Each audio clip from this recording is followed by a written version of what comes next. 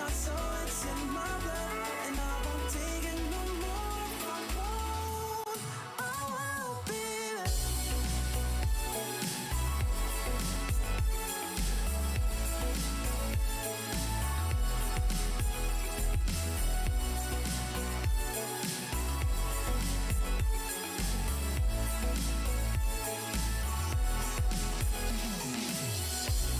Just leave it to me. I know what I need. You'll find if you see. And if you believe, you live and you breathe, you'll find the key. Lifting me, lifting you. Can't go alone, let's do by two. Doing this together, it's me by you. All through the night, all through the night. This is me, this is you. When we get together, we can all pull through. I don't ever ever wanna stop this groove. Let's get it right. Take it to the Lord, then take it to the grave. Listen to the wise man, tell me what it say. Listen to your heartbeat like it still bleed. A little bit of hope, yeah, it's what we still need. Say a little prayer for the moment. Give what you got, just go in. Can't hold you back if you own it. Live your life like you're chosen. No matter what, I won't let up. It's in my soul, it's in my blood, and I won't take no for an answer. If it don't hurt me, it makes me stronger. No matter what, I won't let up. It's in my soul, it's in my blood, and I won't take it no more. I won't, baby. Just leave it to me. I know what I need. You'll find if you see. And if you believe, you live and you breathe, you'll find the keys. Know what I need, I know what I need.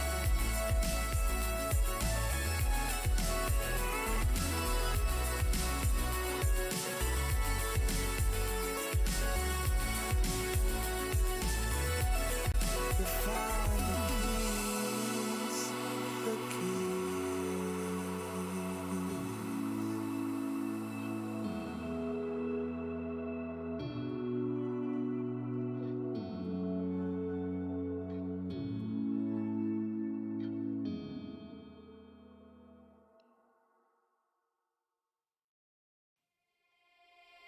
No, I can't remember the last time that I really felt fine. Now I'm trying to rewind. Cause lately I've been feeling kinda hazy, like I'm stuck in a daydream, and you're not here to save me.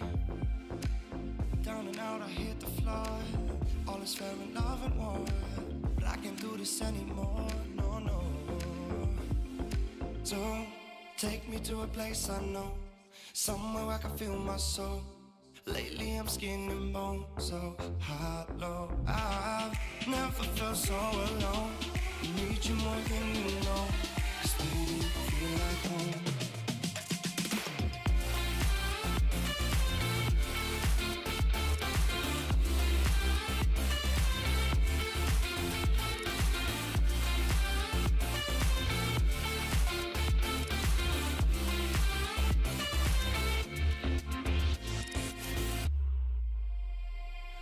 I've been reminiscing the late nights. We'd fall in love in the moonlight, then wake up at sunrise. Now I'm just thinking that we should go back to when we were, hold each other and feel good. Down and out, I hit the floor. All is fair in love and war, but I can't do this anymore, no, no. So take me to a place I know, somewhere I can feel my soul. Lately I'm skin and bone, so hollow. I've never felt so alone. I need you more than you know, 'cause baby, you feel like home.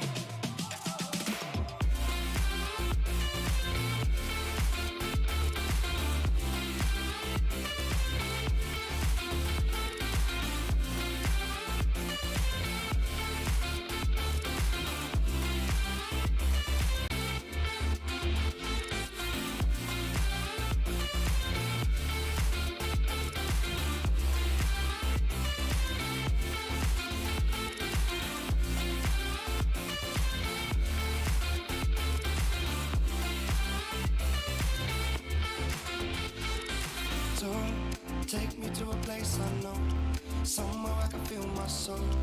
Lately I'm skin and bone, so hollow. I've never felt so alone. I need you more than you know, 'cause baby you feel like home.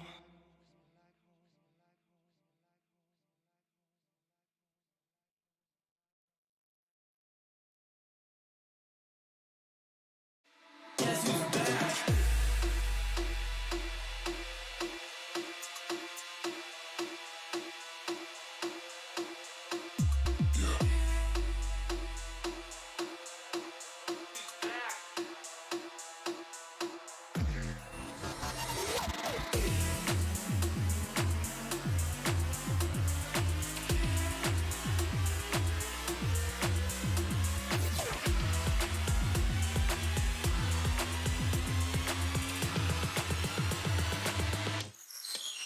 who's back?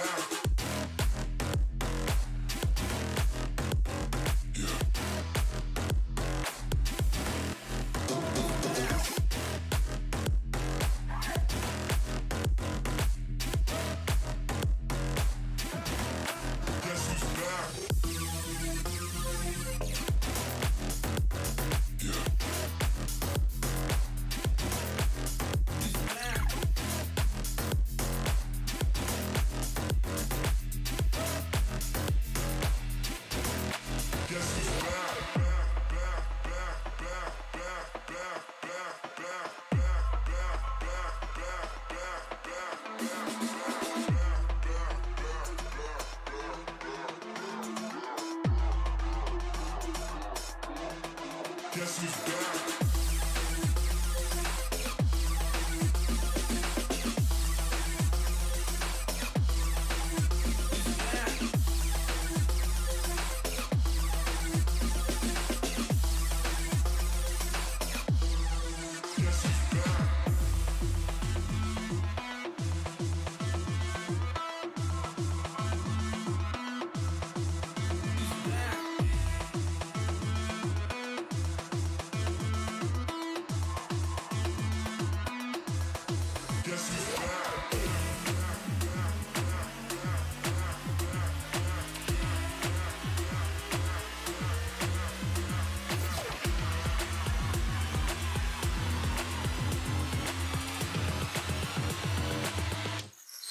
Guess who's back?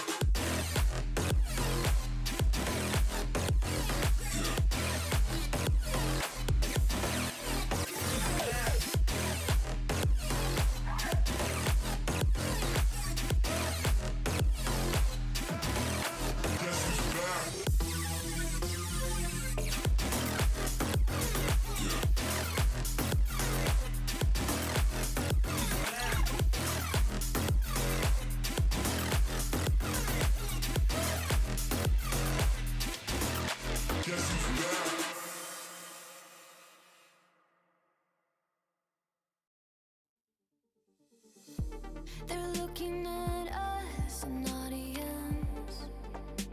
Keep telling us what we can do, but here we are, showing them, making them wish they were you. We've heard the most when it comes to this. Yeah, every shade of blue, but don't even care what they all say. They think we're out of control. Yeah, truth be told, we know it. It's just the way we live. We own it. Can't stop, we love the thrill. We know it. It's just the way we live. We're grown-up kids.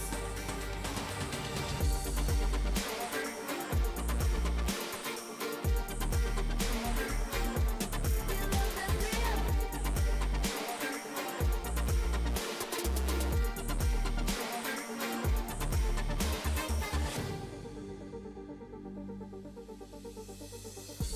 They're looking at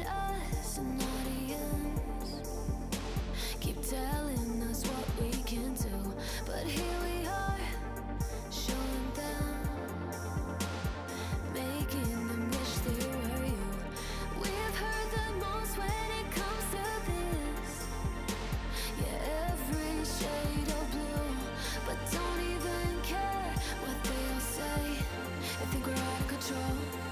Yeah, truth be told, we know it. It's just the way we live. We own it. 'Cause that we love the thrill. We know it. It's just the way we live. We're grown-up kids.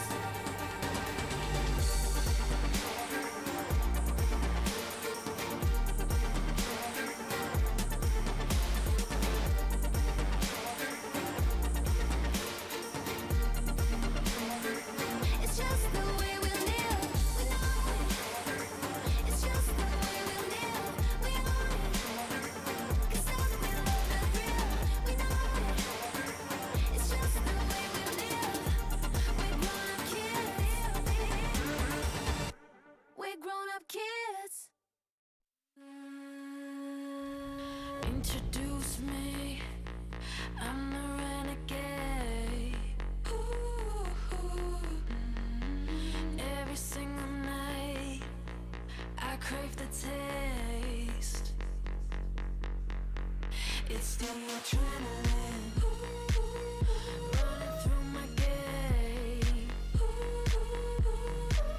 It gets me high, high, high. Got no time to waste. Ain't got time for small talk. I tell you the truth. I'm fascinating you. I'ma tell you the truth. Not in it to lose. Just fascinating you.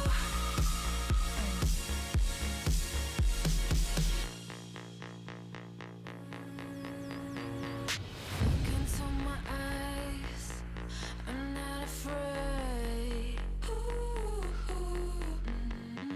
Take over my mind till it fades.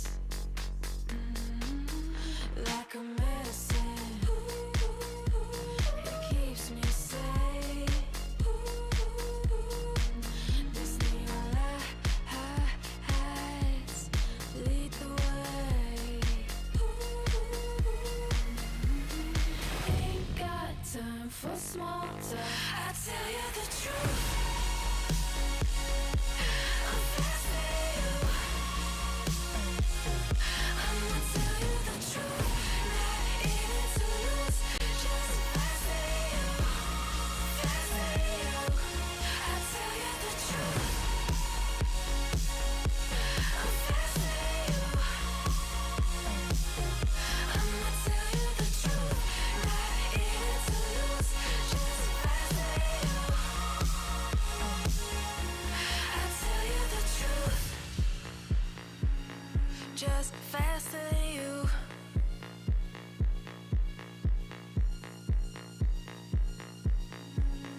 Just faster than you.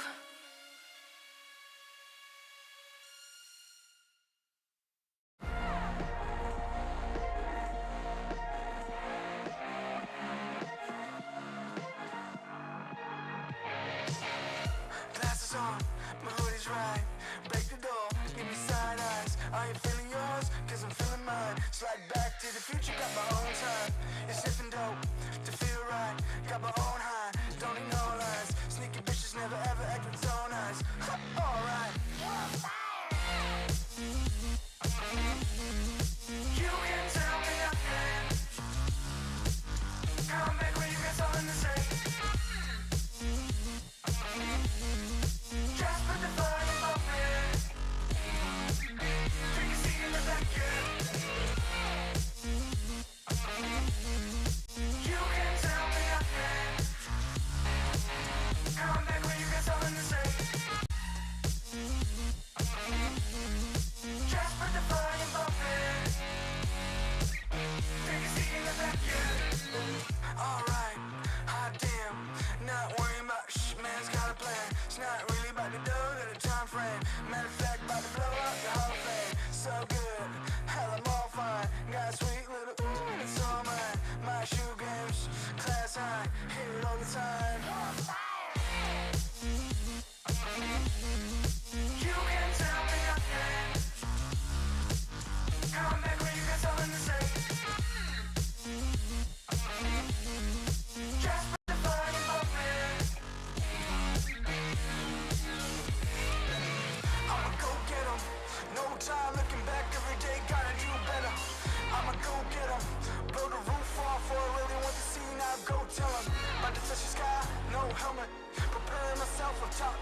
happens on my own. I stop caring, cause they keep telling me you can tell me again. How I'm angry, it's all in the same. Just put the fire up there. Take a seat in the back, yeah. You can tell me again. How I'm angry, it's all in the same.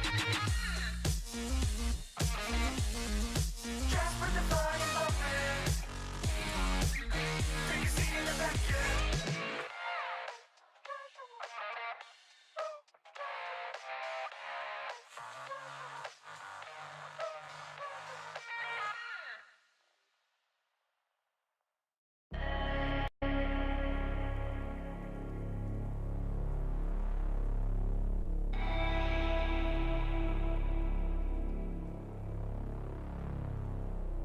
Leader, I got my team up.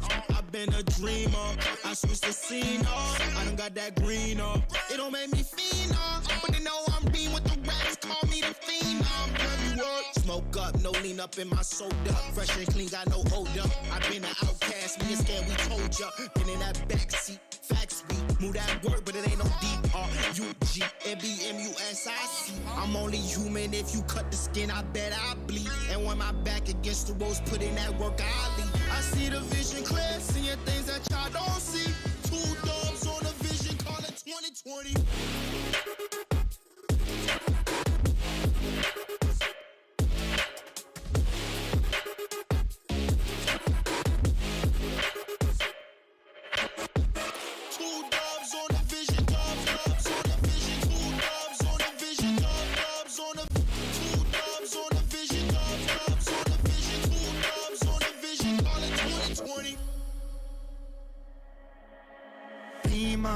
I got my team up, hit it off from rapping, we stacking, getting my green up. We all leaned up, took it a while, trucking a minute a mile, fucking up every style. You in it now, told her my family is proud. Willing to fight and we proud, bitch, I don't wanna talk. I just walk up, 100 bands cash, trying to get on my stock. Love all my fans, fuck all my ops. We just make jams, all I make pops. Girls gon' dance, homies I'll rock. Came too far, and we ain't gon' stop. Gave my life and I took my shot. Yeah, rose up top and I took my spot. Yeah. If it's a problem, then we really ready. Yeah, 100 with me and we for the war. My heart is formed and my vision deadly. I've been dialing in my sights, see it 2020.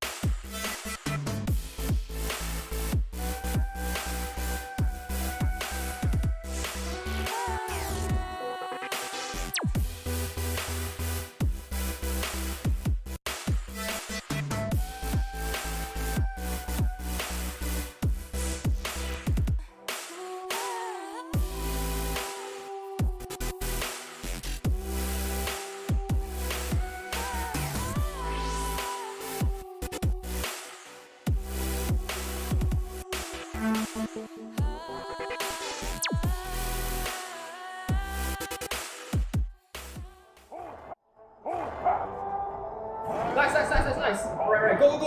Down first. Can. Alright, down already. Nexus. Alright, okay. Nice!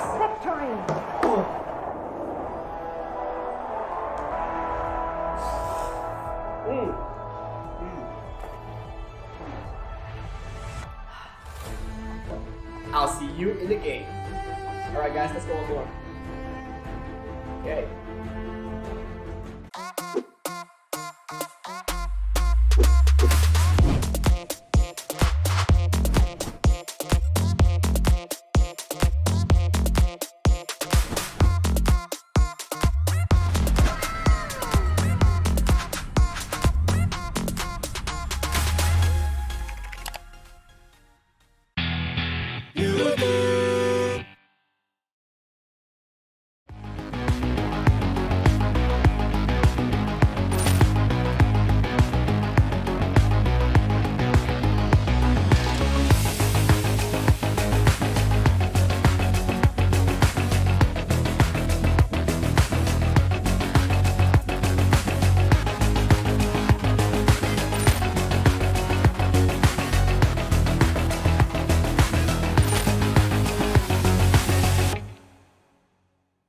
Before we jump into the next one, here's a quick reminder for all of you mobile gamers out there.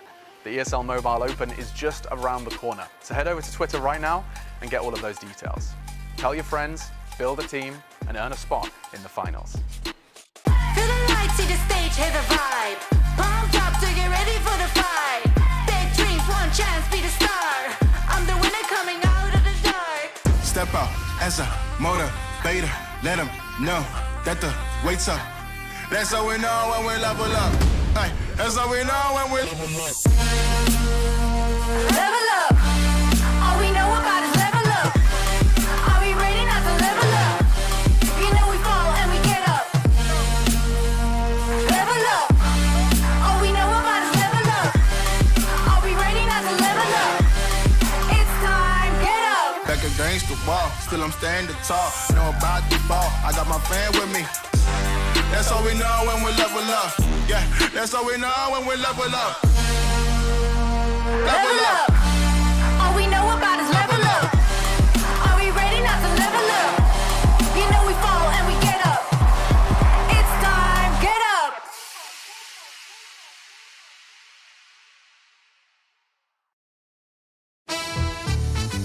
Macam tak ada respon diberikan dari penjaga penonton. Dicuri. Kehilangan nyawa yang agak banyak, tarikan yang baik. Nampaknya mereka bisa mengenai Ozora Becky. Nyawanya betul-betul jangan diberikan. Masih lagi terselamat. Wan rakit telah pun dimilikinya. Mencari peta.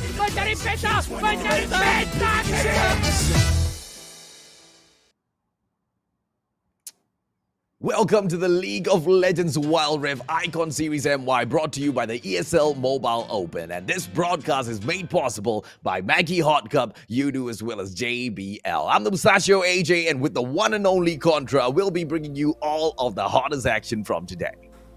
That's right, and we're talking about the hottest action. We will be having 2 series in a best of 5 because this is the last chance, the last slot remaining for some of the teams here to qualify and towards the playoff rounds for the Icon Series Malaysia. All this is part of the ESL Mobile Open.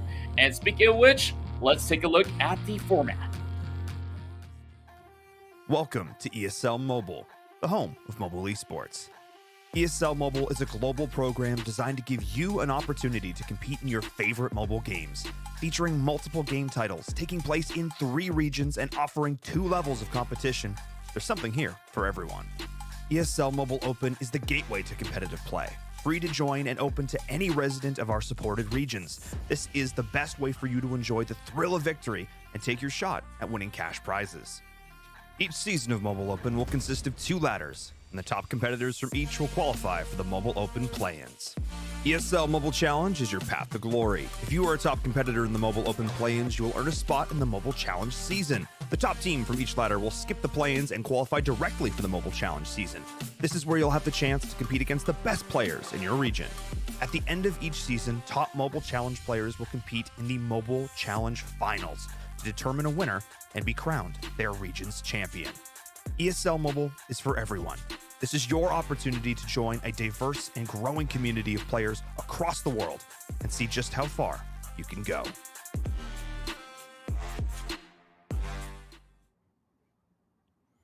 The ESL Mobile Open is for everyone, Contra. Anybody can go in there and sign up to compete at this level. And just like that, Linkx Esports, Splatzone Insomniax, as well as RTZ Underank have joined us in here. But today, only one of these three teams can survive. That's right, and it's really tough to even say goodbye to the likes of so many of all these talents. But, you know, it's the nature of competition, and we are searching for the very best. And speaking of the very best, you know, there's so many great moments out there, and I hope you guys can share with us your Maggie moments. All you have to do is share comments and pictures with us to stand a chance to be featured on the stream with the hashtag Maggie Moments. So, you know, we mentioned how spicy it could get. I believe that we've said it once, we've said it before. It's going to be spicier than what the Maggie Hot Cup Maggie Curry offers right here. Oh, have you ever tried a double curry, Contra? Double curry? Yeah, you take two Maggie hot cups, you smash it into one cup, you pour all of that servo into one cup, bro. So it can only hold, you know, so little water. Yeah, that's a Maggie curry double, man. Oh, it's a bomb! And is it gonna be a bomb just like Linkx Esports as well as Splatzone Insomniax in here today? Well, ladies, gentlemen, boys, girls, things are definitely gonna be hot. Speaking of hot, Contra, you need to be able to have, you know, amazing audio to follow all of the action as we shoutcast it, don't you? Exactly, and for that, you know what we have, the JBL Quantum Series here for you. Stand a chance to win the JBL Quantum 50, the Quantum 300, by just liking, comment, and sharing the stream, and tag JBL Malaysia with hashtag JBL People and SISMY. That stands for C Icon Series Malaysia. So, you know, still eager to get my hands on one. Of course, it's the lockdown, so but don't worry, you can also order it online. Just go ahead, head over to their website, jbl.com.my. Absolutely, ladies, gentlemen, boys and girls. Today, one very lucky person will win the Quantum 300, and three others after the stream will be winning yourselves the Quantum 50. So don't miss your chance to get all of this. Now, let's take a quick look at the lineup that we have in here for today. Gauntlet format. Linkx Esports will first off meet Splatzone Insomniax, and one will be that winner who will pass on to the next stage, Contra. You know that both of these teams that starts off here will need to actually bring in their very best, because now there's something on the line. It's their tournament lives that they've been working week in, week out. And we start off here with Linkx Esports taking on Splatzone Insomniax. So whoever makes it out alive at this gauntlet will have to take on RTZ Underank. And with that, it's a big question, because do you actually show all your cards straight in this very first round of best of 5, or would you actually save some strats to face off against RTZ Underank?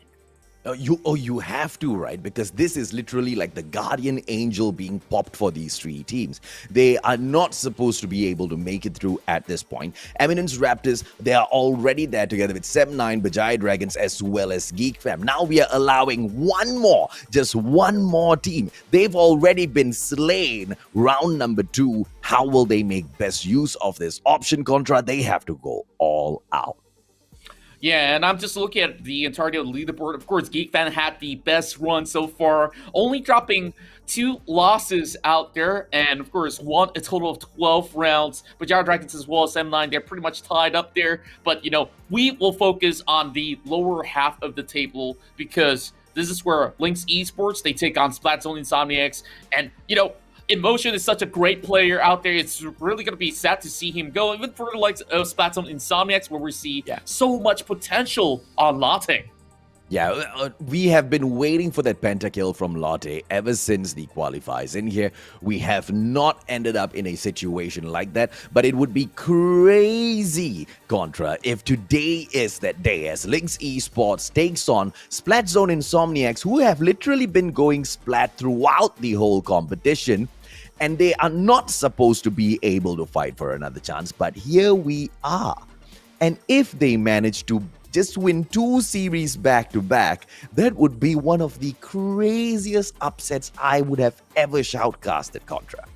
Yeah, and I really can't wait to get into action because there could only be results to be displayed by either side, and whether it's a win or a loss, they will have to take it on the very first game and recuperate to bounce back up. And the reverse sweeps can happen, right? We've seen games from Bajar Dragons as well as Geek Fam back in the past where even though they were pretty much down in numbers, they could easily find a winning streak after that. So let's actually take a look at Linkx Esports. We've got Emotion on the Bower lane, 69 inside the jungle, Kato is the mid lane, Kuro as well as Backcat down in the duo lane. And we've seen quite a number of substantial plays that has happened by Emotion as well, 69. Now, it's time for Kato, Kuro, and Black Cat to really step it up a notch. We've been talking about Black Cat here. Is he really the weak link? I don't really think so, but they really got to get their act together to pull through this best of 5. Yeah, Emotion has been really, really strong for the team. And unfortunately, we've all seen Linkx Esports, in some matches where maybe the mechanical or the micro plays just weren't as strong as some of these other teams. Lotte, Hush, Dust, Dan, as well as Buck dropping in this time for Splatzone Insomniax. And I believe this is the first time we are seeing Hush in that jungle. Yeah, and this is such a crucial moment, right? A best of 5, and this is where Hush is making a debut. I guess this is the wall card that they're trying to drop at us to, of course, change the tempo of the game. Now, thus, we'll be moving in towards the mid lane instead, so I guess that this is where things are going to be a little tad different as compared to what we have seen from those couple of weeks ago, because thus, he's been trying to swap around with different kind of roles. That now, as the AD carry, I really do wonder what is the formula that will be brought out to play by the Splatzone Insomniax side, because this is where it's so crucial and you don't want to miss out on the very first ever Icon Series MY playoffs. Oh, you definitely don't, man. And there's just so much on the line here. And, more than anything, right, Contra, it's all about the bragging rights and getting that name and the prestige for your own brand. And that's why I said it will be a crazy upset for RTZ as well as Linkx Esports if Splatzone Insomniax, after taking a beating throughout the whole group stages, suddenly can find something within themselves to make a tremendous back-to-back series gameplay in here, even if they don't do so well in the next stage. But to be able to stop RTZ as well as Linkx Esports in their path, yeah, super duper crazy achievement. But that is if that happens, because the exact same opportunity is being offered up to Linkx Esports as well as RTZ. And RTZ so far, they have, mustered up and shown us a little bit extra compared to Linkx as well as Splatzone. Do you have a prediction of who from the 3 might be able to make it through to here? Well, I gotta say that RTZ Underank does have some really good advantages to study the games, as they were gonna be sitting at the sidelines here, watching every single moves as well as mistakes being committed. And if they don't really adapt, whether they win this series, the next one is still gonna be a difficult task to challenge RTZ Underank. Now, of course, going head to head here, we have Dust versus Kato. Now, in comparison, I got to say, the amount of damage that Dust has dealt out is phenomenal. Not to say that it's too much of a big difference. It's just 2,000, which I believe Kato on a good day can overcome. Yeah, but the kill participation though, in terms of that Ziggs being able to maneuver around, it's not really so much of Kato not wanting to or not participating in some of those team fights. He goes in and he focuses in on those other objectives. Whether or not, those objectives have paid off in a great way for his team or not is besides the point. At the end of it, it's going to be a crazy fight between these two. Look at the goal up to the 15-minute point as well. There's not too much of a difference between them, Contra. Yeah, I gotta say that, of course, KDA doesn't really speak volumes here between the two sides, and there has been so much challenges that they have been facing when it comes down to weeks after weeks of games. And I gotta say that Kato, he does have a real wide variety of mages that he falls back to, and thus he's got his signature Orianna. But when you're playing on an Orianna, that shockwave ultimate is so vital in those big team fights. Now, question here is there going to be any sort of focus as we go into the very first draft of the game? I'm pretty sure those picks and bans here do matter. I'm thinking that Diana, they won't be seeing her all too much if it's being banned away, but you still got priorities like Camille, Akali, that most likely will be locked away. Yeah, let's see exactly how they take this, right? Because these two teams have been very creative with the, drafts as well as bans in here so far. And if anything, Splatzone Insomniax have shown us that they really like to think out of the box. And here's the one thing that I would love to see them focus in on, Contra, and I think you might agree here as well, because we've seen some micro plays from Splatzone Insomniax not being the most impressive of all. We haven't really seen them, focus in on the macros as well as objectives and stay away from those engagements long enough. Maybe today will be the day where they switch things up. The drafts are about to come up, ladies and gentlemen, boys and girls. Let's see exactly who are those champs that get banned. Now, Diana is going to be getting taken out for obvious reasons. In their Linkx Esports, don't want Splatzone Insomniax to have that available on the table. Probably Akali, but no, the Fiora will get taken out. Probably after we saw how great she was last week in the competition, Contra. Exactly, and Emotion does go back onto that Fiora from time to time, but that also leaves the Gragas available for Emotion here to pick up. Now, no Galio into the scene, so I believe that this will force both sides to open up a little bit more variation up in the mid lane. No, over here, Lee Sin. Of course, it has been the question whether or not is it ban-worthy. I do think that when played right, yes, it is. Yes, in the right hands, definitely, man. Because early game Lee Sin can really torture you off of your, strategy. You can't even go in there for a great farm if he continues to come in to gank. But that, you really require a high level of team play for that, right? Camille getting picked up by Splatzone Insomniax here. Great pick with the Hextech Ultimatum. Brom's going to be dropping in here with his Glacial Fissure as well. And straight up, you can tell if at all Splatzone Insomniax gets into a team fight, they should be able to single out and keep their opponents there and take down a couple of, big shots from the side of Linkx Esports here, Contra.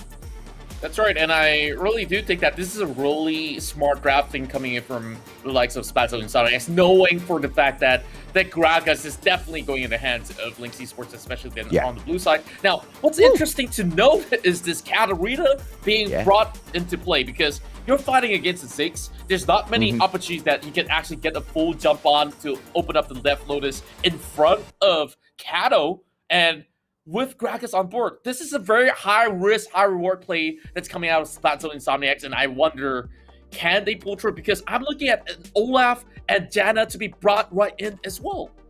Yeah, Olaf and Janna. Well, let's take a back Olaf himself, right? This guy is a crazy tank to go in and take down early on in the game. You allow him to scale up a little bit and he becomes such a problematic jungler, right? And, I love what Splatzone Insomniax is doing. Dropping the Camille into the jungle. They seem to have taken off a little bit of tips from last week's game for sure in here, Contra. That's right, and I do believe that this is also better to actually face off against the Gragas with the Garen up top. So it's going to be like the Battle of the Giants, where if you really want results of a kill, you have to really fully commit to that pursuit, which I don't think is going to be the case. But the Camille now will have a little bit more priority when it comes down to those ganks. Like you said, that Olaf will be the big difference maker, and the only problem about Olaf's is that, yes, you get the Ragnarok, you pop the ultimate, you can't be stunned, you can't be slowed or anything at all, but it's very linear, right? If you commit to that fight, you have to finish it. Correct. And speaking of the fight, we will begin here in the best of 5 series between Linkx Esports taking on Splatzone Insomniax. Oh, now let's see exactly what goes on here, right? So is that Camille going to be dropping into the jungle? Most definitely in that jungle. Kato opening up things against Buck as well as Dust. But, you know, it's very friendly shots just to say hello. I'm right here. Don't bother coming in for the push, which is exactly what they try to do early on in here. Just to scare Kato off his life. Brave little boy he is. Exactly, and that concussive blast just takes a little bit of help on Kato. You know that Dust is not going to be able to actually shouldn't go his way because they're still level 1. He definitely throws in a couple of blades down to the minute to get some extra fun. Now, motion. Forcing Lauti to back away. All right, so that's an interesting skill that he brought up. Instead of usually taking in those barrels for level 1, he's actually using level 1 on his second spell, which empowers his basic attack. Gets a little bit of splash damage so that you can just keep on harassing. Oh, beautiful. Garen. Gets a quick knock up there by Black Cat. Kuro not going in to capitalize, but it's just enough to force them to use up the honey fruit so early on in the game. And this is what I didn't want to see between the two, right? I didn't want to see so much of aggression in here. They've got the perfect opportunity to just, you know, keep those lanes back, not tease each other too much, because you never know when your opposition's going to just go in for a full-on fight and make you go for the reset and the knock up. That's what I'm talking about, Contra. Wow. Black Cat is playing this Janna perfectly well. This is why they've been banning this Janna every time Linkx Esports is on the opposing end. And, well, you just look at Kuro now getting a little bit more control. They're going to be eyeing out for this scuttle, but the jungler remains to be seen, so the priority will be given to Hush. They'll be able to secure a little bit of extra gold, and Dan will have to fall back, and he's missing out on these couple of minutes that are already crashing under a turret. Okay, so a good game being played by Linkx Esports in here so far. It obviously is not going to show a lot because it's the early stages of the game, but they seem to be able to push Splatzone Insomniax back just with the sheer pressure that they are placing on here. And you know, this is what I'm worried about Splatzone Insomniax here, Contra. Are they just falling into the trap that's being laid out by Linkx Esports here?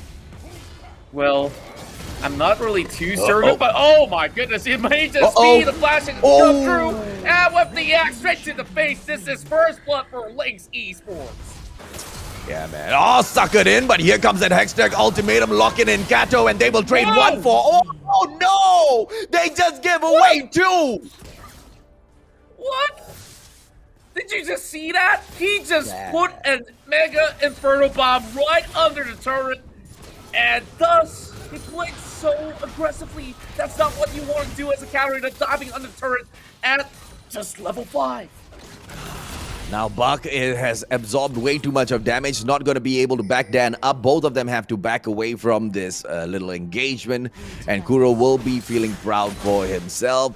And here we go. Yet another attempt by Kato up front. Dusk is back in there to probably eat another bomb here, Contra.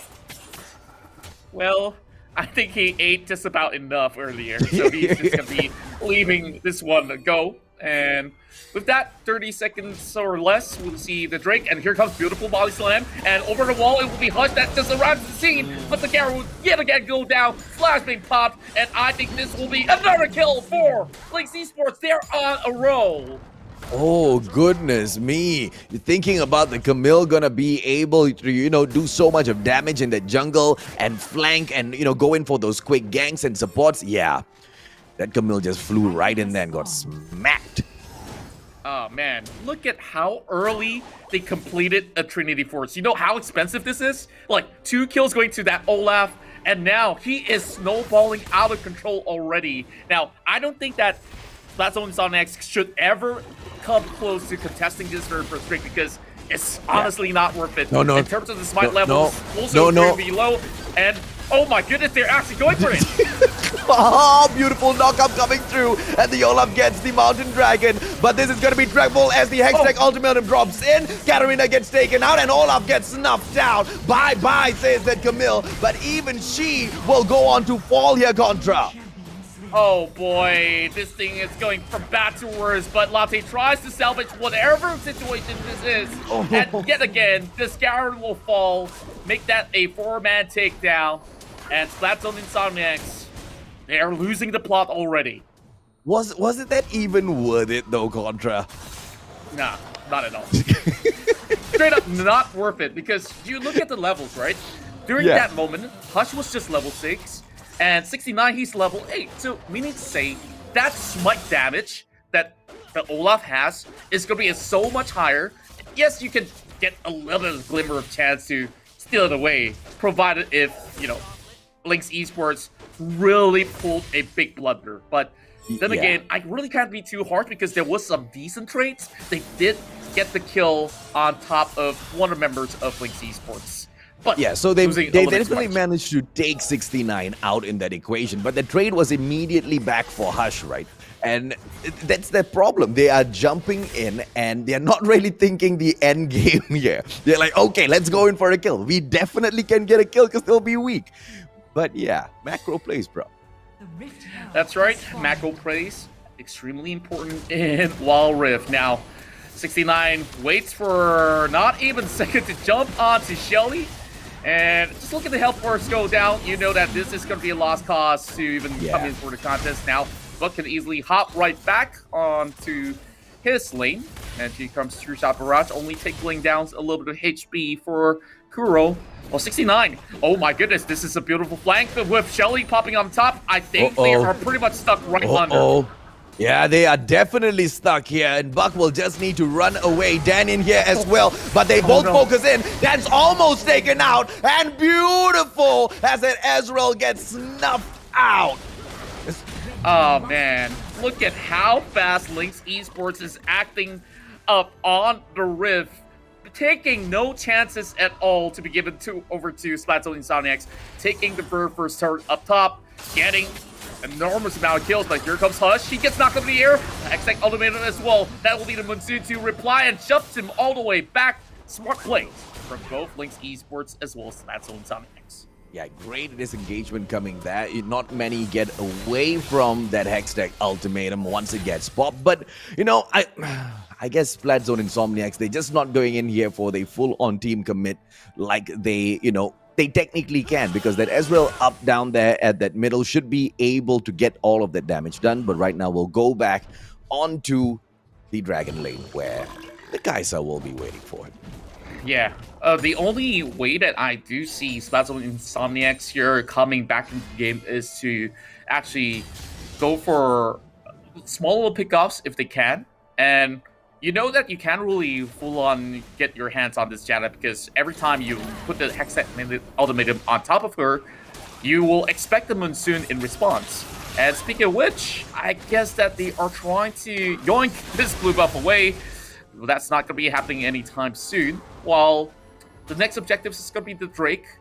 And just look at the very early goal lead of, what, 6,000 in the hands of Linkx Esports. Yeah, and we are seeing that, you know, Linkx Esports now, they are getting ready for the Drake already, but so is Splatzone Insomniax, and they are hungry for it. They really are confident that they should be able to snuff this out. Let's see exactly what they do in here. Haven't gone in and de-warded just yet. They've got eyes. They know they'll be spotted out. They want to go in for a team engage first Contra. That's right, and remember, 69 was their 80 carry, or should I say marksman back then.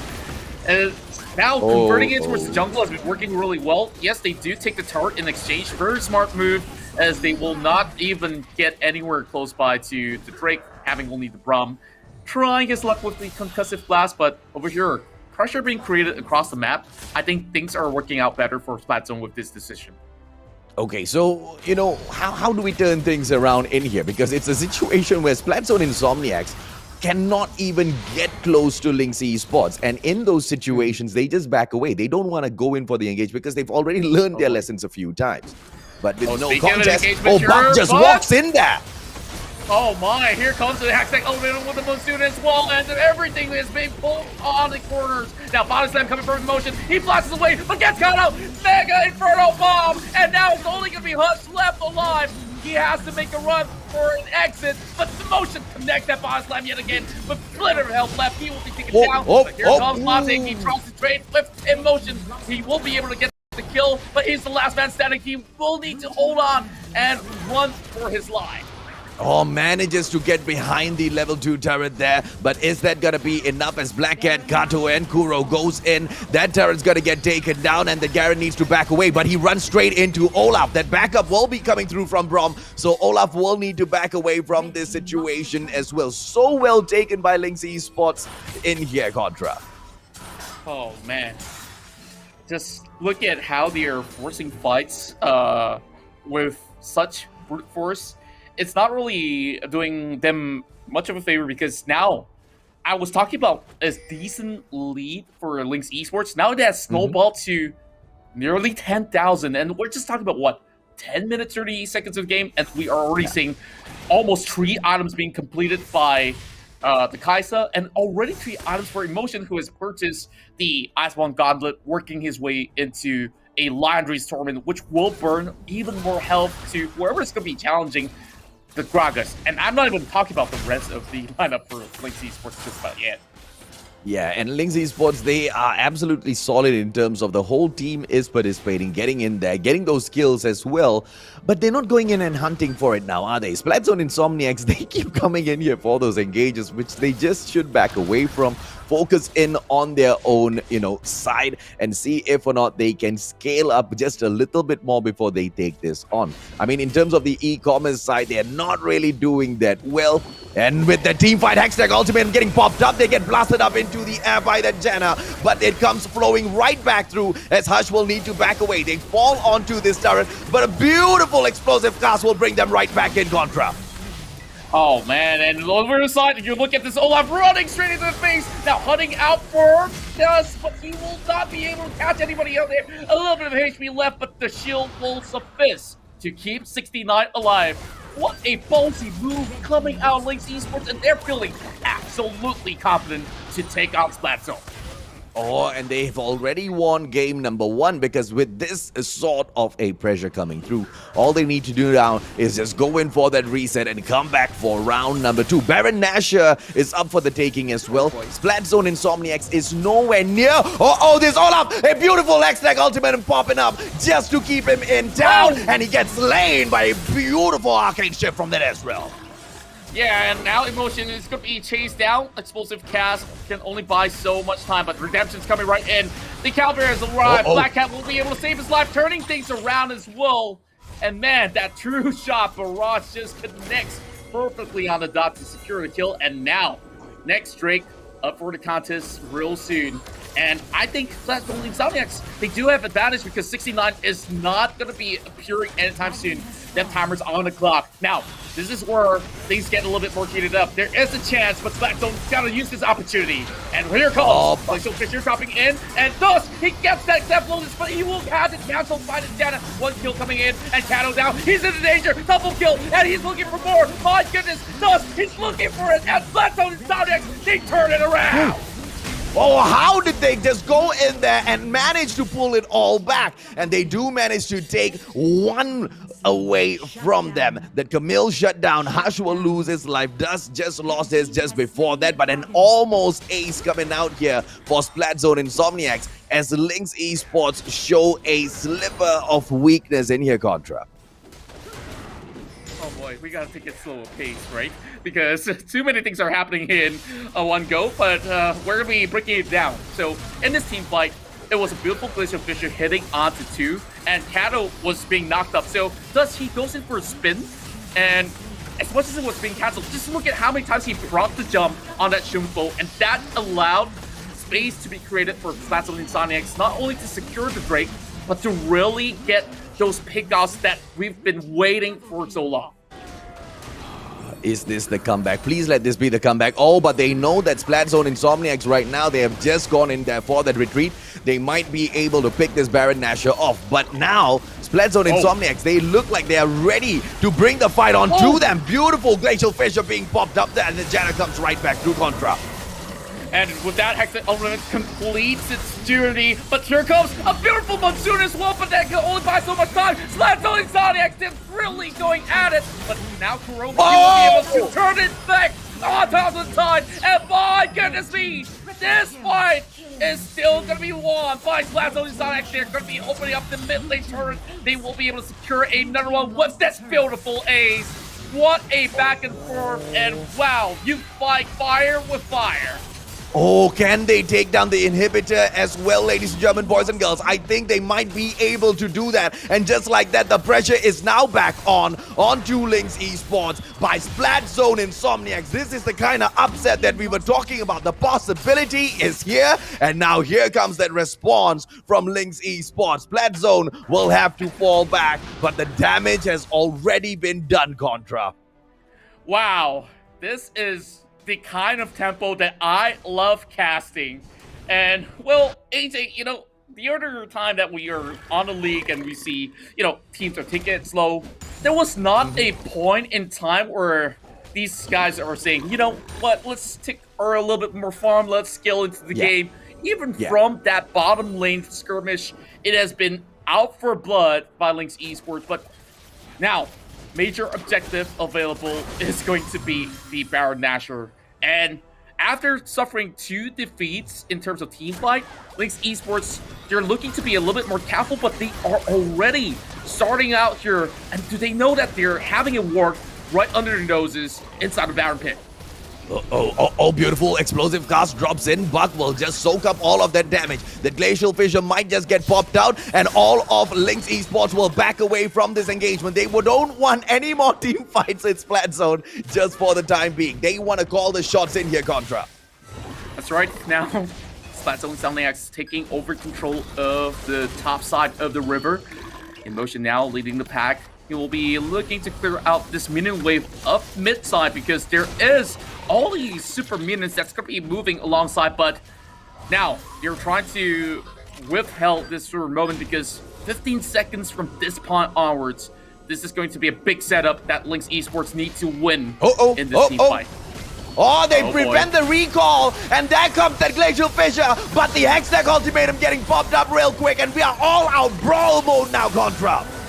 Oh my goodness, just looking at him go, and that's going to be the mega for a bomb dropping on towards that promise. Well, Les flashes away, but they will still be able to find a few other picks. Kuro now trying to look for the hunt as well, and as Undertow will be able to secure triple kill for 69. He might just be looking for the quarter up, but that's pretty much enough. Looking for the Elder Drake, 17 minutes on the clock. Linkx Esports, yes, they still have the lead, but Hush, he does have the Guardian Angels. He can actually try to snatch this one away. He's going to be moving right in, and now they bring him across, and will be able to finish the job. Hush now stuck right under, and he will be eliminated as well. Linkx Esports, they finally get back on track. 1 second too late, just 1 second too late, and on top of everything else, the side of Splatzone Insomniax has been aced out, ladies and gentlemen, boys and girls. Now here's the thing, how can they turn things around for themselves? And they've taken the biggest objective in the game in here so far that was up for the taking apart from Baron Nashor, and that is the Infernal Drake himself, and not just any Infernal Drake, Contra. My heart can't really take it, you know, if every fight is going to be so explosive just like that. But now, Baron going down to less than 50%, and Buck is just going to be waiting alongside. They do have all information, and boom! A steal by the Braum! Are you kidding me? It's done by Buck, and now they're fleeing across. They got what they need already, and now the MVP is going to be that support. Doesn't matter if Latte goes down. They just got the Baron stolen by a Braum. What? Oh, goodness me. That was one of the greatest steals ever at the Icon Series MY so far. I have never ever seen a Braum go in for the steal, Contra. My goodness, neither have I. And you know what? We still have another fight up top here. TP's coming in, and Hush gets crashed right under. Well, he can't really tank in that pure damage, and with that, Linkx Esports, they respawn, taking out the top tier 2, and whoa boy, there's even more pressure coming in a bit. Oh, this is gonna be a huge problem for Splatzone Insomniax to face off with. Now, if they had taken the Elder Infernal Drake on top of that stolen Baron Nashor, this would have been game over. Linkx Esports, no chance. But right now, all Buck as well as Dan can do together with Dust is hold back the fort and make sure Linkx Esports does not come in through to get a shot at the Nexus. They can hold out for a little while more. Once Hush is back in, it's gonna be all-out battle. This is one of the best matches taken up here so far by these two teams, Contra. I absolutely agree. We haven't seen this sort of tempo played by either side, so let's have a look at the replay on how Buff with Mustacho AJ's mustache just showing them who's boss by dropping that Glacial Fissure to secure it.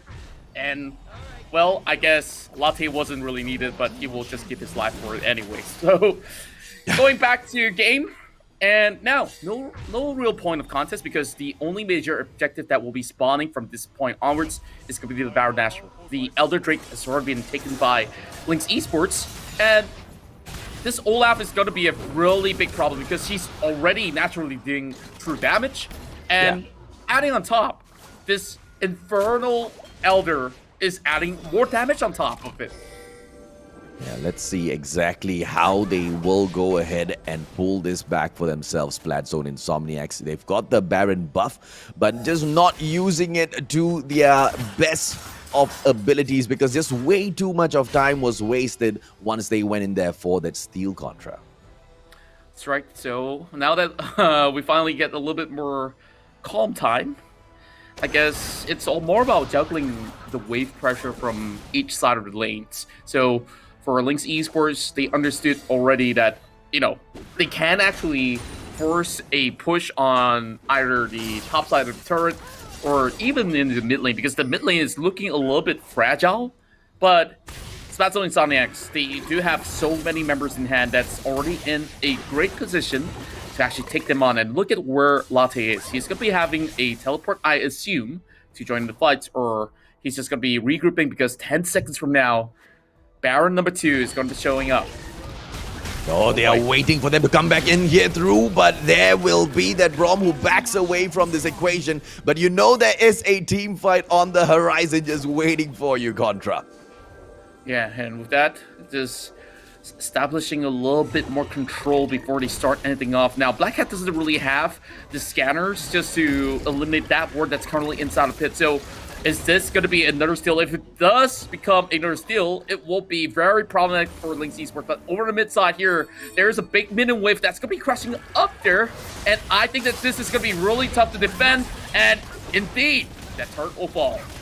Oh, beautiful play coming in here from Linkx Esports, making sure they pull away Splatzone Insomniax from Baron, but it's the exact same thing as they focus back in to see if or not Baron Nashor is available for the taking. Splatzone Insomniax is going to be eyeing for that steal once again, ladies and gentlemen, boys and girls. A quick reset for Linkx. Maybe that space for Splatzone Insomniax to try for Baron, but that's going to be a problem though. If they go in for that engage, you know they're going to get top out later on. Oh, speaking of getting top out, and it's Latte here that tries to open up against 69. It's not really a wise idea. He does have the Guardian Angel, and look at his HP bars going back up, and Latte, you call this a tank? I don't know. He's melting out his HPs just by taking on that Olaf. Oh, unfortunately, if your tank cannot face off against a jungler, well, yes, let's not ignore the jungler's Olaf, right? Because this guy is a amazing brute force in that jungle. It's going to be quite difficult for you, and the Garen's definitely paying for it. Latte unable to be as effective as he wants, as Linkx Esports will once again, for the third time, go in to open up on Baron. Will they be able to find this? Hush drops in! But Olaf takes it. Hextech Ultimatum getting popped up right there. And Hush needs to bring in his Guardian Angel Contra. Oh boy, I guess we're just too little too late. And look at the HP bars of the Baron. It's just melted so quickly because of the Infernal buff that they do have, which is empowered with the Elder. And I think this might just be game, but look at the mid lane though. You're going to be escorting this minion wave, and over all the way in the back, Hush is trying to kill off whatever minions that's going to be left. But I don't think this is going to be doable at all. This is Linkx Esports with their first win. Oh, and a truly well-deserved win. It was not easy. Splatzone Insomniax did not make it easy for them at all. Each and every single one of those punishments from Linkx Esports, each and every one of those mistakes from Linkx Esports were truly punished by Splatzone. Unfortunately, though, Contra, they just weren't able to pull it off. But I still think that this is actually a very beautiful game displayed by either side of the parties, right? Like, it was a very big goal differential that was being showed out there, but let's head over to the stats to talk about it further, right? Because there's so much to talk about in this game that has been so exciting. Okay, ignore the fact that Dust is 2, 9, and 10, because he actually did a lot of damage, but he just couldn't really secure the kills, right? But look at 69. That's where you gotta focus. This Olaf is out of this world. He completed his build, and this is what, less than 30 minutes of the game, right? So he builds on that Trinity Force, gets to Zesterak, and then calls in for Random Omen, and he didn't really have to build GA until maybe late game. That's where, you know, this Olaf is already untouchable, and hence why he is the MVP. And from the start of the game, you know, we talked about how he shouldn't be allowed to just, you know, rank up and, you know, snowball into that mid phase. And, you know, Hush could have placed a little bit more of a crazier pressure on him. Unfortunately, that just wasn't possible. That Camille just wasn't being super effective early on in that game, right? Both the junglers taking triple kills for themselves, though, Contra. Yeah, I guess that Hush actually is playing a very decent game. He did get triple kill at one point of time, but it was that very early gank on Kato, which not only Kato survived, he managed to kill off Dust in the process. And while Hush tries to counter gank 69 as well as Emotion, you saw how it went down. Latte was unsavable, and he went in a little bit too short of a notice, or should I say too late of a notice, in that sort of scenario. While over on the bottom side of Splatzone Insomniax, there wasn't really a big impact, but the most impactful play that has been brought by the bot laners is Buck with that insane steal with the Glacial Fissure. No doubt, you know, this has been one of Buck's best games in here so far. Look at the damage that he soaked up, right? 32k, not as much as Lotte. Poor guy suffered so much up top on that Baron lane. You know, amazing plays coming in here from Black Cat as well on that Janna, constantly dropping in that Monsoon, making it so difficult for Splatzone Insomniax to take on any much of, you know, these team engagements. I really thought with the combination of the Camille together with Buck, it was going to be the side of Splatzone Insomniax that were going to be a little bit more, you know, I thought they would bring in more sort of a pressure in those team fights, Scott. I clearly was wrong. Well, I definitely think that there was a little bit of a significance when it comes down to some of all these sort of skirmishes, but I just think that Linkx Esports, they just know how to really juggle with that sort of same pressure. But thus, one of the spectacular play that he did bring out was, in fact, some of the fights inside the Dragon, and thus managing to actually land that double kill, looking for that triple, but not really having all these cooldowns in his favor, because every time that Katarina pops that Death Lotus, it gets auto-canceled. Like, there's just no room for this Katarina to really play into a full effect. And I think maybe if there's going to be any changes to see from Splatzone Insomniax, I'm looking at Katarina. Most definitely. Right now, after a long time, we are seeing Splatzone Insomniax have this fire within them, Contra, that gives us the confidence that they might be able to bag a couple of W's in here. Are they going to be able to do it in the most of spectacular fashions against Linkx Esports? It's not, you know, a perfect time for a reverse sweep. There's still time to just go in here for an equal battle. We are still expecting way more from Splatzone Insomniax. When we come back from the break, it's going to be game number 2. Macam tak ada respon diberikan dari negara penuh. Dicuri! Dicuri! Kehilangan nyawa yang agak banyak, tarikan yang baik. Nampaknya mereka punya pengendali Ozora Becky. Nyawanya betul-betul menyebabkan. Masih lagi terselamat. Wan Rakit telah pun dimilikinya. Mencari penta. Mencari penta. Mencari penta.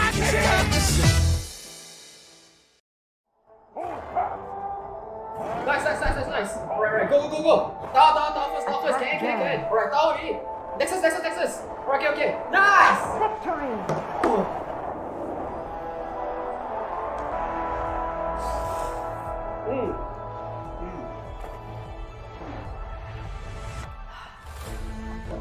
I'll see you in the game. Alright guys, let's go on board. Okay. I've been dialing in my sights, see it 2020.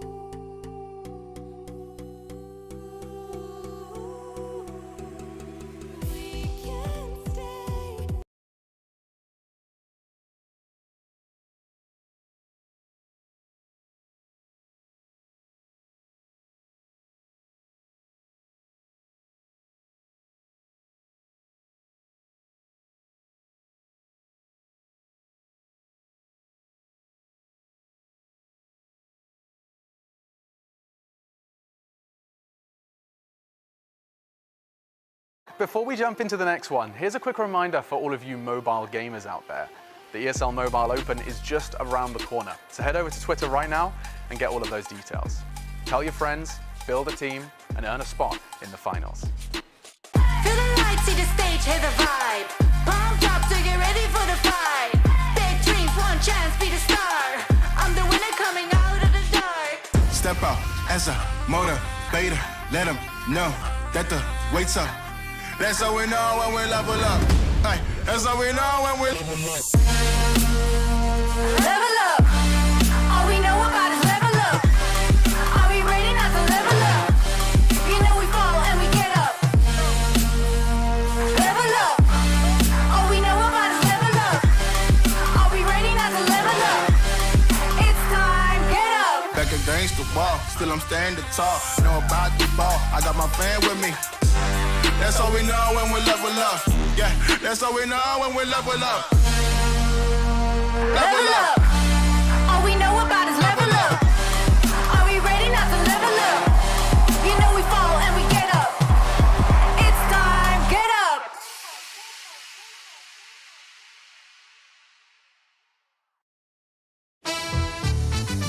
Macam tak ada respon diberikan dari penunjukan penonton. Dicuri.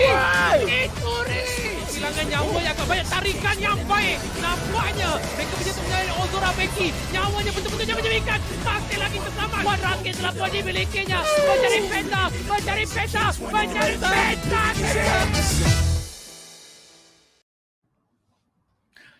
What is up, Summoners? And we are back here for our C Icon Series Malaysia. And all of this, of course, is brought to you by our official tournament partners, Maggie Hot Cup. And of course, not forgetting, you do alongside with JBL. My name's Contra. This is AJ. We've just got one of the most explosive ways to start off the gauntlet run right here. And both teams are not looking to bow out just about yet, because we've got Linkx Esports to get the upper hand, and it was still quite a tussle that's been faced. And Insomniax here really finally showing off their strengths. Finally, right, but it's just not enough, because we've seen maybe 10-20% of it. We need the full-on blast from Splatzone Insomniax just to make sure on this one final day meant for redemption can be claimed fully by themselves, because obviously Linkx Esports as well as RTZ, they want to be able to earn that one final opportunity for themselves as well. The Splatzone deserve it, ladies and gentlemen, boys and girls. We'll go exactly to see if they do. Speaking of, just absolute chaos in here, how do you tune in with all of that chaos without some awesome audio on your side? Well, of course, there's only one way to do that, and of course, to enjoy all of your audio quality, you need the JBL Quantum Series headset. And of course, you guys all stand a chance to win the JBL Quantum 50 and also the JBL Quantum 300. Here's how. Like, comment, and share the live stream that's happening currently, and make sure to tag JBL Malaysia with hashtag JBL People and hashtag SISMY. So for the past couple of weeks, there are so many lucky winners that have been able to walk away with both the Quantum 50s as well as 300, and there's just going to be a whole lot more, but we're going to be taking a little bit of a short hiatus. I wouldn't really call it hiatus because, after the gauntlet runs, you only have the playoffs, so there's so little chances left. Grab it while it's hot. Absolutely. Now, if you guys are running out of data here and you still want to tune into the show, don't forget that Udo is serving up 5 hard gigabytes of data for absolutely free. All you need to do is just whip your phone out and scan the QR code below. If you don't have a Udo SIM card, don't forget, just like what Contra says all the time, you can whip out your phone, go to their website, download their app, and get a SIM card delivered directly to your doorstep, because Udo has got one of the most craziest flexible plans out there, don't they, Contra? Yes, they do, and well, you can have as much data as you need by just adjusting through your app, which is amazing, like you don't have to go down to stores, and currently we're on a lockdown anyways, so it's pretty much convenient, I gotta say at the very least. So scan it right now. 5 GB worth of data is for you. Udo, powered by Cellcom. Yep, and not even mentioning that you don't have to call the call center to, go through a million different things, right? Udo just does it better. Now, here's the thing, though. If you guys have been chilling in here with us for long enough and you're not fasting, we do hope you've got a Maggie hot cup in your hand. I know I'm absolutely starving. I cannot wait for about 7:20 so I can book up Puasa in here with my friends. When was the last time you had a great cup of a hot cup for yourself, Contra? The last time we had it, okay. We did have it together back then when we were dropping by the studios, and of course, we got to thank ESL for that. And with that, I guess that was a beautiful moment, right? So, speaking of beautiful moments, I'm pretty sure that you guys have something to share with us. So, with that, you guys can drop it with the hashtag Maggie Moments, and we'll be featuring you guys on the stream by the very end of the day, if that's the case. Yep. Let's go. And if you are a content creator, if you're a streamer, if you're a shoutcaster, it's going to be a pretty nice boost to have your post, to have whatever you say, your moment shared on the ESL, web, a Facebook page itself on both ESL Malaysia as well as ESL Asia. So I think that's going to be quite a decent boost. And also not forgetting that they can win themselves some pretty awesome stuff later on in the day. Yeah, just be funny, guys. The meta is, as long as you get to meme it out, you stand a great chance to win a couple of awesome things later on. That's right. So with that, I do believe that, other than all these sort of wins that you guys could possibly get through the live stream, I'm pretty sure that you guys are also rooting for one of these teams to make it through the gauntlet. And, between Linkx Esports, Splatzone Insomniax, as well as RTZ Underank, give us your thoughts, drop it down in the comment below. Who's your favorite player? And so far, what was your favorite moment out of the plays that have come entirely out of the league or up till today's gauntlet? I dare say one of the best moments within the league for me myself was that steal coming in from Buck earlier, man. Glacial Fissure perfection, and on top of everything else, he stole Baron Nashor. That was big, Contra. That was really big, and I'm pretty sure I know why you're a big fan of that play, because that Braum has pretty much similar looks as compared to you, but I think your mustache is just as glorious. So, heading in towards game number 2, this is where will we see something of epic proportion, because that was just the first game, and game 2, I'm pretty sure that they will cook up a storm here in the Maggie Hot Cup Champion Select. Well, let's see exactly what they don't want in this match. Gragas and that explosive cask of his that have been able to make a little bit of damage for the side of Linkx Esports. They don't want emotion running on him. Diana, Linkx Esports they don't want Diana once again in here. And, talk me a little bit through this, right? Because the Ziggs being banned out as well here, Contra. Why do you think Splatzone Insomniax just does not want to... Sorry, Linkx Esports just doesn't want to have the Diana part of this composition? Well, the Diana is definitely making a lot of sense, especially when it comes down to all these major team fights that she really brings a very big impact to disposition all the enemies with just one click of a button. And with that, Latte will be able to secure that Lee Sin. Now, that ban on the Ziggs is also quite reasonable because you saw how many times that Mega Inferno Bomb drops right in towards the back where they were trying to escape, but there was no zone being left available for them to even make a route for an exit. So now, Linkx Esports decides to steal that Braum away from Buck. Yeah, okay, and I think it's going to be a game of punishment coming, back and forth in here. Latte, as he picks that Lee Sin up, hopefully this time that early game pressure from the jungle side can just be amped up, and that Singed might be brought in here by Splatzone Insomniax, and it looks like Splatzone Insomniax is just falling back to just classic Splatzone here now, Contra, which is very, very nice to see. Yeah, and I really wonder what is going to be the response to fight against this Baron laner of Splatzone Insomniax. I'm looking at the Fiora still up on the table, and you don't fix what's not broken. So Kuro here will be able to secure Olaf for 69 as he was last game's MVP. Now, Xayah being brought into play, I do fancy some real good Xayah action when it comes down to this, because they expected that this Camille will come in, because we didn't really talk about it, but they've already secured a majority of stuff, and Camille not being banned away.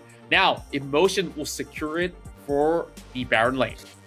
Oh, this is going to be a problem, right? Because now that Camille that dropped in the previous game on the side of Splatzone Insomniax, I wouldn't say the Camille was ineffective. The Camille definitely was effective at getting those kills, but in being able to just turn situations around and create openings for the side of Splatzone Insomniax, on the other hand, the Camille just didn't play that sort of a role. Now, in the hands of Linkx Esports, though, Contra, that's gonna be a lot of opportunities available for the picking later on.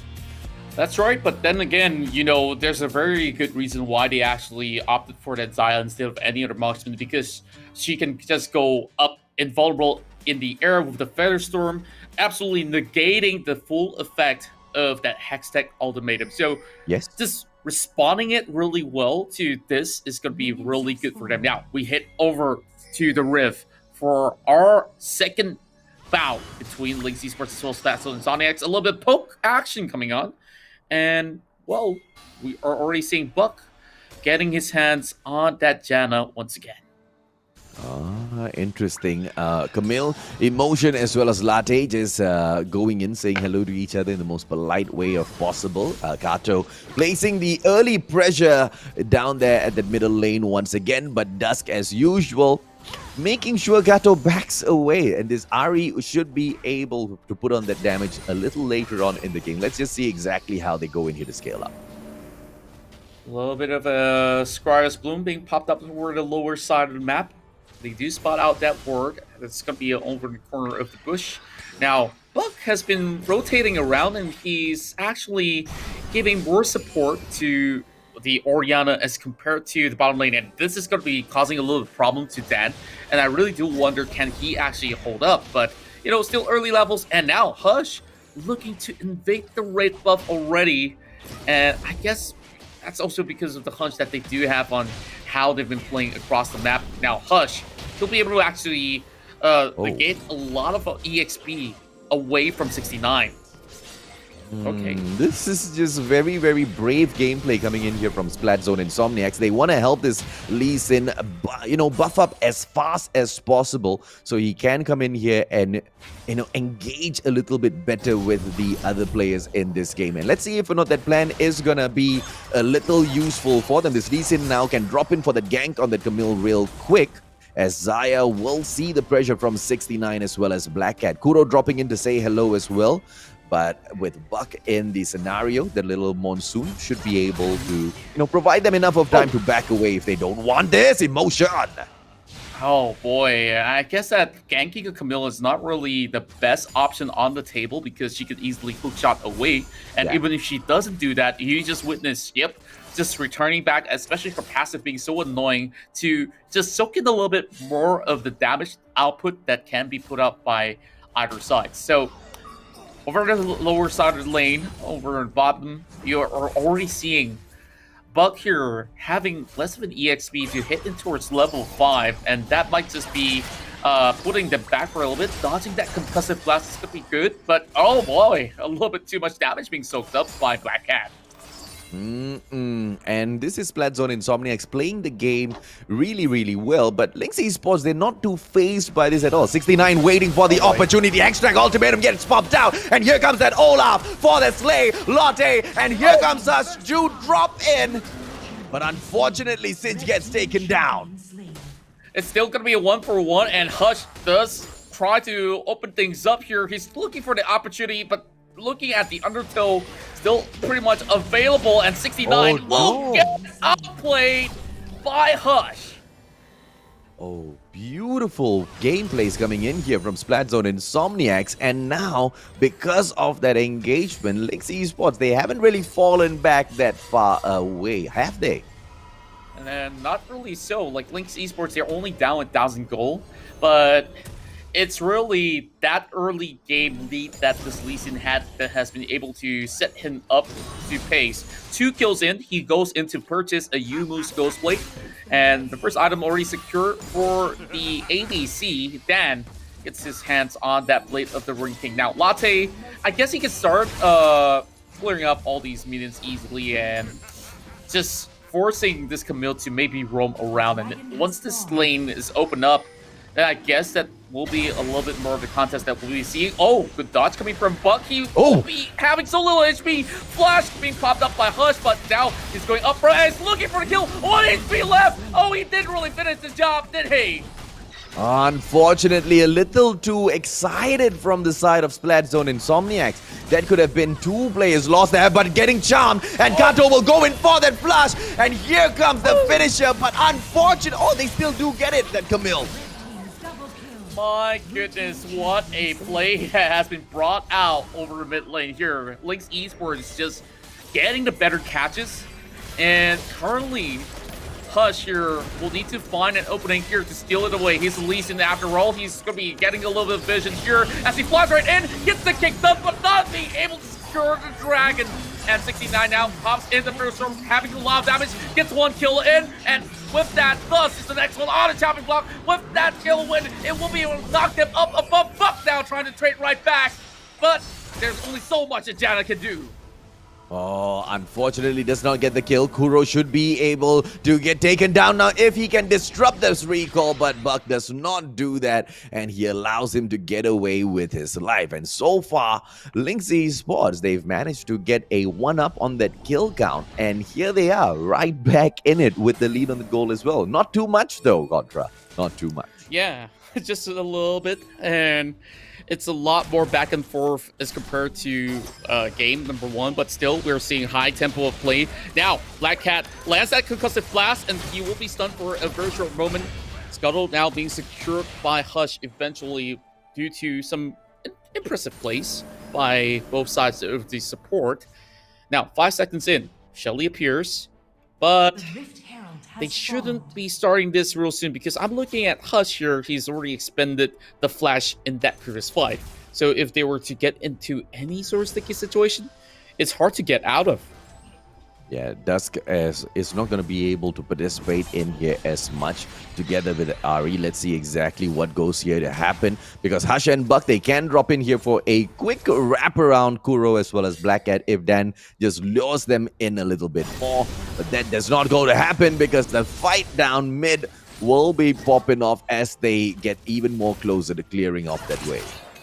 Yeah, and I guess that does have a little bit of a notion to back away after clearing off all those minions. If you ever to overextend for a little bit, you know that 69 is just waiting long lines. Now, Insomniax, they're moving back in towards the corners of the river, trying to secure a little bit more room. So there's not really clear entry point for the likes of this Olaf. And speaking of the Olaf, he's getting his HP tickled down, while Dan is just flexing it, just melting it out there. But Hush, now, he's trying to force the side of Linkx Esports to respond because they know the Olaf is already low on HP. And I guess that they might as well just try to go in for a pick. And speaking of pick, it will be a shockwave that will be pulling them back here. But they are going to be forcing them to retreat. And oh my, a reset coming in for Shelly, but it will still be the hands of Splatzone Insomniax. Oh, lucky they managed to pull that off. And Emotion Kato right now going in for the pressure down mid. Just wiping out that minion wave to give them a little bit more time. But Kuro as well as Black Cat will have Hush jumping straight into the fray. Speaking of which, Foundry Storm now has popped out and with that pulls it back for that kill just within range. And say hello, Sudorif Herald. What can Black Cat do? Now, over the back, Motion's going to be dropping right in. There will be the hook shot dropping on top of them. And for serving them on the platter, I guess Shelly can only take so much of a beating. Black Cat now, Emotion needs to be a little careful. He does not overstep his boundaries. That recall will do a lot of damage that they cannot recover from. And the side of Splatzone Insomniax will pull back, and so does Linkx Esports for a quick reset. And that was a fight well taken, Contra. Oh, look at that solo kill coming in from Kato. Just when we were talking about kills, right? Like, this Ahri is playing ultra aggressive, and that's the best type of Ahri that you want on your team. Okay, now let's see exactly what Kato goes in here to do right after his reset, ladies and gentlemen, boys and girls. Should be able to make a quick purchase, but he doesn't even have his flash on hand, so he's not going to be able to do much even if he drops back in here for one of these fights, as that Ocean Drake will come in to say hello. Emotion going to open things up just yet? I guess they're just going to be waiting for a further commitment coming from the side of Linkx Esports. Now, the Drake being pulled away from sight is Hush. He's going to be going for a little bit of a face check, a little bit dangerous here. Concussive Blast coming from the Braum, not really landing. And I guess they're preparing for a big one right here. And with that, I guess there is a little bit more room, but all the members of Linkx Esports will come from all corners. Well, it's gonna be the reset in here for the Drake. Draw! Beautiful X-Tech ultimatum forcing Lotte in there. And that Singe will get taken out so early on. Beautiful raw emotion. Let's go as the tempo gets set by Linkx Esports. Just look at the Glacial Fissure. He does negate them from coming anywhere close. Shockwave did not land, and everyone goes on this haul. Now they're chasing in for Dust. Dust will go down for that Rampage. And speaking of that, Emotion flashes off, only having so little HP left, and Dan also makes it out alive. Oh, beautiful. Coming in here from Linkx Esports, ladies and gentlemen, boys and girls. And Dusk has been taken down, but Hush is still in the game. He can go in here for the quick steal. Does he have his smite? Yes, he does. Drops in a little too early. Has to jump right back out. Black Cat on the chase now, Contra. Oh my goodness. Hush does survive. And Black Cat, I guess he was hoping to actually pick up the kill on this Lee Sin, but there's only so much damage that this Braum could do. Now, Linkx Esports, they get the advantages there. Kato does land a kiss of death, and Latte flipping him back. They're going to be rooting him up, and Emotion! Again! Emotion! Oh boy. This is going topsy-turvy, and this is a double kill coming in for Hush. Yeah, that Singe does not like Emotion at all, man. Latte's got a vendetta against that Camille, as Hush will go on to do that damage onto this turret. And the takedown might just come through because Black Cat cannot do anything about that. That Braum needs to learn that he can soak up the damage, but he just can't dish out a lot now, can he? Maybe for a couple of steals, but just not in there to do that damage. Lee Sin just turning around so fast, and just like that, I thought Hush was about to fall down to Black Cat for a moment there, Contra. Yeah, and he just safeguards away with so little shield and with one tick of HP left. Now, just having all the items displayed on the screen, it's going to be a very offensive build for this Lee Sin, and you can see that he's already secured 5 kills. But the playmaker for Linkx Esports, you really got to check out. 4 kills for the Camille already, and she's just gonna get stronger and stronger from here. She's only got her second item. Now, I believe that she's already working on that Black Cleaver, or even other itemization if she wants to go for Death Dance, which I don't think it's likely. Now, a lot of turrets here being secured by Linkx Esports that will put them up ahead in goal. Yeah, they are up ahead in gold. They are up ahead in terms of the turrets taken. Now they are up ahead in terms of the kills that they have gotten in this game so far. A lot of what we saw in game number 1 being exhibited in here as well. Linkx Esports just a slipper slightly better than the side of Splatzone Insomniax. Although we did see them almost turn things around Contra in game 1. They have not been able to show us a lot of that promise here in the game number 2. Agreed. And from what we saw early on, Dust hasn't been able to effectively land his ultimate, being the shockwave that can be a big game changer. But we don't really fault him too much because all these sort of the champions that Linkx Esports is actually going for has so much mobility. Speaking of which, now Latte gets bullet off, and he's going to be running for his life. And this cinch, he's trying to survive, and whoa, my goodness, that kick just spazes for a little bit. That spike will go down. Emotion trades his life for a kill on that cinch, but not really all too worth it. Now, Shockwave does connect, turns golden for a little bit. No more time to save Kuro out of that sticky situation as much as she got herself an Infinity Edge for the next one, and the next one getting picked off is going to be the Janna, and Buck was being left out in the open.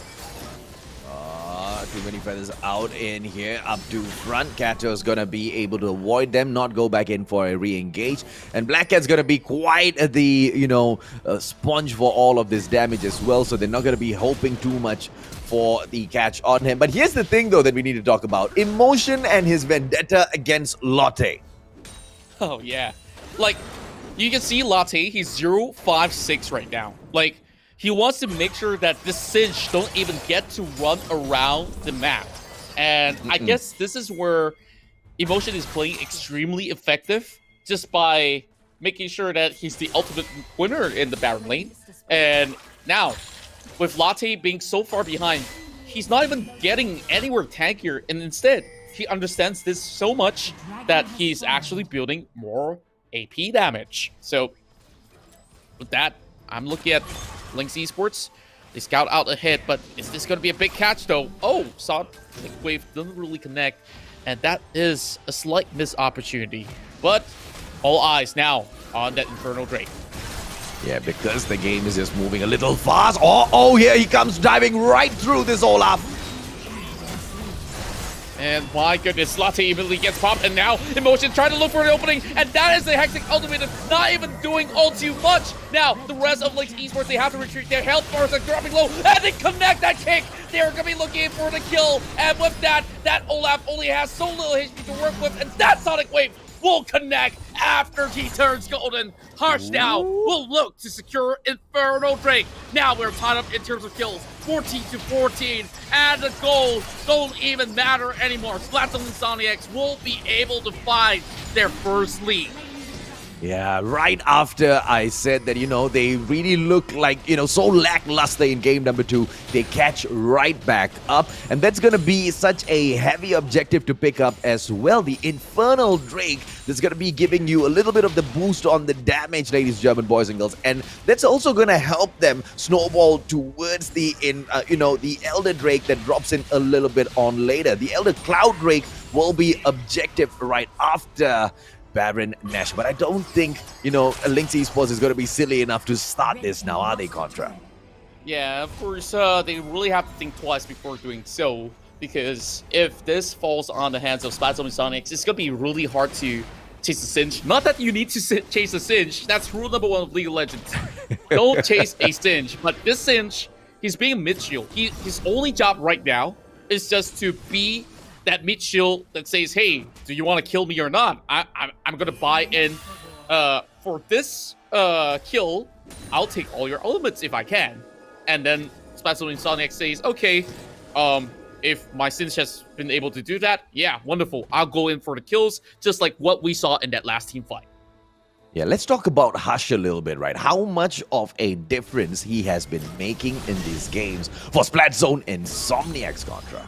Yeah, I'm glad that you brought this up because this change is a very positive change, and you can already see that it brings so much confidence to Splatzone Insomniax in the way that they handle team fights, and he's looking for those really smooth openings, and he keeps on poking at the noses of Linkx Esports to say, okay, do you want to commit to me, a Lee Sin, which I could easily escape, and if he does have Flash available, he can even single out anybody out there. And over onto some of all these fights, there are times where Emotion can't really draw blood because of his presence in these fights. Now, speaking of presence here, Linkx Esports is giving their presence felt across that Baron Nashor. And we also need to see if or not Linkx makes any mistake in here, because they are trying to bait out Splatzone Insomniax to see if or not they can go in for a quick wipe and then pick up Baron. Jenna gonna be dropping up front together with that Zaya Dan in here for that play, ladies, German boys and girls, but the engage just not coming through. Both sides knowing exactly what is at stake, and that is for the Baron call, and it's gonna be a stalemate whilst we just wait for them to come in here for the engage. And in the meantime, whilst going through all that, those minions still need to be dealt with now, don't they, Contra? Yes, they do. And I'm just looking at the bottom lane because this Camille has got some real free gifts for her. She can actually try open that inhibitor, and now Latte is going to go full force, flips over 69, and that is going to be a shockwave connecting. 69 now flashes away. Now, right on the bottom side, there is that split push that they need to actually look after, but nobody is manning it right now. This will be Emotion taking down that inhib, but now joining alongside it will be the rest of the members of Linkx Esports that will be getting knocked, and with that turns golden. Now Kuro, he will need to buy a little bit more time. He will flash away. Another kick connects, and with that, Hush will be able to secure one more kill, make that 2 for the Orianna, and 69 will eventually fall. Triple 10 for Gus. Oh, beautiful. Coming in for a Orianna, ladies, German boys and girls. A triple take, and now Baron Nashor. The engagement, there's no question about this at all. But Kato as well as Emotion. Emotion dives right in. Nobody's focusing in on him. And there they go. Hextech Ultimatum will lock in for just a moment. But Emotion gets taken out by who? That Orianna once again. They managed to stop the Baron, and their health bars is a little bit too low to even tank it. The HP bars are not enough, but it will still be another kill for Hush, the playmaker of Splatzone Insomniax. And they are all aced out right now. What can they do? It is gonna be about a 40-second, okay, a 20-second solid advantage in here for Splatzone Insomniax, because they've gone in for the reset already, and right now they have got the Elder Drake in here as well. They will pick the right decision, but here comes Black Cat as well as Kuro to see if they can drop in a quick steal Contra. I don't really think so. Look at the Olaf. They're nowhere to be seen all the way up top, and this is a free Elder Drake. And Splatzone Insomniax, they're keeping this ball rolling for them. And well, I think that if this is the pace that Splatzone is going, they might just be able to take the game in a couple more minutes. But that is definitely going to be a big decider on that Baron Nashor. Oh, come on, Splatzone. Are we gonna do this or not? And I'm not talking about the start on Baron. I'm talking about winning this, because they definitely look like they are geared up for a W in here. And I'm super duper excited to see Hush drop in and make such a huge difference for the side of Splatzone Insomniax Contra. And now the Hextech Ultimatum getting popped up real quick, but Hush will be able to get away from that. And here comes Dusk of Dan as well as Buck for that backup. Oh, everyone's coming in for the commitment as well. They already know that everything's been pulled, and with that turns golden. Free kill and for Dust as well. Now, coming in from the side is going to be Latte flipping Emotion. Not really the target that they want, but they will need to find that opening eventually. Now 69 joins on board. Top step last. No entering for 69, and maybe he will have to flash in to commit for that steal. Now, HP stopping low, they're looking for Hush, they kill him off, and my goodness me, this will still be the Baron secured by Linkx Esports as they look to ace him out. Thus only has so little health left, he has to go on a retreat, and with that, Linkx Esports comes right back at him with a big slap. Why did they go and start Baron so carelessly and allow it to get stolen away? We weren't talking about one player who was able to go in there for the steal. So many of the opponents from Linkx Esports dropped in, and that was such a throw from the side of Splatzone Insomniax. Look at this engage coming through once again, Contra. It's also a problem where only the Lee Sin is tanking the damage instead of the rest of the other members. You see that they were all cornered from every angle possible. And the rest of Linkx Esports, all they have to do is just run at them full force and just securing kills after securing the Baron, of course. So maybe a little bit of a minor mistake, but I believe that Splatzone Insomniax, they can still hold on to this moment because there's only 2 buffs remaining. One on Kato and another being, I believe, 69 or even the likes of Emotion. Yes, it's on Emotion. No doubt that they can still hold on, but I'm talking about the opportunity of taking down the Elder Drake and then straight up Baron Nashor that would have allowed them to snowball through the game and put such a crazy pressure on Linkx Esports. Not just take the lead, but be able to take down a couple of inhibitors for themselves. And now we are left with a situation where they just have to defend against these buffed up minions and at the same time defend their turret from an oncoming Linkx Esports team to open up yet another team engage in here. Oh boy, I guess the taps are open up for now. And with that, it's still going to take another wave to come into full effect. Now, the inhibitor opened from the lower side, which means that the attention span will be brought right there from Splatzone Insomniax. So, no clear-cut answer from the likes of Linkx Esports because they don't really have somebody out there to effectively start a war. Like, Linkx Esports, the only problem for them is to start a fight, which Splatzone Insomniax have so many members out there that can easily jump at you. Like, especially Hush. You see, itemization-wise, I believe that they've already got full build for this Ahri that has been playing so efficiently. You know, a couple of matches back in the league, I was questioning, you know, like, Kato's decision from time to time. But then again, today, he makes very minimal mistakes, and I'm enjoying what he's bringing to the table. Yeah, no doubt about that at all, man. I mean, the way they've been able to drop into this game. You know, Linkx Esports, they look super strong, and for the first time, I am legit impressed by Splatzone Insomniax. I just wish we could have seen the side of them. A beautiful kick coming right through, and Emotion will be able to back away with that hook shot, and that's the problem trying to catch on to this Camille. Oh boy, they do catch on to Kato, dropping his health bars real low, but immediately 2 ultimates being expended, the Spirit Rush and also the Ragnarok. That will actually force members of the likes of Linkx Esports to retreat. Now Hush connects that Sonic Wave. He's not looking to commit, but over the bottom side, you can see there's still a push coming to effect because Emotion, he's got the Guardian Angel available, and he is willing to take on a fight, buying a little bit more time here for Splatzone Insomniax, as this will still be another fight that might just be happening over the mid side because there is a flank coming into play, but Black Cat, he managed to escape. So no flank coming in from Linkx Esports. Now this is going to be a problem as Linkx Esports want to go in for the Baron Nashor call once again. And this is a full-on engage Contra.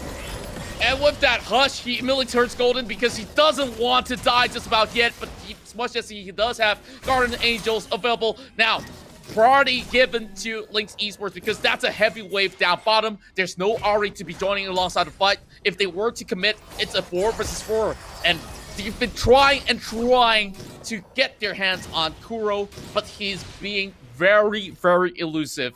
Hush now, definitely a stellar performing player of the side of Splatzone Insomniax, and I understand why he is getting more airtime this time around.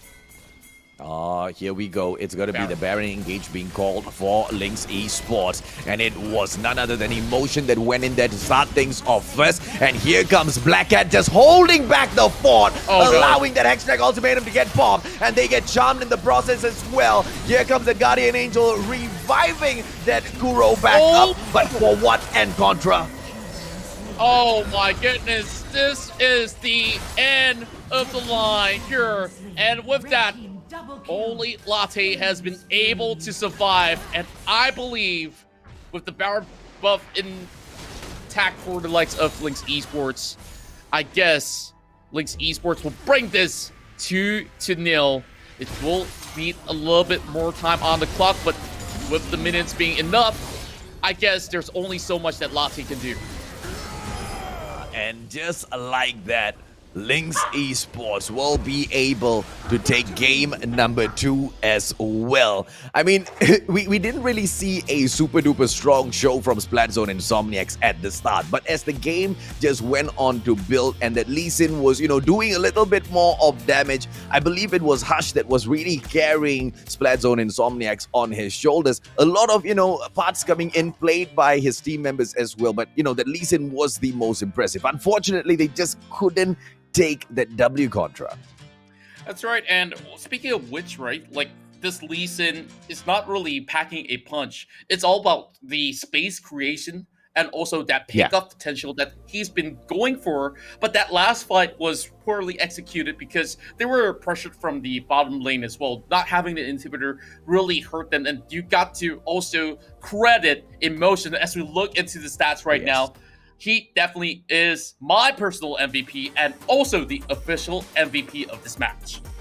Oh, absolutely, man. The Camille was just absolutely crazy. How many times did Lotte get taken down by Emotion? I lost count. The number of times that Hextech Ultimatum just turned out to be such a pain to lock down the opposition, especially that cinch to make sure he cannot run around and control the pace of the map. That was absolute perfection. Emotion also went down for a solo split push down the Dragon lane and took down the inhibitor. And when there was absolutely no eyes placed on him, he could have gone in for the inhibitor up top on Baron as well, but instead that was the engage for Baron Nashor that he called, which just broke the game down and started the end for Splatzone Insomniax. Crazy good from Splatzone Insomniax with the microplay being able to get 23 kills, Contra. And this is where we talk about, right? That macro gameplay, picking up those objectives and, planning and building up for those objectives. That's exactly what Linkx Esports has done together with so many other teams in here to craft that victory in here for themselves. That's right. We see full build coming from both sides except for the supports, of course. Latte, I think that his late game plays was still pretty significant as much as he's dropped many times. And to actually add to what has happened in the very final fight, the damage was really solid coming in from Linkx Esports to quickly secure the Baron when there was that opportunity that has arisen. Hush was trying to look for that opening, but there was the Braum in the way, and on top of that, the Camille was just hiding right underneath them. So, thus, he's being exposed after that Dragon's Rage has been used, and it's not on Emotion, by the way. It was done on top of Black Cat. So there was no other person that can actually give a little bit more room for that Orianna to do wonders in that really hectic skirmish inside of the Splatzone Insomniax jungle. And now, take a look at the damage department as well. You just see Dust actually doing some insane damage, 55k on that Orianna. And there was so much that he has pulled out, but it's more of like the finer executions that didn't exactly work in favor of Splatzone Insomniax in that very final fight. Yeah, it's unreal the amount of damage Dust has brought in here. I believe it could just be one of the most within a match in here at the group stages so far. Look, let's talk about Black Cat and that Braum a little bit as well, right? We've seen many a times where the Glacial Fissure has been used as a great tool of engage, but Black Cat, whenever he pops out the Glacial Fissure in this match, it was more to disengage from those battles when Linkx Esports just was not ready. And Splatzone Insomniax, we could see many a times they try to force the issue, and that's when one of the parts where they fell short as well, wasn't it, Contra? Yeah, and now we've already got 2 games being concluded, and Linkx Esports is on that match point here.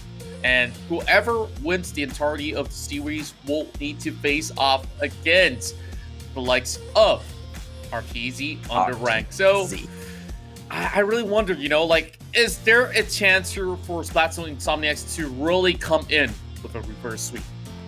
Oh, that's going to be crazy, right? So far, 2 back-to-back matches in here. Splatzone Insomniax have shown us that they've got the potential to take the fight against Linkx Esports. Whether or not they're capable of a reverse sweep, maybe it might just lie in that pick of Lee Sin. Let's see whether he gets banned in the next match. Ladies and gentlemen, boys and girls, Contra and I will be right back after a short break. Macam tak ada respon diberikan dari penjaga penonton. Dicuri! Dicuri! Kehilangan nyawa yang agak banyak, tarikan yang baik. Nampaknya mereka punya tunggal Ozora Becky. Nyawanya betul-betul jangan diberikan. Masih lagi terselamat. Wan Rakit telah puan dimilikinya. Mencari peta. Mencari peta. Mencari peta.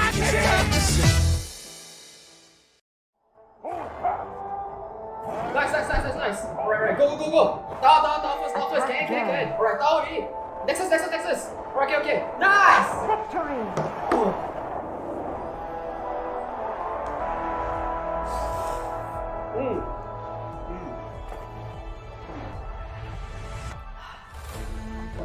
I'll see you in the game. Alright guys, let's go on board. Okay.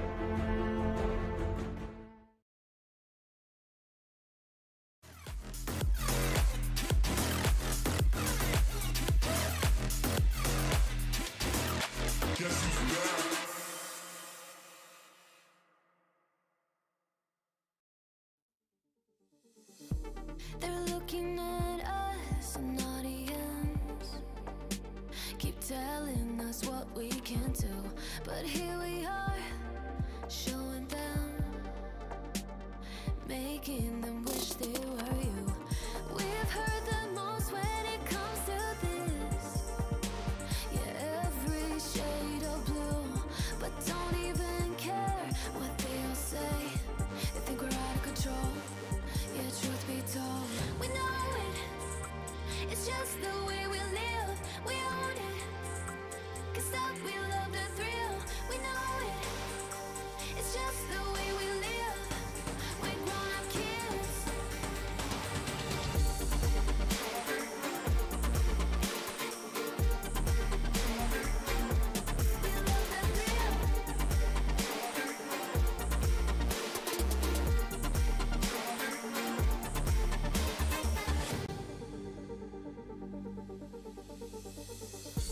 They're looking at us, an audience. Keep telling us what we can do, but here we are, showing them, making them wish they were you. We've heard the most when it comes to this. Yeah, every shade of blue, but don't even care what they all say. They think we're out of control. Yeah, truth be told, we know it. It's just the way we live. We own it. 'Cause that we love the thrill. We know it. It's just the way we live. We're grown-up kids.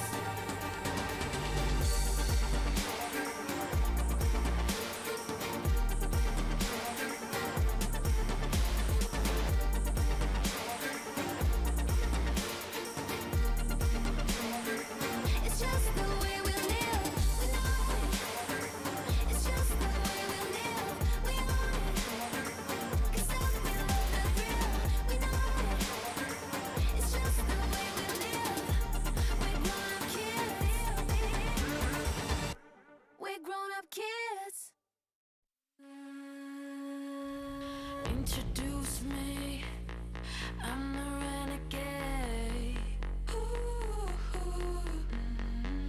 Every single Macam tak ada respon diberikan dari penjaga penonton. Dicuri! Kehilangan nyawa yang agak banyak, tarikan yang baik. Nampaknya mereka punya tunggal Ozora Becky. Nyawanya betul-betul jangan diberikan. Masih lagi terselamat. Wan Rakit telah puan dimilikinya. Mencari peta.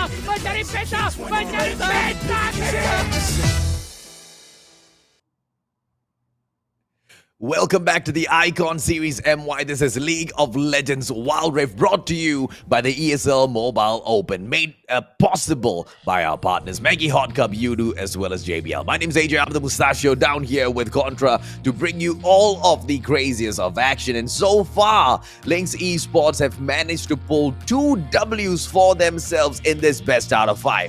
One more, and that's it for Splatzone Insomniax. But here is the thing, Contra. A reverse sweep is gonna be possible as well.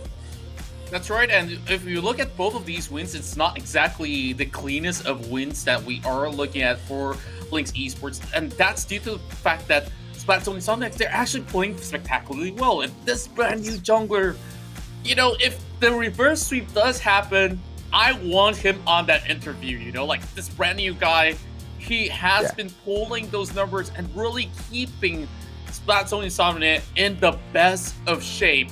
So I'm taking my time here to just think, what do they need to do to overcome the streak of wins? And I really do hope that this fire burns bright between them, because it's really down to those final details out there that have just costed them that game number 2. Yeah, and let's talk strategy a little bit here, Contra, because obviously it's not just us that see Splatzone Insomniax making an impact in that game. The ones who are taking them on, Linkx Esports, clearly see that, you know, they are going to be a problem if they are left untouched. Now that Lee Sin, I'm very sure, is going to be removed. Who do you think is going to be another target potentially for the side of Linkx Esports here? Well, I'm thinking for a fact that they can play the Camille, so they won't leave that as an option. But Gragas will not be seen in both game number 2 as well as game number 3. What's being consistent here is going to be that ban on that Diana. And just know for the fact that, you know, sometimes Akali being left on the table, that can be a really good option coming in for that Baron lane. So Braum taken away, and that will be the Lee Sin as well. And I'm speaking about Akali. I want to see this coming to play, especially in the hands of Latte, if he can actually pull in those really perfect executions. Okay, so Camille is out here for the taking. We've also got the Akali in here. Linkx Esports have got 2 draws. But first off, they go in for the lock on Jenna. And 69, they will be able to bring in play number 2. And it's going to be the Ziggs. Akali as well as Camille not touched at all. But here's the important thing though. The ban on Braum. Splatzone Insomniax clearly want to go in for that wipe first. And they were not happy that, you know, because of that glacial fissure, Linkx Esports just kept slipping through again and again and again. And bringing in that Galio is going to be, allowing them to roam through that map as well as drop in for those team fights and making such a huge impact in those team fights with that heroic entrance as well, Contra. That's right. Now, we are going to be seeing that Akali, like I did mention early on, this is going to be a really good battle that we are going to be getting over on the Baron lane side, especially with Camille. Once again, I'm thinking that Emotion, he's been playing it really well. He's going to be getting this pick on hand. But instead of Akali going up towards the Baron lane, it most likely will be the Garen here, and it's a switch up coming towards mid. And I believe this will actually create a little bit of pressure towards Ziggs, because sometimes when played right, Akali can hit you from 100 to 0. Yeah, I'm excited about the Evelyn pick here, man. Being able to turn invisible, you can't even be spotted out by the wards here. You're able to charm your enemy, bring them right in for the kill. This is Splatzone Insomniax, but this is what I'm afraid of Splatzone Insomniax. They want to go in here for the microplay. They want to be able to ensure they can get the team fights and the kills done right. I hope they focus in on the objectives as well, Contra. That's right, and now we are going to be getting ourselves some high-level intensity plays, especially coming from the side of Splatzone Insomniax. They are going to be chasing aggressively for this win, and that's where they pick this Evelyn up, because they want to go on a manhunt journey from minute number 1. Because Evelyn, when it hits to us in the late game, it's going to be so hard to play her when everybody's going to be clumping all together, especially Olaf scaling in towards the late game. We saw what happened in game number 1. They're going to try to emulate something of similar sorts for Linkx Esports. Well, and let's see if or not they will be able to maintain it. So far, so good. This is one final opportunity in here. And I'm talking not for Linkx Esports. Linkx Esports, they've got 3 opportunities to close this off. Splatzone Insomniax, if they do not win, they are out. And there's no second chances in here anymore. Yeah, this is where lines have to be drawn by the end of the match. Unless if Splatzone Insomniax actually gets an opening here And Splatzone Insomniax, they will have to treat all these matches as a best of one. Now, going in for an early invade, this is what I really expected coming out of the players of Splatzone Insomniax. But this Gauntlet's going to be a little bit far behind, as instead of having, you know, a sort of a traditional setup, they are going to be having this 2 members up in the mid lane to go against the Ziggs, and Hush has already secured that red buff. Now, on the Linkx side, they are also moving in to steal that red buff away, so it's even Stevens. Yeah, it's tit for tat in here, but the Ziggs is gonna be in trouble. Will back away towards the turret, so they cannot touch him.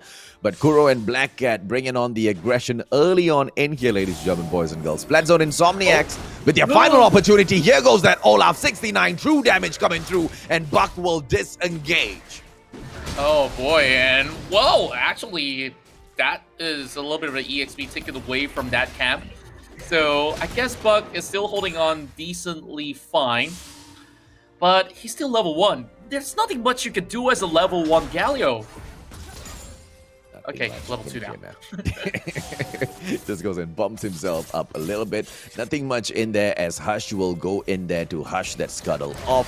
Gato will still see the pressure coming through. Linkx Esports with the opportunity. Kato should be able to pull this off together with the rest of his team. Splatzone Insomniax falling behind on that goal. Not a lot, but hopefully the difference does not scale as the timer goes up.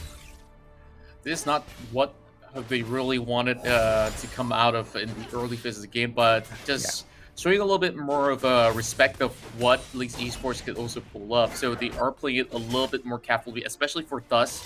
Now, one good connection of that hook shot will mean that Dust would have actually fallen, but there's still levels to chase. Once level 5 hits, you know that there's still ways for them to outplay this situation. Now, Hush has already hit level 5. He's going to turn invisible from this point onwards. Now, Spree joined right in, 2 versus 1, and now Dust buys in time and perfect execution to connect along with the caress. The KDM members are just a little bit too good for the Camille alone. Well, and it's going to be the same story going down at that Dragon Lane. The aggression coming through from both sides. But Black Cat and Kuro will go in to force the story in here. Monsoon does not meet any target. No kickoff for the Ezreal to go in for the full-on engage. Let's see exactly what they pull off in here, as Evelyn is making a beeline for that backup Contra. Yeah, and I guess that she's going to be building a very early Rabadon's Death Cap. And of course, that maximizes the damage. And that Shuriken Flip does connect. Bursts of damage onto Emotion, but not being able to proc the passive. But here comes 69. There's no Shuriken Flip, which means thus he's going to buy a little time here. And oh my goodness, close enough. But this time, the Akali will fall. Unfortunately, the Hextech ultimatum proves to be jammed and brought right through. And here comes that Mega Infernal Bomb to make a difference, but it does nothing. And they still lose Black Cat. Oh boy, that was a really good pickoff out there. And to top it off with a Damascen's Justice alongside, that was pretty much a good way to start off with for Splatzone Insomniax. Thus, yes, he did give away a kill, which honestly doesn't add up to too much, because mid-game Akali, she will still be having a lot of strength. And this Akali, usually pro players have been building a Landry's Hermit to start things off with, but she's going for the classic Hextech build. And that Drake is getting challenged right now, and it's still not going to be a steal for Splatzone Insomniax, and they will have a hero's entrance, not really knocking onto anybody with the satchel, pushing Latte back, and the Buck will have to actually flash away. Thus now will be slowly having his health picked up. Flash is available, and he comes right back in for the kill as he ignites them through. Thus still survives, and now Splatzone Insomniax leads on the kill board 3-1. Yeah, and that's exactly why you banned the Akali out. Look at the cheeky bomb from Kato. Just trying to steal a couple of kills off, but no way, Jose. Nothing's going to be happening in here. Buck and Dan will still be able to put that pressure on, but the Galio needs to back away. This Ziggs has got guts. Oh, a whole lot of it. I'm sure of that. And now Latte is going to be facing off against Kuro. I guess he can still take a little bit of beating here. And, you know, Garrett easily just use his passive to regenerate his HP if he's being left untouched.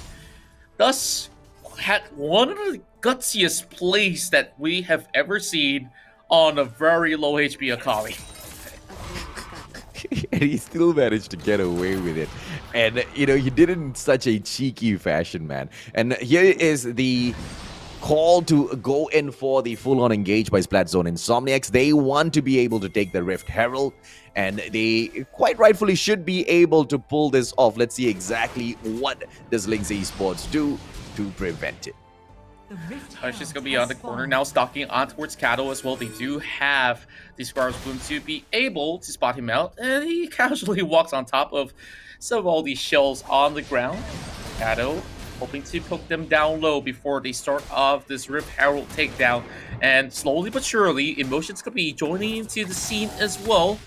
Now, this 2v2 will happen eventually, but Hush, he's keeping himself unnoticed, and this is where, you know, they keep Linkx Esports guessing. Yeah, and they need to respect the Evelyn in here. You cannot allow her to roam the lands invisible for too long, for she may just pop up at the opportune moment. But what a way for Black Cat and Kuro to dispel the pressure immediately.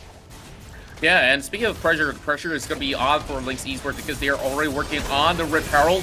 Now, Shivaldur be connecting, and oh my goodness, the perfect execution dives on the back. They won't be able to secure the Rift Herald alongside. Now, Hero's entrance just to rejoin the fight all the way to the back line. Now, Dust makes a little bit of big U-turn, and what a smart play coming from the Akali, but Hextech Ultimate does catches onto one. A little bit of a split between the two of them, flashes away. Now, Hush being left all alone, already used the last caress to make an escape, and that's all that they needed. They still hold on to this lead, although there was a 1-for-1 exchange.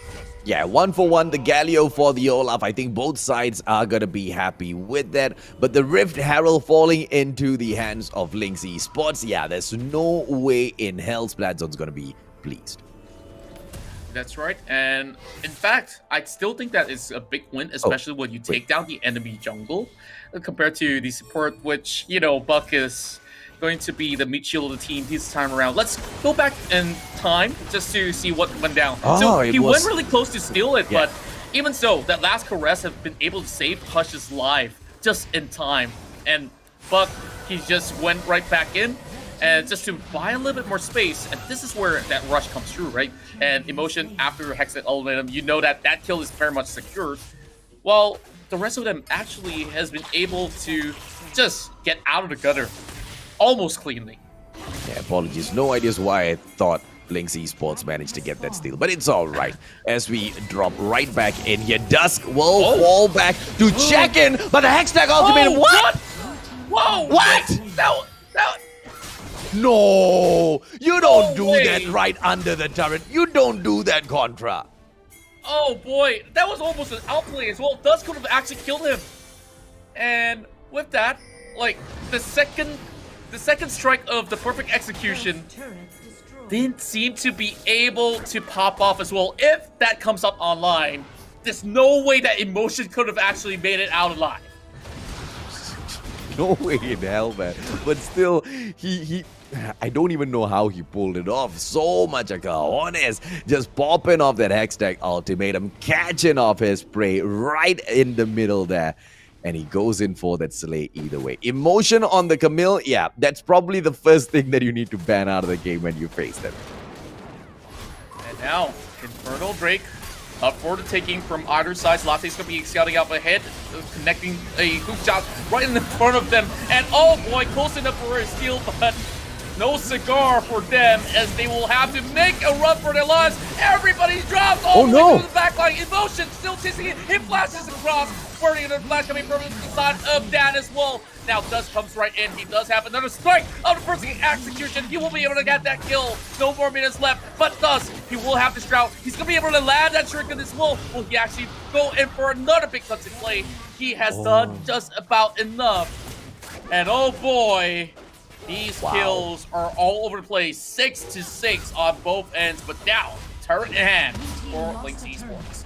Yeah, man. If Dusk had gone down there as well, I think it would have finished off a little bit more complicated for, the side of Splatzone Insomniax, because Linkx Esports, they would have been in an almost ace run and taken advantage of the situation. But instead, the Akali keeps them at that Dragon Lane, pulling away the attention of 4 different champions at the same time. And at the end of it, still backs away with a kill and her life, man. Dusk with an amazing play right down there. Oh, wow. I just really got to commend on how well he plays Akali. And every time he does have a Shroud, he does play it to full effect, just dancing around that smoke that he has created and just leave Linkx Esports guessing. And speaking of which, I guess there's no guessing that Emotion should be able to walk away with this. He misses the hook shot. 1 HP. Come on. Just get it. Wait, what? He could have survived. He walked right back in. Why did he walk right back in? I know what he's trying to do. He tries to pull off an ultimate just to kill off Emotion. But he was slightly too far away, but I guess Hush... Okay, he misses as well. Hook shot, man. You cannot beat the Camille. Super duper OP in the Rift so far to jump in, get the job done. And you try to go and gank that, Camille, even in the jungle. We've seen exactly how impossible that can be as a fight 3 versus 3 opens up down mid. Oh, man. I'm just looking at this point in time in game. It's about 12 minutes on the clock already, and the longer this game goes, the Evelyn will start to lose her early game power of picking people off, because Linkx Esports, they're gonna gather their forces all together, and I guess now they're going tag team on Emotion. Honestly, not the brightest of ideas, and later on they'll be joined with the rest of Linkx Esports as well. So no major objectives up there. Too risky to even start the Baron buff. I guess both sides are looking to secure another turret, especially on that mid lane. But the pressure that comes in from Linkx Esports just seems to be a little bit more of a difficulty to handle. And Splatzone Insomniax, they can't seem to push their line up any further. With Baron Nashor now dropping in, Linkx Esports can go in for the great bait. Splatzone Insomniax have fallen for it once in the past. Let's see if it happens again. This time with that Galio to be able to drop in to make all of that difference contra. Let's see if Splatzone can drop in for a steal. Hush is just next to Cattle. I think this is going to be a real good pickup. And speaking of that pickup here, the last Congress did not really kill him off. The flash available. Wow. Now, both splashes all the way back there. And now looking for backhand as well. Flash mid, pull up, and thus he managed to escape, but still holding on towards Hero's entrance just to buy time. But Emotion! Oh man, here comes 69, and 69 pulls back, and that final shot coming in from Dan will be able to come right in for the killer instinct as well. And wow, Kuro still managing to escape out at, and that split push coming from Emotion here has been able to pull more gold in the back for Linkx Esports. Yeah, GG, man. That Camille going for the split push is such a huge difference maker, not just in this game, in the previous one as well. Surprised that they did not take Emotion out of the equation and that action from the Camille. But let's see if or not they will be able to withstand the pressure, because just like that, we've got a 4K difference in terms of goal between the two teams. And it is Linkx Esports that opens things up against the Ocean Drake. Yeah, and Bug, currently, he's getting closer and closer to the Drake. Now, just checking on the HP, I guess they are in for a challenge of mites here. And with that, that's going to be a beautiful shield theory connecting on towards 69. A True Shot Barrage has connect. But now, focus is back on the Drake, and Hush, a little bit too late, being over the Dragon Pit as well. It's going to be a little bit too hard for them, but they will gladly exchange this one for something else. But I'm looking at the bottom side of the wave, taking a little bit too slowly to just arrive to the scene. And that Olaf and Camille, they should be able to cover grounds, but that turret will still fall. And Splatzone Insomniax will be able to get it to a 74k goal for them to at least chase up against Linkx Esports. Well, let's see if or not Splatzone Insomniax will be able to make a solid comeback in here, because they just need one huge play, one opportunity to turn things around, and here we go. Game on. They have got this one final chance. And about 5 minutes to make all of the difference in here for them as they take one turret for themselves. Contra. Yeah, and we are looking at a classic battle between these two sides, which we don't really have pretty much a clear winner, except for the fact that Latte did die once in that previous 1v1 against this Camille. Now, going back to the items, right? So we are seeing Infinity Europe on the Evelyn now working on that Lich Bane as well. So she's hoping to one-shot somebody, and that somebody has to be Kato or even the likes of the Ezreal. But playing on the Ezreal is going to be a little bit more difficult as compared to usual. Now motion, just going to be hoping to land the hook shot, and he's going to be doubling down his effort to take on Latte, and I don't think that he can escape out of this. Hextech ultimatum, and he's buying as much time, and here comes Hero's entrance, and he does whatever he can. Oh my goodness, it might just even be a double kill right now. And it's tearing them apart. Oh no! A double kill coming in from that Camille, ladies and gentlemen, boys and girls, before Emotion loses his life. 69 trying to get Dusk out of the game, and that's exactly what he will fall in to do. An amazing response coming through in here by Splatzone Insomniax, but they walk right into an ace, and this is it, Contra. The game is over. Nexus is open. Kato as well as Kuro. 69 that get the damage done. And unfortunately for Splatzone Insomniax, Linkx Esports gets the victory. Congratulations to the side of Linkx Esports. I see you have another friend with you right there. Absolutely couldn't ignore the fact that it's so cute. But, you know, this game, it really went down to the wire, except for that one final fight, which kind of threw it all away. Splatzone Insomniax, they didn't really have to commit. And once they did, it really didn't matter after all, because they really did whatever they could upon Emotion, but he managed to walk away with that double kill and eventually the game. And I guess this is the end of the line for the likes of Splatzone Insomniax. And now we have a look at the stats.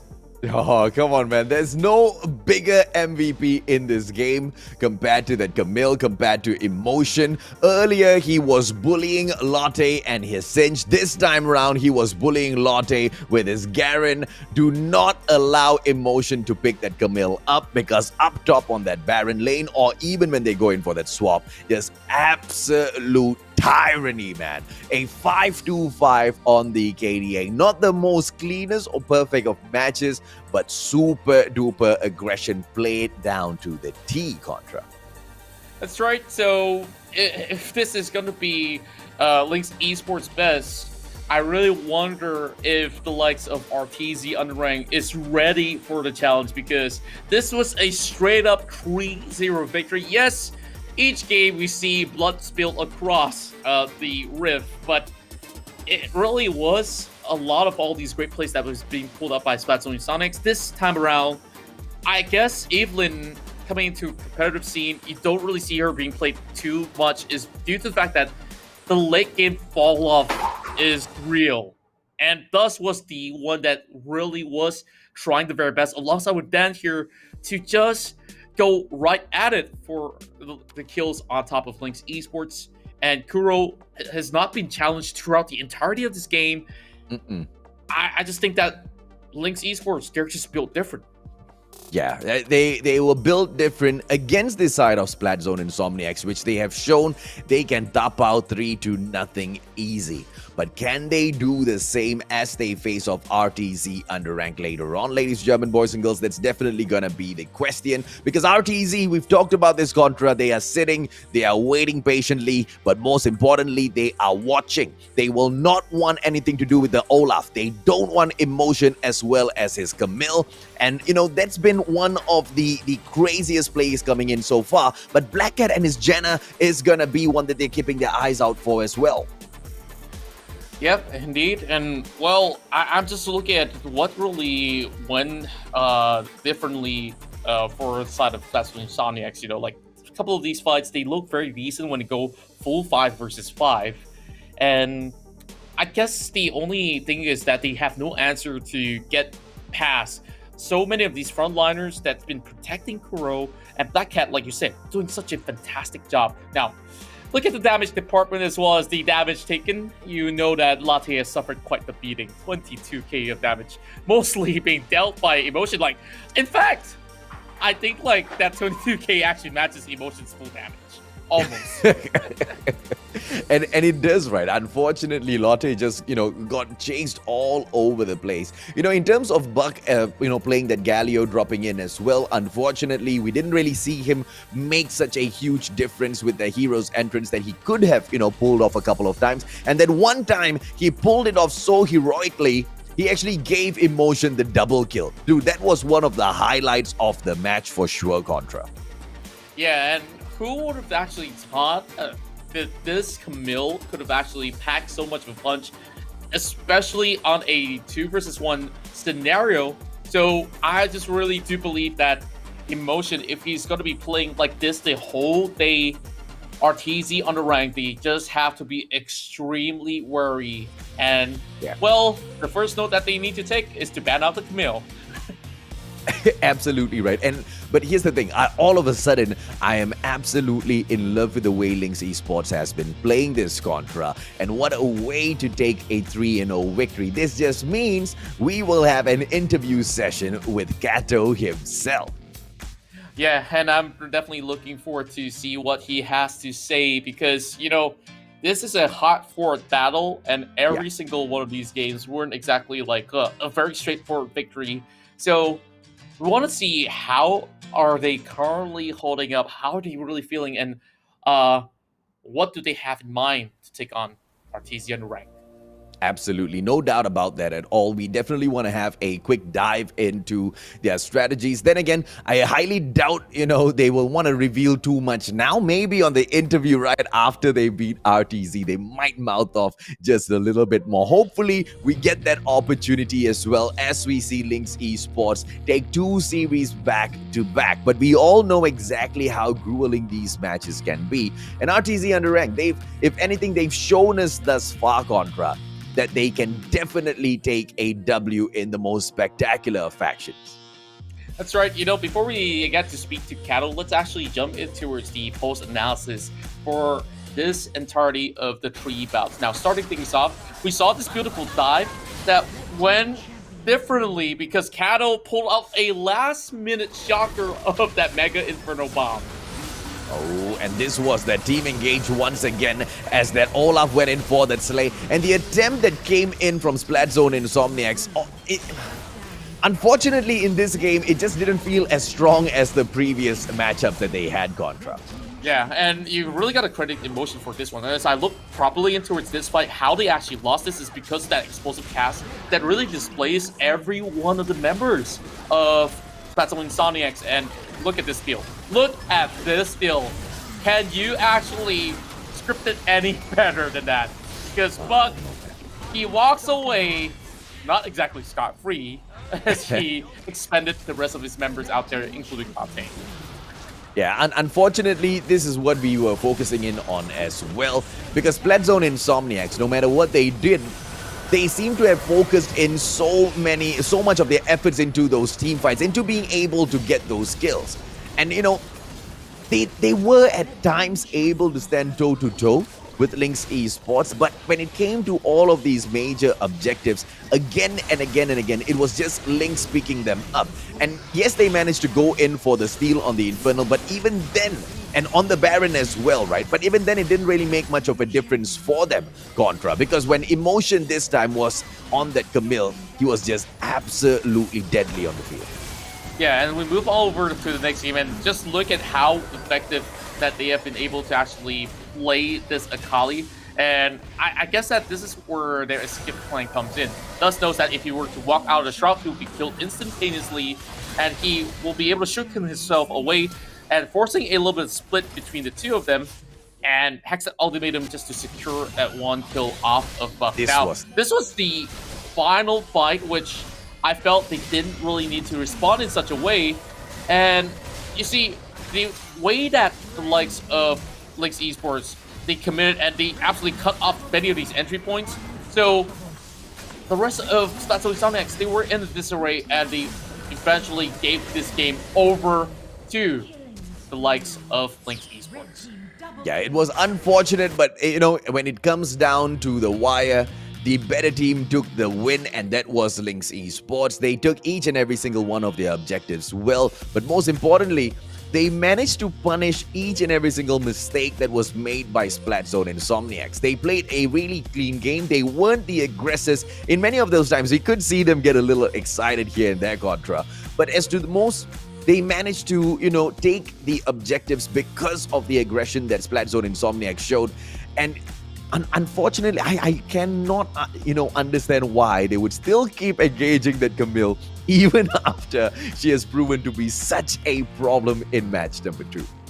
That's right. I guess that even if you let the Camille walk off of that kill, you still have to deal with her split push. I guess they just want to finally stop this mess that has been created by Emotion. And, well, I guess that's the only response that can actually come in for that very moment. So I just look at the likes of Linkx Esports right now on them securing that slot. But of course, they have to get past through Artesian rank. Both sides actually have very, very solid laners and, of course, individual talents all across the board. It's really down to how the nitty-gritty of each and every one of these team fights will go down. So I guess that we are ready to actually ask some questions in a few moments' time to Dear Kato, that has been able to play phenomenally well on his Ziggs as well as Ori. Well, before we even drop into that session though, Contra, I would like to apologize to you because in your absence, unfortunately, we have lost the streak. I guess I was the power buff throughout the entirety of the English segment. But hey, I'm back, so don't worry, as those were some oopsie moments out there, and we can actually blame Husky for that, right? Because poor guy. He must be the reason why that we didn't really cure it. But it's not Husky, it's his iPad. Oh, what's that? It's not Husky, it's his iPad. His iPad was just way too big, so unfortunately. But ladies and gentlemen, boys and girls, those were our moments at the Rift. What are your best moments? Make sure you share it with the hashtag Maggie Moments in the comment section so that your comments and pictures can be shared on to ESL Asia as well as ESL Malaysia's Facebook page. That's right. So I really want to see, if Husky's going to get another chance on his iPad. He's also telling me all sorts of excuses. Oh, this iPad's too big. My fingers can't get in place. Come on, man. We are about to show you how it's going to be done. But then again, of course, a lot of things speaks volumes here for the players. And other than that, we got a trivia for you guys here to answer because we saw some big wins, but size doesn't mean everything, right? So, who exactly says this line? Do you have any clue? I have no clues. Oh, I do. Yes, I do. So, if you guys really hate mushrooms, I guess you guys would have known the answer. But if you do love mushrooms, you should also know for the fact that this line comes from a very specific champion. So take your guesses, answer it, and of course, hashtag Maggie Moments out there because we got a lot of stuff to also give away. Speaking of which, you guys want to get yourself some cool new swag to show to your friends on those meetings or calls with your friends, hanging out. It's like, hey, dude, I got the brand new swag, and it's the Quantum Series headset as well as the earphones for you guys to win. How are you going to do that? Very simple. Like, share, and comment throughout the entirety of the stream. We are live on ESL Malaysia, ESL Asia, so make sure you do that. Tag JBL Malaysia and also hashtag SISMY alongside with hashtag JBL People. All right, and this is your MVP, your player of the match, Emotion, ladies and gentlemen, boys and girls, with a KDA of 5-3-11. Crazy on the Camille. I'm even surprised that his assist is on 11, because this guy was just annihilating everyone. 25k on that damage. At that 15-minute mark, already at 16k goal. 100% kill participation. No reason why at all that this guy does not deserve that title contract. Majority of that 100% also goes to that Garen as well as the Cinch that has been on the sideline, unfortunately. Many a times he has created opportunities, and even when he's not joining team fights, he has such an impact throughout the entirety of the battle. Yeah. And hence why he is the MVP, because this guy, without him, I believe that Linkx Esports would have actually suffered a little bit of blow, but of course, it's a team effort overall that has been able to also secure this MVP title for Emotion. Absolutely, man. Those split pushes were absolutely golden, and the pressure just kept coming on non-stop. And you actually had a really good point there when that final engage, even with Galio dropping in, just to stop Emotion out. Oh, we actually have a really great information here, Contra. Instead of interviewing Kato, we've got Emotion, the MVP himself, with us. Oh, okay. Let's actually bring him up online, because Emotion, we congratulate Linkx Esports here. Emotion, you are the MVP for, I believe, all three of this match. How are you feeling right now? Feeling a bit nervous right now because we'll be fighting RTZ later at 8:30. Okay. Supposing. But you guys play so well. Why should you guys feel so nervous? Because that's a 3-0 stomp on Splatzone Insomniax. You were making a lot of plays, you were fighting against the Garen, and you were actually picking him out on that Cinch. So tell me, how is your training regimen, especially as a Baron laner? There's so many things that you have to consider, and, well, those games were played perfectly. Usually when we split push as a Baron laner, we do keep out a look on the jungler or the support. Then if they're not there, if you have the advantage on that enemy team, the Baron laner, then just go for it. As you can see, I solo killed a few times on the Garen. Yeah, we definitely saw that. Yeah. Okay. So this Emotion. Between the scale of 1 to 10, how would you rate the performance of your team against Splatzone Insomniax earlier? Just now that BO5 was around 7 to 8 because there was some mistakes during the 3 games that we made that caused the game to delay longer than it was supposed to be. Like game 1 and game 2, it took up to 20 minutes for both the games. And what do you think can get you to cross out and grab those 3 points itself to make it a full 10 out of 10? Because you're taking on RTZ Underank after this, and they clearly have seen all of those mishaps as well as, those instances where Splatzone Insomniax have exploited your team. So what are the changes you're looking forward to make before you go in to meet RTZ? Of course, we'll be discussing our mistakes later on in the Discord. Then we'll try to improve ourselves and just get ourselves ready for the BO5 next. And because at RTZ right now, we have Kagame, which was my previous teammate from BJD earlier. Then I know that he's quite good, so we'll be keeping out on him later on. So I know if you were to get the Camille, that ultimately will be pop on Kagame, right? So if that's the case, of course. Yeah. So Kagame, if you're listening in, you gotta get ready. But is there any sort of the good things you want to say to Splatzone Insomniax, because that was their last ever series here in the Icon series, and I think you guys both have shown some of the best games that we have throughout the entirety of the league. They were sort of a worthy opponent which we can improve ourselves, even though we won them like 3-0, but they also did some quite good plays on us, which make us realize what our mistakes are on. Then we're trying to improve, try to grab the 5th spot in the playoff, and then hopefully at the next season, we will see them in the group stage again. All right, so I guess that we don't really have too much questions, but I want you to do one thing for us, all right? So you're gonna be meeting Arteezy Underank. Can you send a message if you want to send to Kagami or anybody out there? Give your best shot. No problem. Of course, I'll message Kagame later. Okay. Oh, okay. Okay, he's so gonna he do it just personally. Personally, not on stream, but personally. Like, yo, Personally, of course, you look out. Okay. First, Right, thank you, Emotion. that was impressive. Thank you so much, Emotion. And of course, we don't want to hold you from all your discussion. We'll let you have your time. And first, thank you very much. Thank you so much. All right. So, I like his approach. He doesn't really want to say, like, maybe whatever he wants to say is a little bit too harsh on the stream. So he would rather just personally text us like, oh, we might just be the outlaws of BJD, but I'll show you how a sinking ship looks like. Yeah.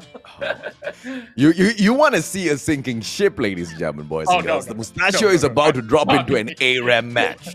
Okay. No. Yeah. Not like this. Okay. Let me also grab my phone for a bit. Just give me 1 second, all right? Producers. All right. I'm going to go off cam for a little bit. It's okay. The Mustachio is loading up already. Alamak, notice, new version of it. Okay, yes. Okay, let's go in for a quick update first. Silly me, my phone was just next to me. I was actually off camera for that. So, just trolling them for a little bit. But, I just gotta ask you a question. How did we end up losing last week's matchups? Well, you had me, and then you didn't have you. That's how. Okay.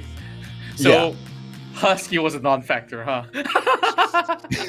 Unfortunately, his iPad took him out of the equation. Okay. Fair play.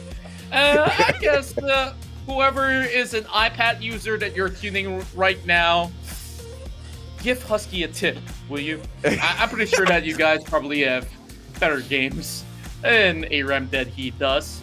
But even that said, we're going to sit back to have a little bit more of a fun session here, as I will make sure I shout every mistake that is being created by our dear AJ Mustachio, because, we've been... Okay, that's... What's her name? This is Eva. Eva says hello. Eva's here to watch her daddy get his butt kicked on an ARAM match, ladies and gentlemen, boys and girls. Okay, Eva. Daddy is in the middle of work, so you cannot be jumping around here, okay? Daddy's already sad that he's gonna get his butt kicked in a moment, all right? All right. Console me later. At least she's showing you some love first before anything's about to happen. So it's either that will boost some spirit, or should I say, of course, give you a little bit of love before you lose. So now we're just waiting for one more player to join on board. So if you guys are interested, you guys can also join the lobby. Unfortunately, it has already been filled up. So on the side of SurfCloud, we've got Shinobi, who's Diamond 4, Platinum 1 on Nidus Spiritus, Hasagi on Emerald 3, and IQ Leona on Gold 2. Now, is this fair? I guess it's equal. It's all right. It's pretty much all right. I guess you just gotta add some rank out there since you've already reached level 10. So, Ikuto, are they trying to show off some win rates here? Come on, Ikuto, what you got? Oh, okay. 68.7. That's a little bit low to me, okay? Okay, go to rank match. Go to rank match right now. Open up the rank match. Yo, producers, you hear me? Come on. Okay, I'm logging in. Because I want to show mine too. Okay, maybe it's not. Okay. Oh, goodness me. Okay, later we're gonna let the big dogs go up against each other, right? For now, dude, even Sir Cloud is a goal 4, bro. I'm unranked, alright, Contra. He's gonna tap out me to no business. Don't be so humble, lah, bro. Okay. let me try. Hey, don't show mine, please. Sasha never play games at all, okay? I'm a little too busy for games. Okay, just give us a little bit of a moment. Now, I'm just gonna show off my rank, I guess. I mean, to Ikuto, at least. Pak Zoro. I'm coming in. I'm getting shouted at by our producer for a little bit. Don't mind me. Okay. Okay, I'm in. Let's see.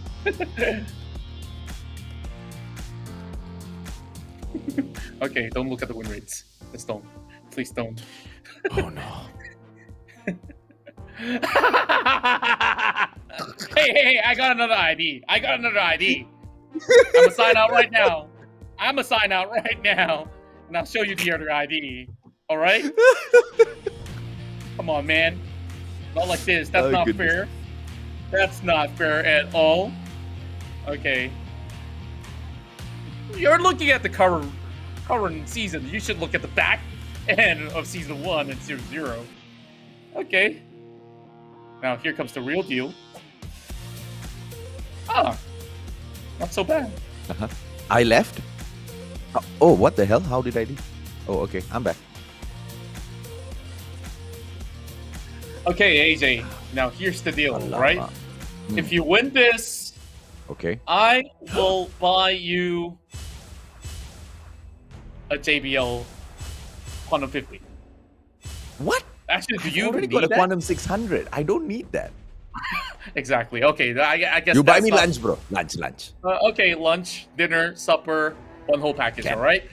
So now we're looking at the likes of Sir Cloud side, I do believe, and let me say to you what he has. Okay, he's got a Camille. Oh no, a Diana. Are you afraid already? Diana. Yeah, Wukong, Diana? Nami, Malphite in there. You've got a Jinx as well. All right, let's go, lah. Oh man. Mustachio dropping in with one of my very close ladies, German boys and girls. He hasn't shaved or cut his hair in many years. So let's see. And he's round like the Mustachio as well. He doesn't have a 6-pack. He has a 1-pack. He's got a 1 family pack like me. And it's the Gragas. Okay. I guess you have a little bit more hair on top of your head at the very least. So show me some plays. And with that, we'll get the show underway. And we've got Devil X, Pen V, or Pen 5, whichever you want to call it, LTX Evolution, and Mio to actually add things on top. I don't think this is a very fair matchup, isn't it? It's not a fair matchup in terms of I am a noob lah. Don't call yourself that. I think that you are doing just about fine. Mr. Hazagi comes in with the Diana. And now we're seeing them actually building into a Rot of Ace eventually. And oh, I love the penguin with a question mark. Where do I get that emote? I gotta get that eventually. Canopy opens up just to take down some HP bars out of Evolution right now. Third Cloud just rolling in some damage, tipping up some HP away from Mio. Oh, a bloodbath bubble! Oi, Bloodbath bubble! oi. That's a beautiful one coming from Nidus Spiritus. Spiritus? Okay, I'm getting the name right. A little bit of punches being blown out, and just a tip for you, right? The first skill, you gotta activate the second time to pop it. So you let it out, and the second time is just to pop it. The longer you put it, the more damage you get. Nobody That's right. seems to be walking into my trap at the moment. Sir Cloud now getting poked a little bit, so I guess this is looking to be equal trading from both ends. So far, no my first baby. out yet. Malphite, you want to hide in there? You can flash and body slam later on, just to extend your range a little bit. Oh, beautiful bubble again. Aqua Prison actually not running in place. Beautiful body slam on top of Sir Cloud. And that's right. Back away, my friends. Back away. And come on. Know your place, Sir Cloud. Know your place. All right. Come on, baby. Things are coming too close, and they will be able to actually root Sir Cloud. Here comes Timber, and that first one, Sir Cloud goes Oh down. no! And What the hell? My goodness, that football will be able to block everybody in Oh. front. And with this might just be an ace. As Shadow P, he will be able to secure Holy a water crap. nail for Sir Cloud. How the heck? Let's go back into the fray, yo. Oh, nice shot of the final score. Right back into the fray. And I guess they'll be able to take a little bit of the health shrines to heal up for a little bit. Take it a little slow, my friend. So for the explosive cast, you want to drop it slightly behind their face so that you can knock them into your teammates. And wow, that's pretty much Evolution causing a big eruption, taking down Nitus. So now 5 versus 4, and it might just be a 3 versus 4. Leona has to flash away while Shadow P is going to be holding back for a little bit. There is a health shrine that they're not picking up just about yet, as there is a little bit more pressure being mounting on top of their turret.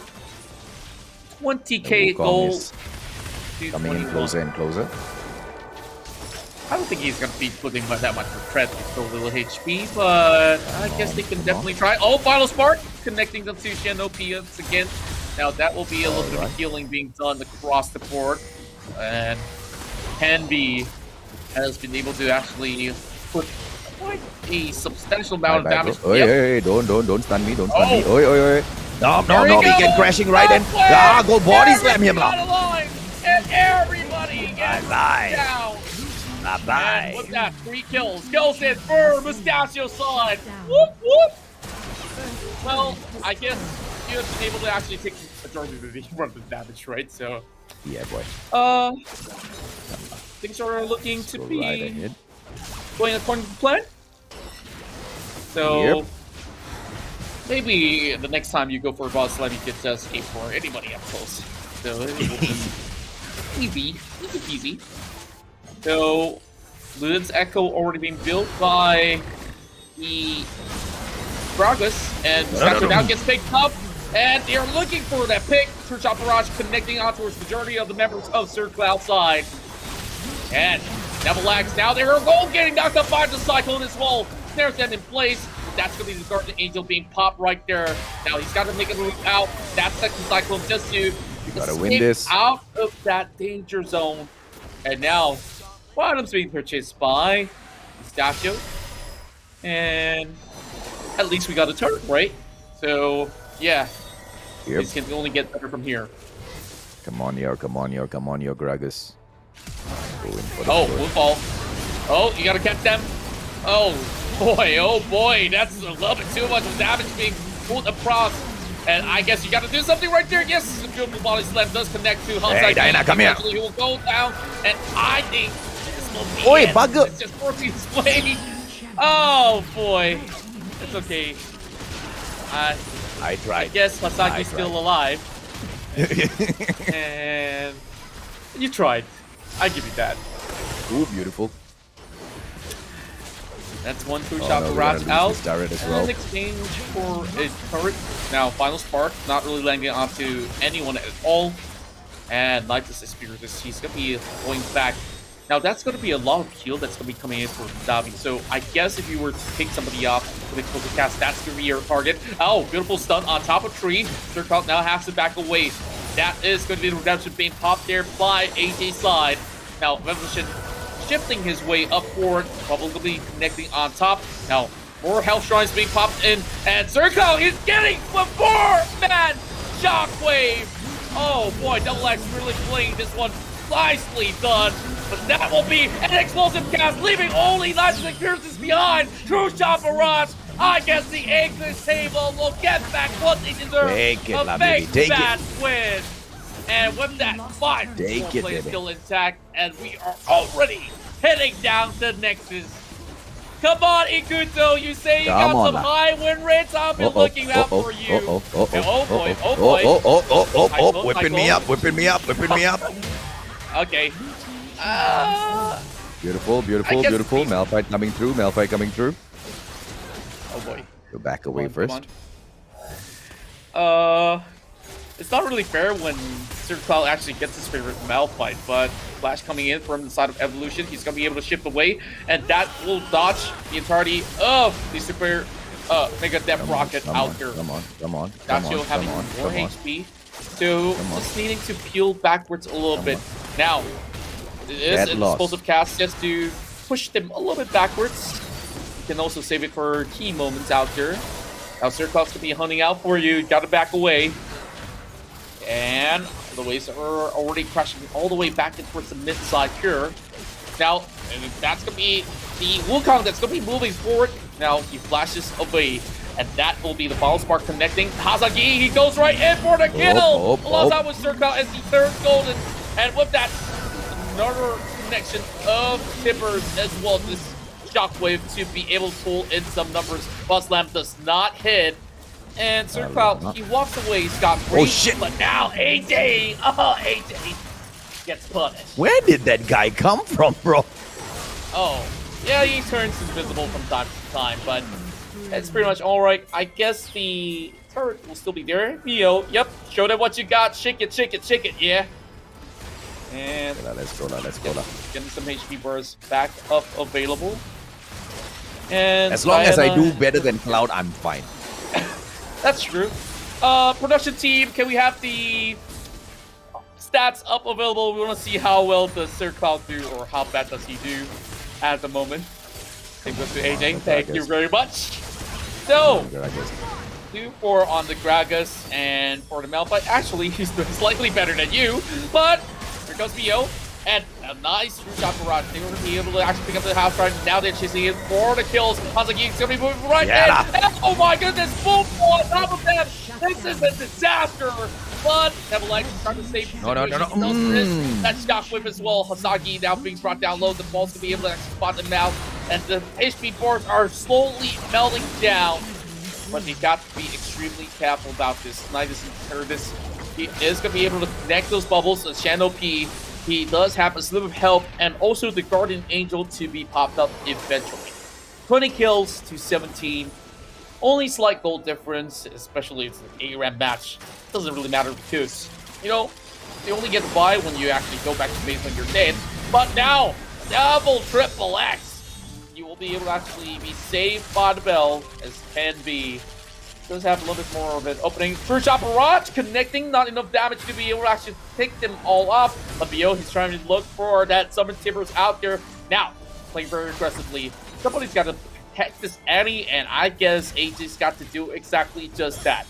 And AJ, time to actually move forward for a little bit more. Let's work this way upwards. Okay, not gonna fight the Diana first. Let's go. No, Spark. Missing out for a little bit. Canopy is going to be tracing it all the way back, and now that's going to be a connection on top. And that turns golden. Football does not connect with anyone. Golden opportunity. Beautiful ball slam coming from AJ to secure the kill on top of the Diana. Now, Sirkle's trying to run for his life. Very little help left available, but you're still trying to hang on. AJ, my man, survives, and the rest of the English squad will be able to break them all down. The death timers are going to be available. And with that, I guess this is all said and done. The English team, we will secure the win once more. But oh boy, come on, minions. One after another. Come on, AJ, come on, finish the job. Yes, let's go. Bye, Cloud. Just go for it. Go for it. No. I wasn't looking down. My bad. My bad. Everybody's dead. My bad. I was looking straight. I pulled an Ikuto and Mikos there, bro. I'm bad. 20 seconds, bro. We'll be back. Guys, you guys don't need me here anymore, right? I'm out. Okay, let's go. 10 more seconds in here. Ezreal, don't get cheeky, bro. We got this.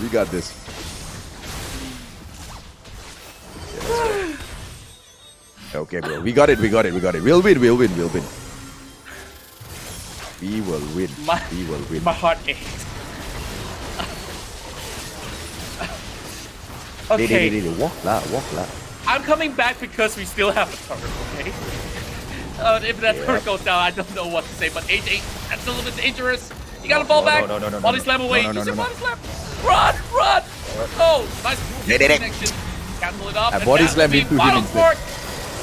And Nidus will eventually have very little HP to work with, and P is getting picked up as well. The English team will still have it in the back. Come on, chase for the kill. Nice true top barrage coming from Lunatic's Evolution. And Leona, the last one standing, will eat some shots. Well, come on, don't respect us like that because this will still be a win. We will save It's an some ace face already, for the lah. Mustachio AJ. Bye, Cloud. Bye. Okay, wait. Did I do better than Cloud? That's the important thing. If I didn't do at least almost as good as Cloud, then okay lah. Then there's a problem lah. Well, yeah, indeed. And now I guess it's my turn to whip up my phone. And I guess I did better than Cloud. I think I did. Oh, no. Well, as long as you're winning, you're already better than Cloud. Okay, so it's time for us to just go in there and show them what we've got, right? So let me let's go. log and You're like the lucky charm for the English side, lah, bro. Yeah, I hope I get to stay for all the shows remaining. Okay, logging in. Maybe I should get myself some brand new champions in. Okay, time for us to check out some of these stats. And hey, you're actually doing better than Sir Cloud. So congratulations. So far, just look at some of the stats. Channel P has been able to pull in those numbers. 10 kills on that Wukong, but it was Mio and also Double X here that has been able to really trade in with those high, insane amount of damage. And same goes to LTX Evolution. Thank you so much for carrying the English broadcast table. You guys are the MVP.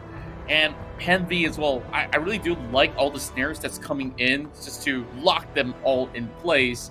So Hazagi, a couple of times we do see that beautiful connection of the ultimate being the Moonfall that has been able to put everybody in a disordered position. But it was a very close game. Of course, it was overall a fun howling abyss round. So with that, congratulations, AJ. You are, in fact, doing better than Sir Cloud. Yeah! That's all I wanted, Cloud. Take that, bro!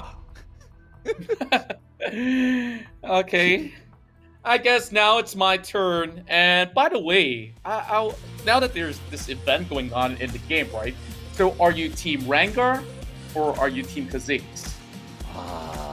I am definitely Team Rengar because I'll tell you why. I'm very good, friends with his cousin. His cousin's name is Ranga. I usually meet him whenever, anyone pisses me off. Ranga chases him down with a parang. That's exactly like Rengar down there at the Wild Rift, ladies and gentlemen, boys and girls. So, okay, it's Rengar for the Mustachio all the way. All right. I don't have much fear in life. Like, you throw anything at me, but once a cockroach is flying up in the air, that's where I school like a girl. So, Kha'Zix is my pick because I don't want to mess with him. So, here goes. The invitation is on. I'm just gonna be making sure none of all these notifications are actually blocking my side. And yeah, getting everything set and done. And yep, voila. Okay. So is Contra gonna be able to get the W for us in here today? Or is Husky already, with his fingers crossed, praying and hoping that Contra loses so that he doesn't need to actually tank a lot of nonsense for losing on the day that Contra was not here? Well, I will now summon my dear friends that will be joining the Punko Hunters. So, where you guys are at, let's see it. Can't wait. 4th Gen will definitely want to. No perjanjian damai, Ikuto is asking, bro. Are you going to call for a peace?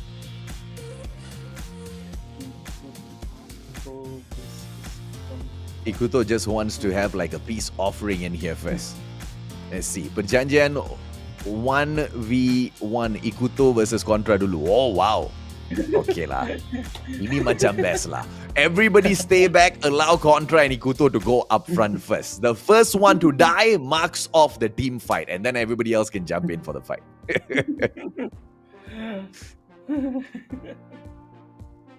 We ate weight at Bush.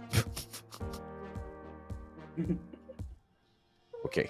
I'm excited to see if or not Contra can keep his streak, because as far as Contra is concerned, when Contra is not at work, the streak is put on hold.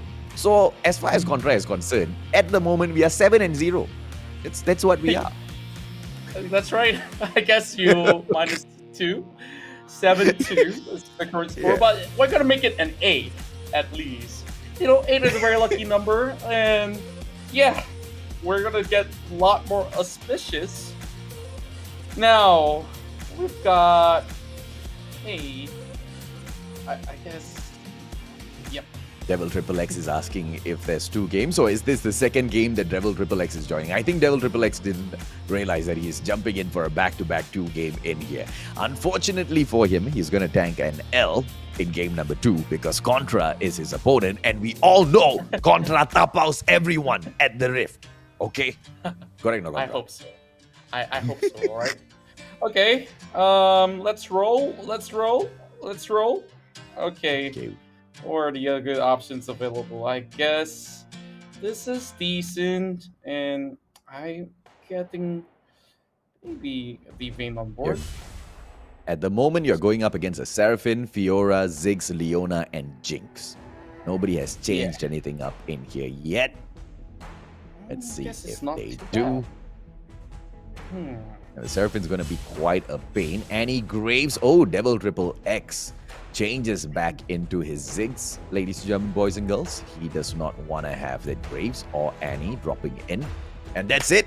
Looks like all of the champions have been locked in. Seraphine, Fiora, Ziggs, Leona, and Jinx will be taken on Team Contra. And it will be Ikuto on that Jinx.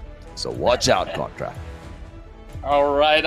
Let's see what goes down right here in the Rift, ladies and gentlemen. 1v1, Ikuto versus Contra first before anything else happens. So, I hope I don't take a loss right here. Okay, 1v1. And he's going on the Jinx. So I think I do have a solid chance to actually get something done right here.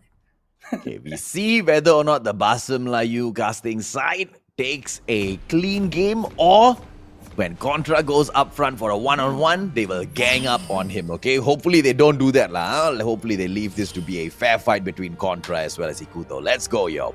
Let's go. All right. It's going to be Ikuto going in for the push. He's actually holding back, falling back behind all of his players. Shen will probably drop into the bush first off as Contra makes his way up front. Ikuto goes in front as well. But here's the thing, both sides a little bit wary of each other. Starts firing off, but the team fight will start off as Garen drops right in, gets stunned, rooted. It is gonna be that Seraphine on that blast, ladies and gentlemen, boys and girls, but she will not be able to pop that encore off just yet.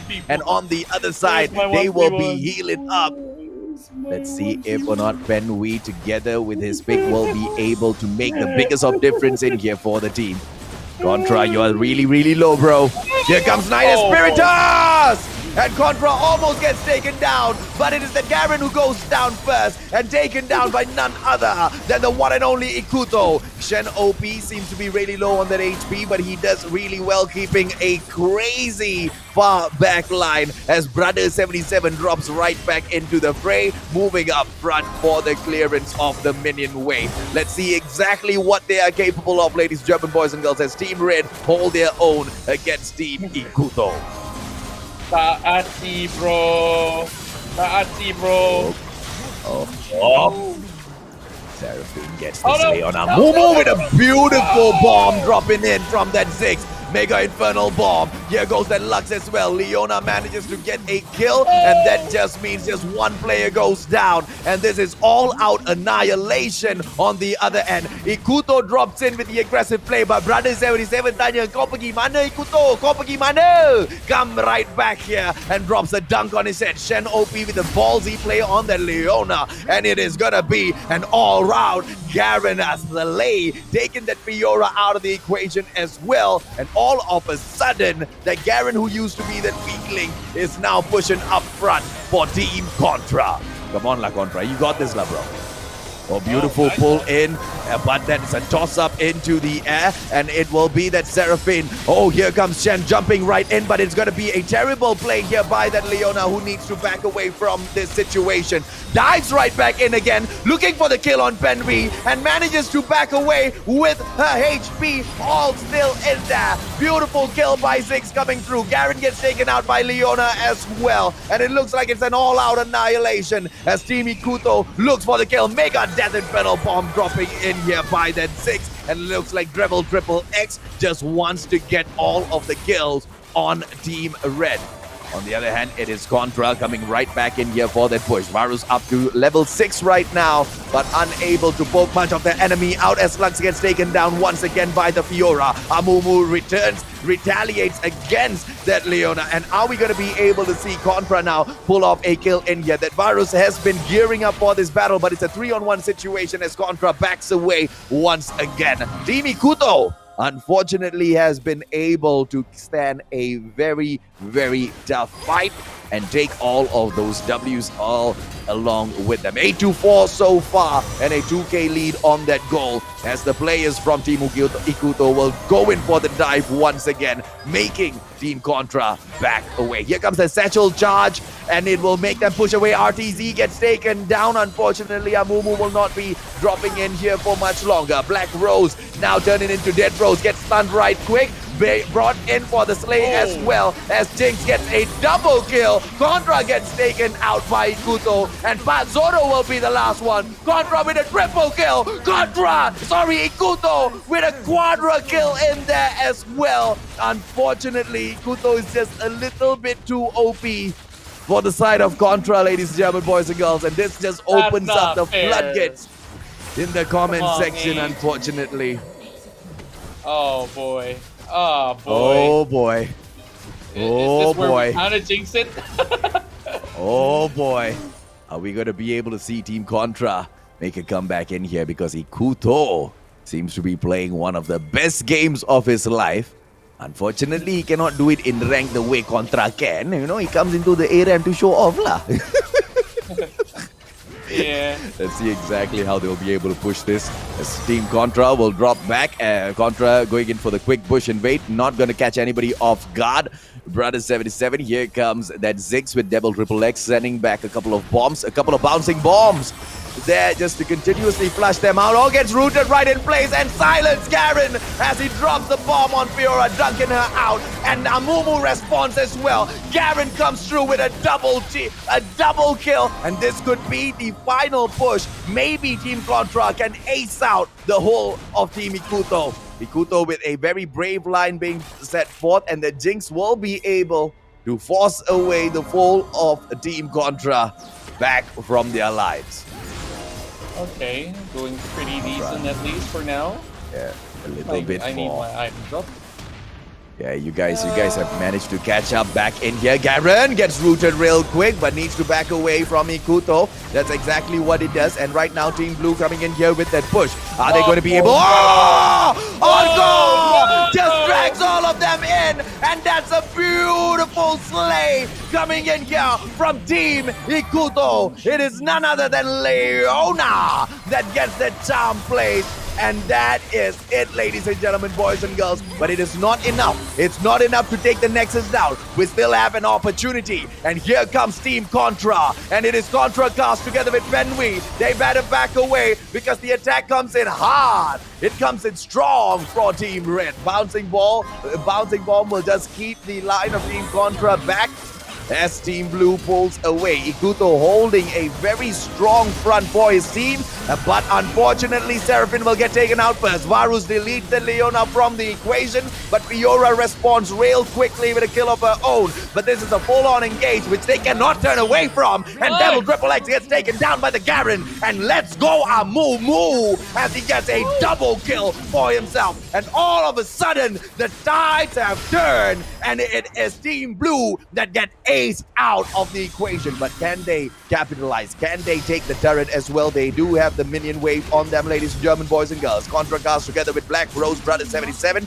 and they take the turret down for themselves. But not enough time to go in for the push on turret number 2, because Leona and Shen OP back onto the fray, back on for the pressure, getting the stun on Zoro. But has that been enough? Shen OP will need to back away. This is the highlight for those Leona players.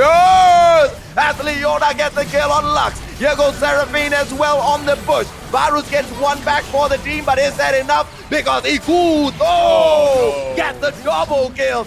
Tap out Contra as well. And Amumu's the last hope, and Amumu goes down as well. Ladies and gentlemen, boys and girls, I tell you, I give you the side of the Barca casters who have finally managed to show us just what Ikuto is made of. Fortunately, after playing about close to 9-10 games, then they finally get a proper victory la Contra. Whoa.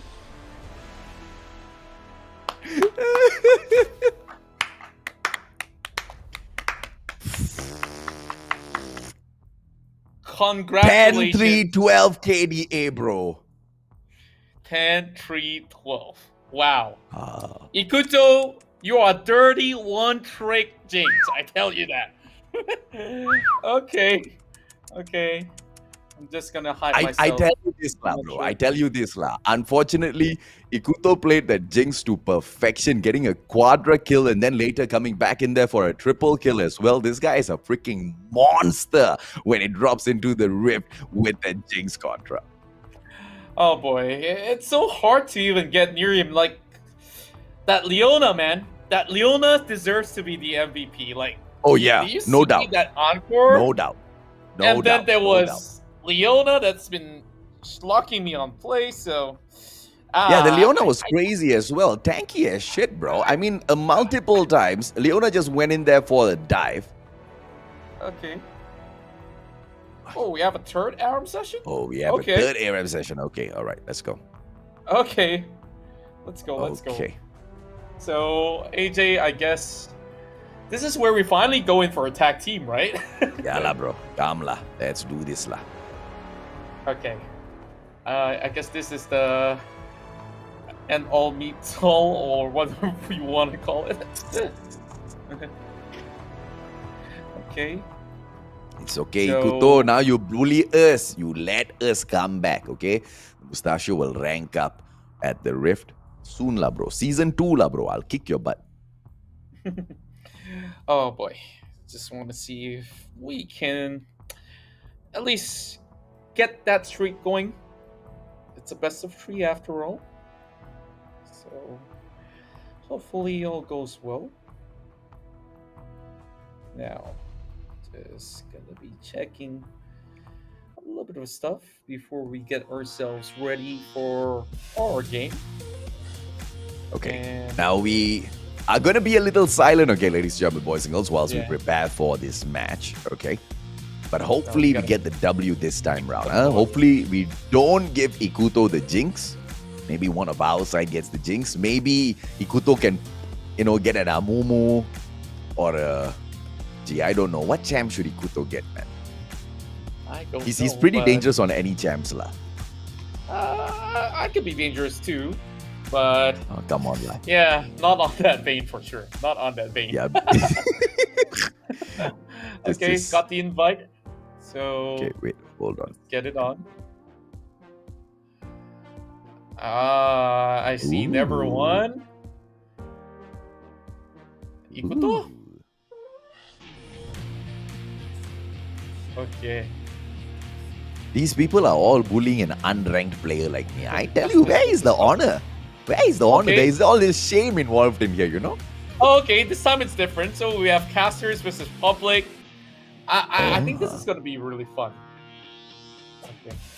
Okay, party chat, okay? Roger that.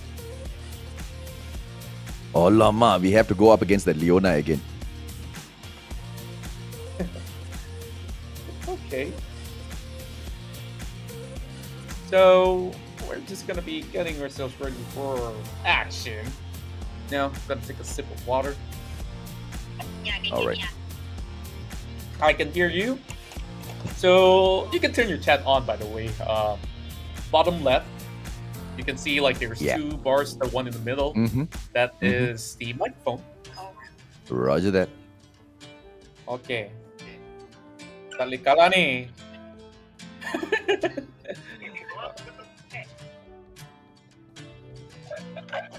Tachi lah aku tu. Tachi lah.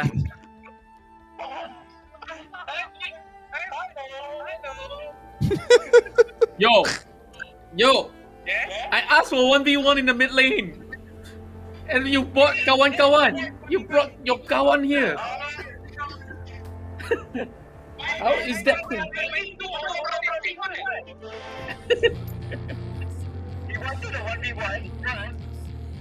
Yeah. Kenapa? Okay. Why?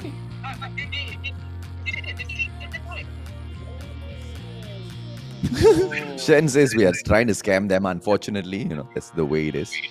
Okay, sekarang kau kena betray dorang lah. So, we're coming back for you, Shen. We're coming back.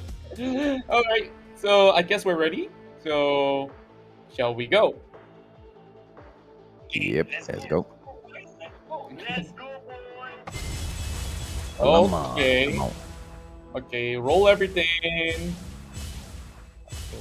Yeah. Yep. What? Oh, okay. I'll play the Camille. Wait, Wukong's actually really good here. Okay. Okay. Let's see. Okay, I think we need the Wukong. So, should I take Wukong or should I take Camille? Tak apalah, bagi Chan lah. Okay, since I can.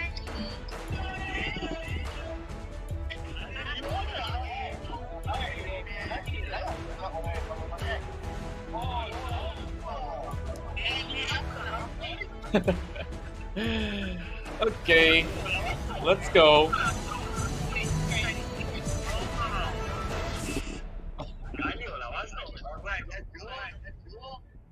Alright. Oh, there's a Rengar. Ah, skin? Mana skin? Tak ada skin pun. Give me Timo skin. I want Timo skin. Okay, if we win lah. If we win, then Timo skin lah. Alright. Kalau tu you belikan ya? Hah? Ah. So if we lose, you buy me skin lah. Minions have spawned. Alright. Okay, 3, 2, 1. Oh! Tolong! Okay. I think we're winning. Alright. Come on. Pistachio, join in the fight! Okay, we got it. Yes!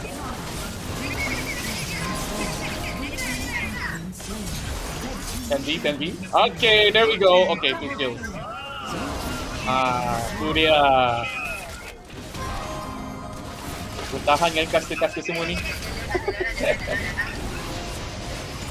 Okay. Come on.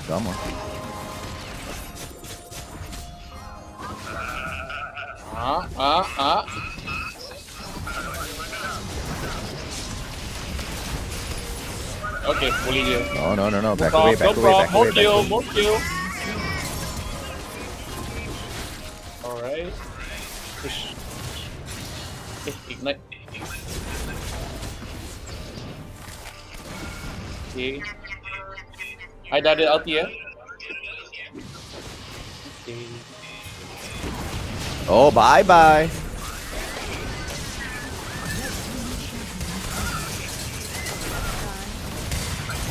Oh no! Oh no, shit, Leona. No. Okay. Mira.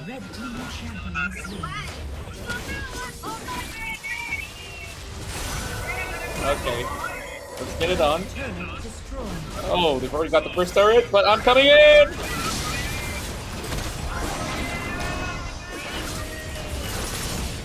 Ah! Let's go, go, go, go, go, go, go, go, go.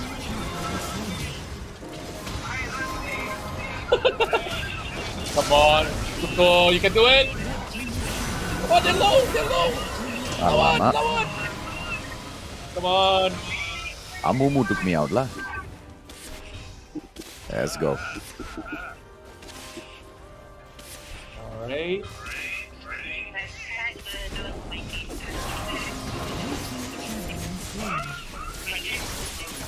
Come on. Okay, start one. Oh boy, oh boy, oh boy. I'm out.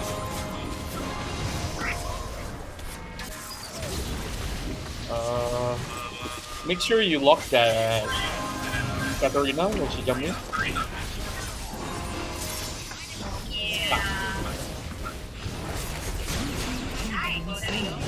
Alright.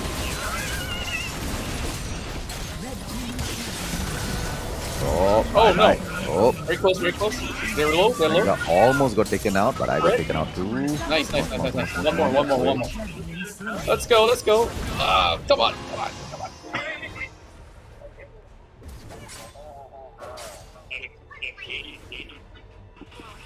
Come on, come on, come on, come on, come on, come on.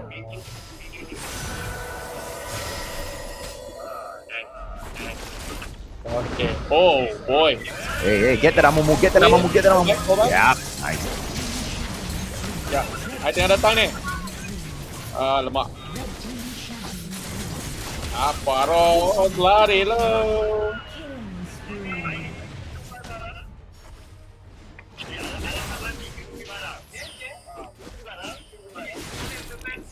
Come on. In on the way.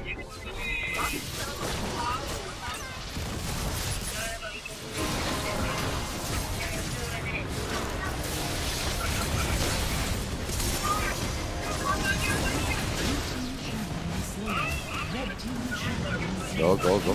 Yes. Let's go, let's go, let's go, let's go. Take her out, take her out, take her out, take that Leona out, take that Leona out, take that Leona out. No, no, no, no, no, no, no, no, no, no, no, no. No! Yeah, boy! There we go. Alright. Come on, viewers, you guys. Come here, Momo. Come here, Momo. Okay. Oh, oh, oh, oh, oh, oh, oh, yeah, bagit. Shut down. I am coming. I'm coming. I am coming.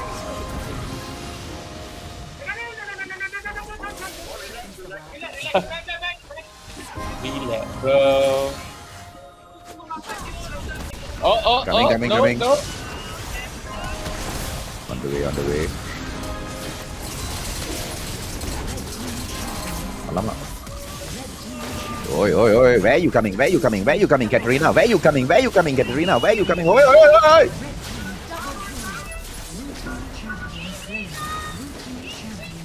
No, no, no, no, no, no, no. No, no, no, no, no, no, no, no, no, no. Yeah, boy. Get that damn Leona lah. Get that damn Leona lah. Let's go.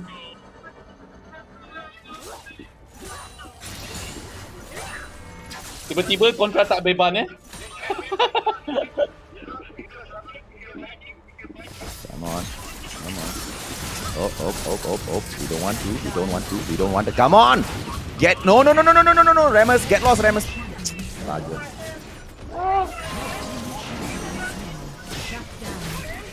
Lawan, tetap lawan. Lawan.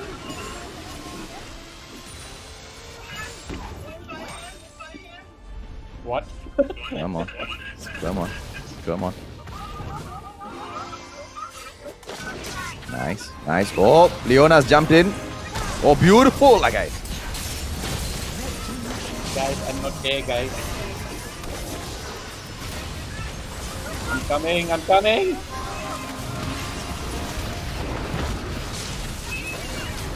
Hey, Hextech ultimate and dropping in some more. Come on.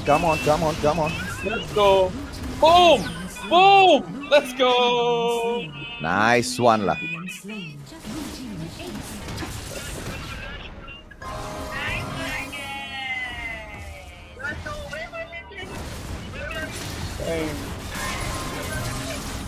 Come on, minions. Come on. Let's go.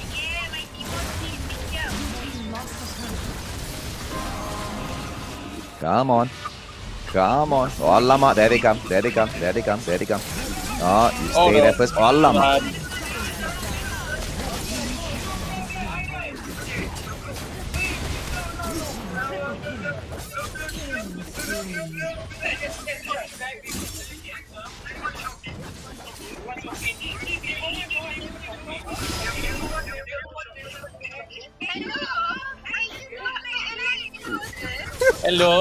Hello, friend. Oh, Renga. Friend, don't die. Timo, run, Timo. Don't die, friend. Okay, I'm coming.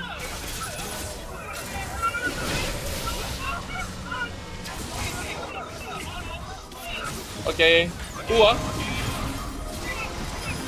Boom. Ah, lama.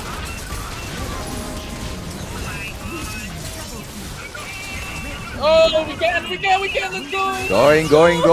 Going. Nice. We win. Hey, not bad, Castle United. Calm.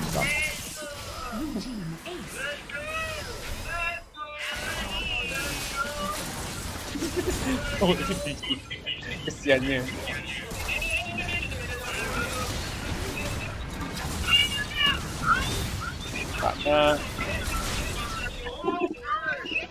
Woohoo! GG.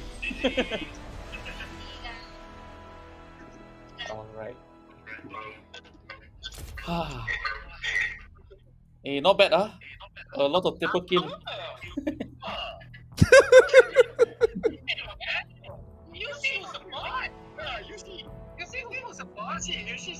Triple kill for Contra, triple kill for Mustacho, triple kill for Ikuto as well. Not bad at all, bro.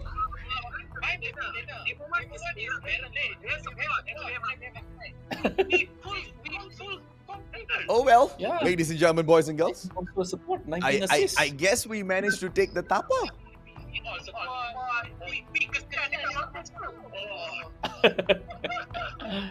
Oh, okay. I guess we are better as a team than to face off each other. I know, right, bro? Yeah. Okay, good carry in the match, bro. All right, GG. All right. So I guess we shall continue with what we do. We most definitely shall. What a crazy ARAM match that was, ladies and gentlemen, boys and girls. Unfortunately, when the casters unite, after all of that beef between them, the rest cannot stand a chance anymore lah. That's right, and well, Ikuto did quite a number of damage alongside with Mustacho. So, yes, you say you're a newbie in the Rift, we welcome you to join along the ranks of some of the best out there, and definitely putting the numbers up with a lot of good kills. So, yeah, kudos to you. You're gelling in pretty well to the game. No, appreciate it, man. But I didn't expect to see that Renga as well as the Ramos combo. that was quite lucky, if you ask me. That was really, really nasty. Like, I was just so focused on making sure the cat stays out of place. Like, I don't care if I die, I just want to lock somebody out.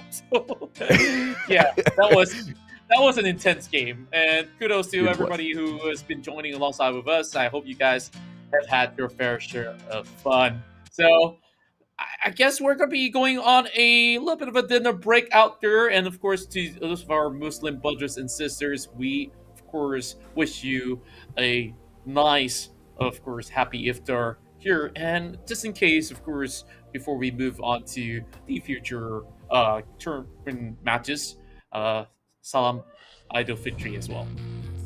Absolutely, ladies and gentlemen, boys and girls. Contra and I will be right back at about 8:30. Catch you then.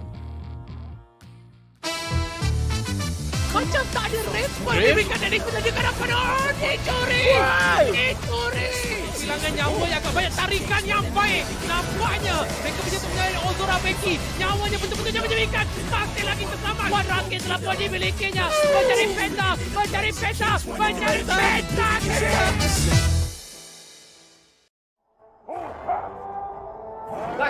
Nice. Alright, go. Down first. Can. Alright, down already. Nexus. Alright, okay. Nice!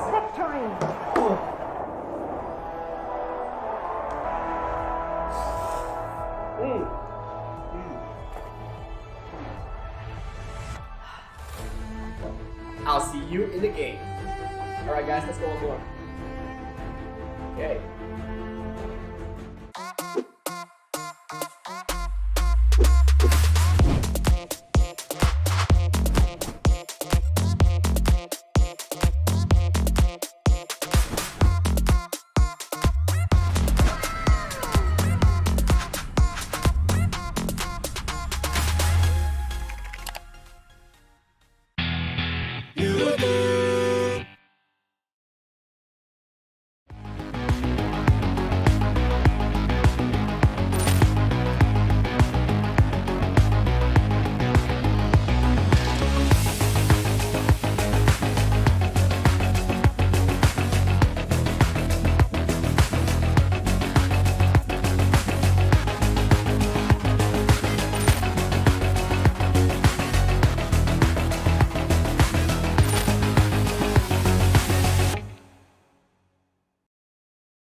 Over to esl.gg/mobile to find out more about that. So other than this title, of course, there's also a lot more other games. But today, we fixate our eyes on what's about to happen because in the C Icon Series Malaysia, there's about to be some fire being lit up throughout the Rift because we got ourselves some great games to come.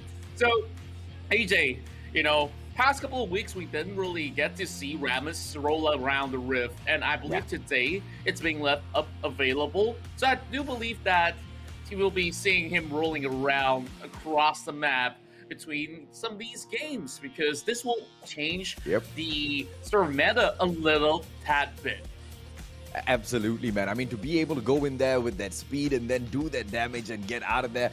But, the thing that I'm interested most in Contra is Geek Fem as well as Vijaya Dragons. How are they going to be taking their matches? Are we going to see an aggressive fight up front, or are we going to see it, a tactical chess match played out where, the two opponents just wait for each other to just make the most simplest of mistake and then go in to punish the heck out of them? Because if we thought what we saw last week with Sem9's performance was, quite close to perfection, today's going to be a whole other level of gameplay, Contra.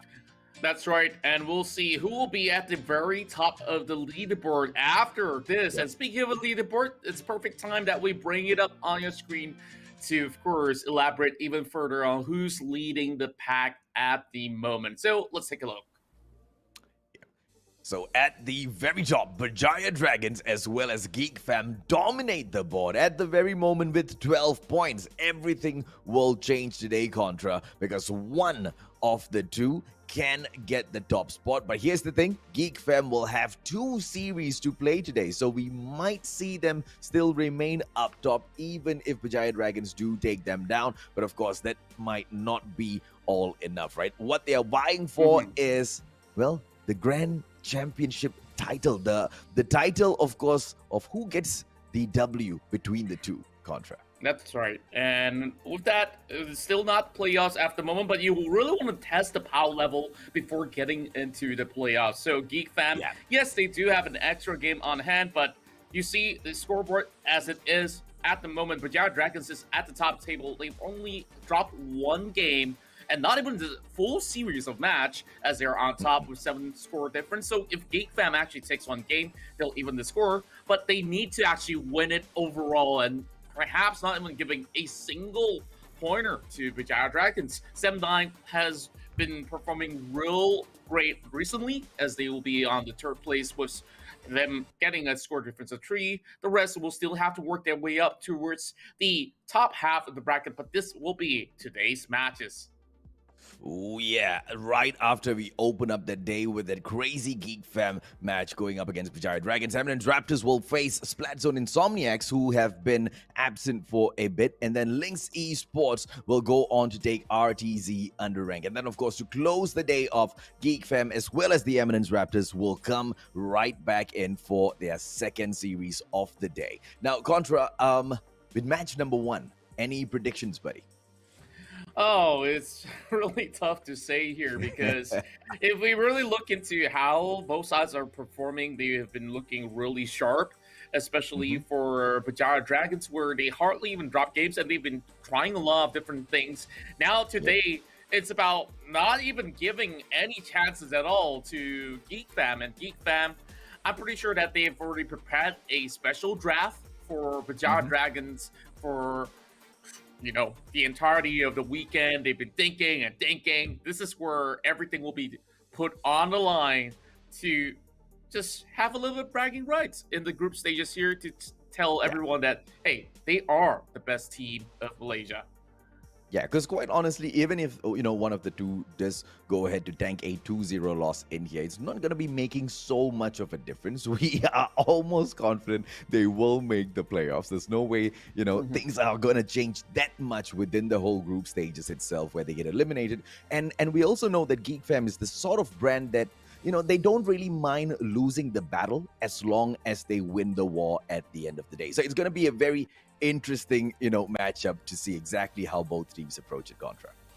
Exactly, and of course, what we really want to look at is the lineups for this particular matchup, as we'll take a look at the roster for Geek Fam. So, to start things off here, we'll be having a look at the Shank that has been a powerhouse over the top lane, or you can call it the barrel lane, Rumpel, Ozorveki in the jungle, as well as the mid lane, Momo, and Nyx over on the dual lane at bottom. So this is something that has been played out consistently throughout the entirety of Geek Fam's lineup, but for Vijaya Dragons, they usually go in for a little bit of a switch up here. So I really do wonder who will be playing against Geek Fam. And we've already seen the Shang.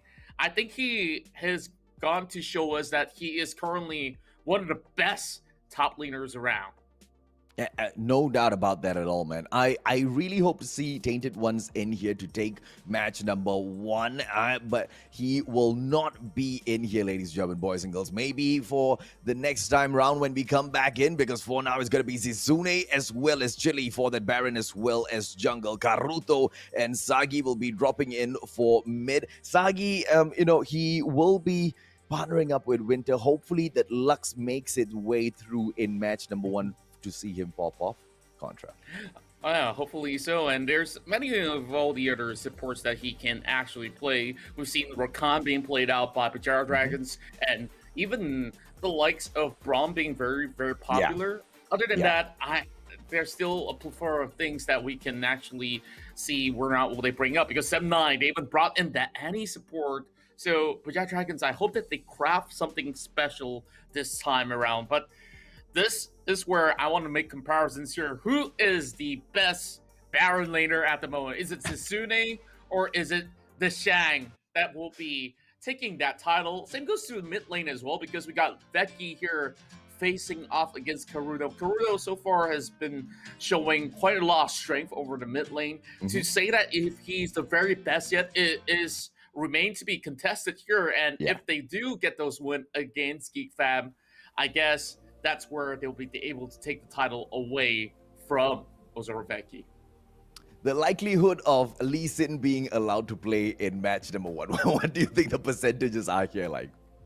I think that there is a chance, because there might just be a ban on that Rammus just to, of course, clear up the air. They don't want to face anything that's uncertain.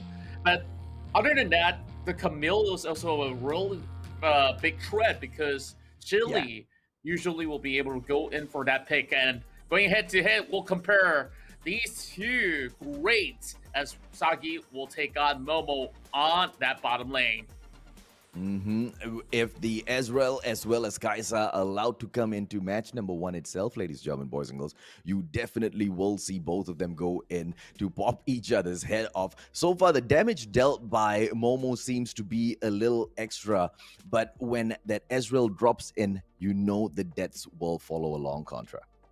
Yeah, and Ezreal, of course, does give a little bit of flexibility in terms of build, and you see the KDA is a little bit higher on the likes of Sagi. Of course, dropping 2 times isn't way too much of a big concern.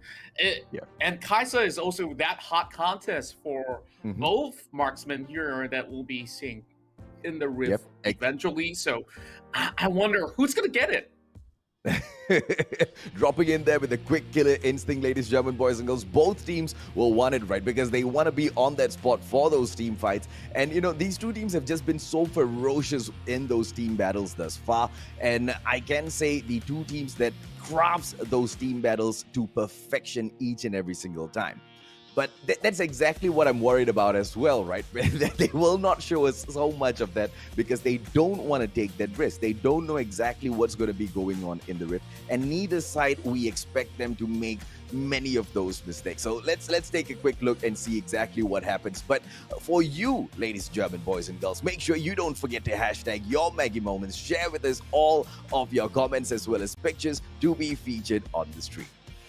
That's right, and you know, by the end of the show, usually we'll share your comments on our screens here, and make sure you keep it creative and something fun, and easily you'll be featured in the Maggie Moments. And not only that, you know, we want to, of course, connect to all of you guys real well. So how about 5 GB worth of free data from YouTube?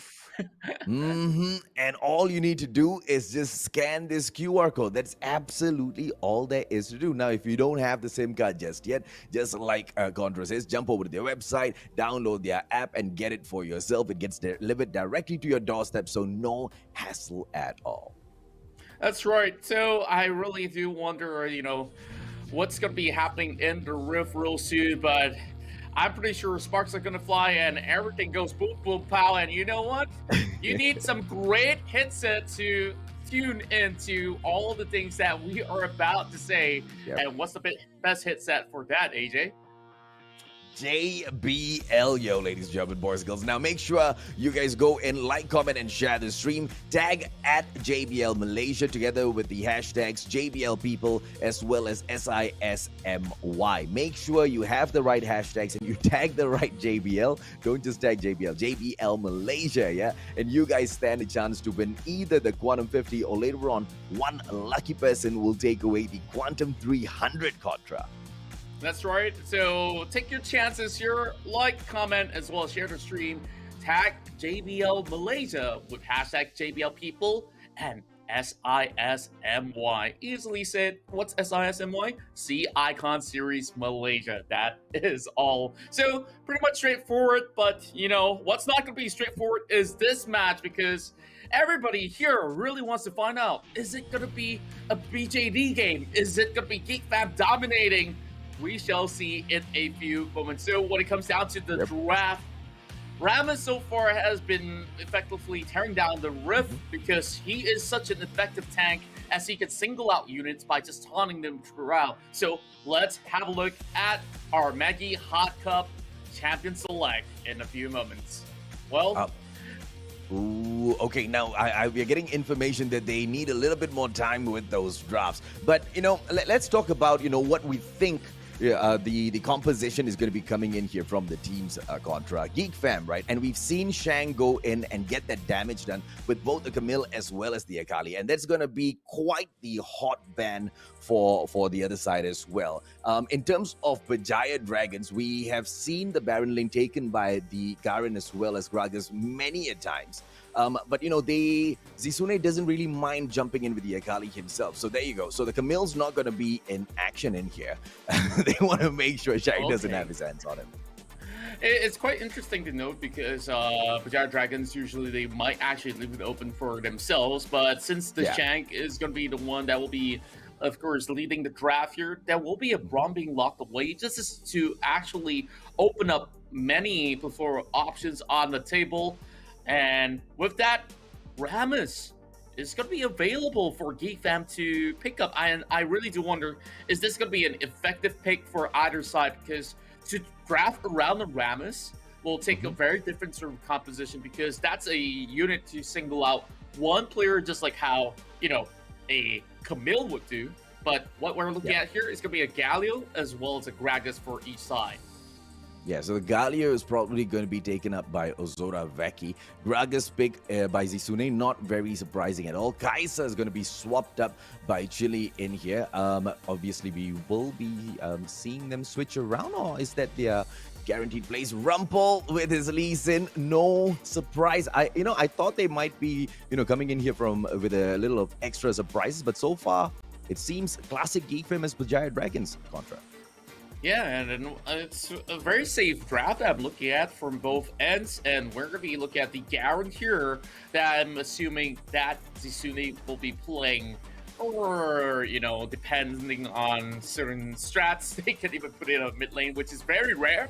I'm not hoping for that, but Sagi, they come in with the Janna, and wow, we haven't seen the Varus in such a long time. He's going to be bringing that Blighted Quiver all across with some snipes, and Darius over top lane here to face off against Garen. It is a very standard draft, so I'm assuming Gragas will be hitting in towards the mid lane.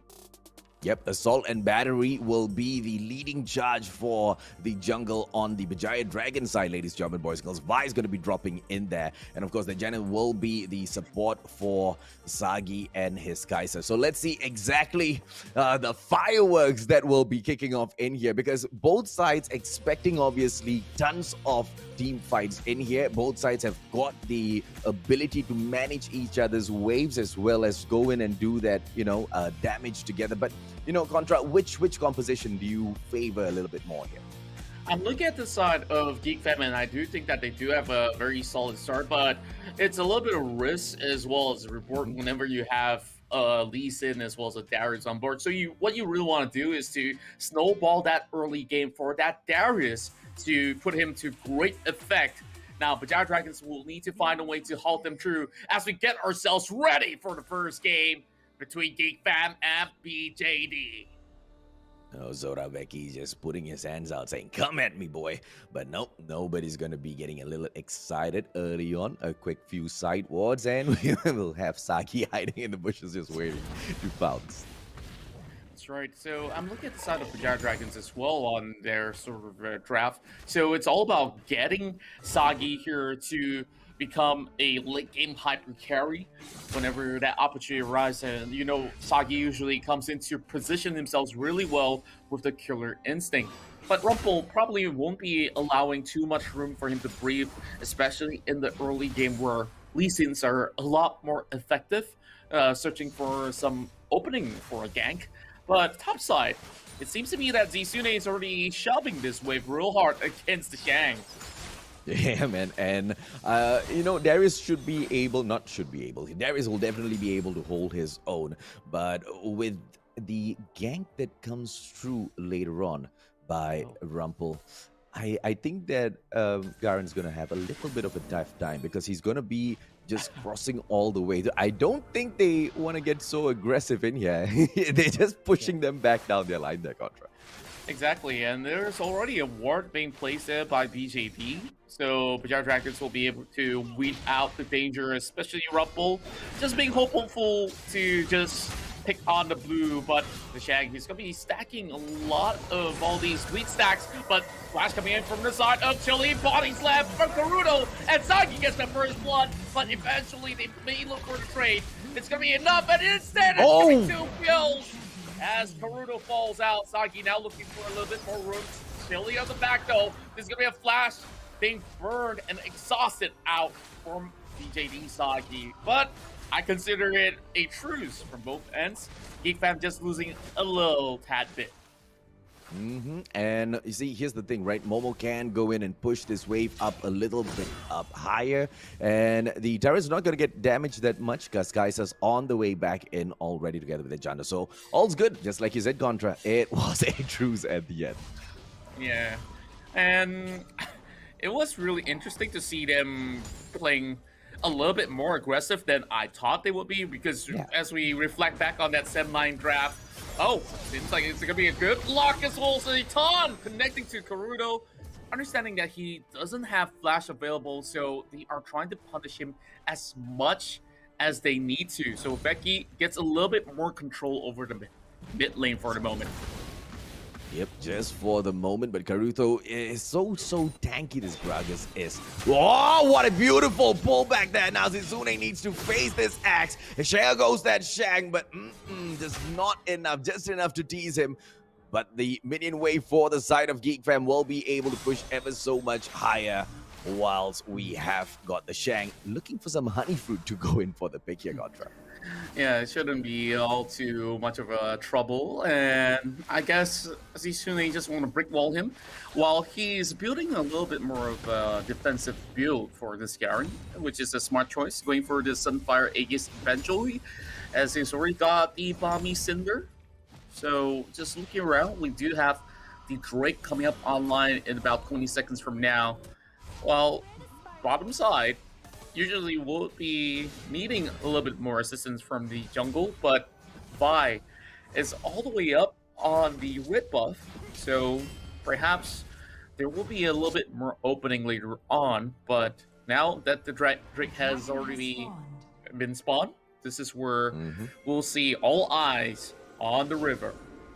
Ooh, absolutely. Now, it's going to be Rumple who goes in here, quickly dewarding the location. The Giant Dragons are already vying up for this attack. Saki's going to be hunted down. He needs to back away, but gets rooted right in place. Rumple with the slay on that guy. Some beautiful kickoff. Wow, what a way to start this off with, and that counter gank has already arrived. Was Zizune trying to look for the kill? He does need only one for Cap just to get Rumple off. So it's going to be a 2-for-1. Well, actually 1-for-1, since it's only going to be Sagi, and for some reason Winter managing to escape out of that situation, all thanks to Karuto as well as Chile that has been able to arrive on the scene now. So 4-2, and the goal honestly isn't all too far off from one another. Yeah, I mean, so far so good from both sides, right? They are not pushing and pulling too much. Each side, one side draws blood, the other takes it back right away. So they are going to be playing this balanced gameplay, but for how long? The challenge for the Drake will come through in a bit by just going in for a quick drop, seeing if or not there needs to be any work done. And yes, the answer is truly yes, because either side going in there, just too many eyes on site. Now, on that note, though, Shelly's going to be dropping in about 30 seconds, Contra. Yeah, and I'm just looking at the Ocean Drake, as both sides aren't really all too sure whether or not should they start the fight or, you know, have a little bit more safety net here to pick off this Ocean Drake. Now, the beauty of having Elise in the round is that so long as you do have a ward in place, maybe he could just swerve right in to snatch the Drake, if that's going to be possible.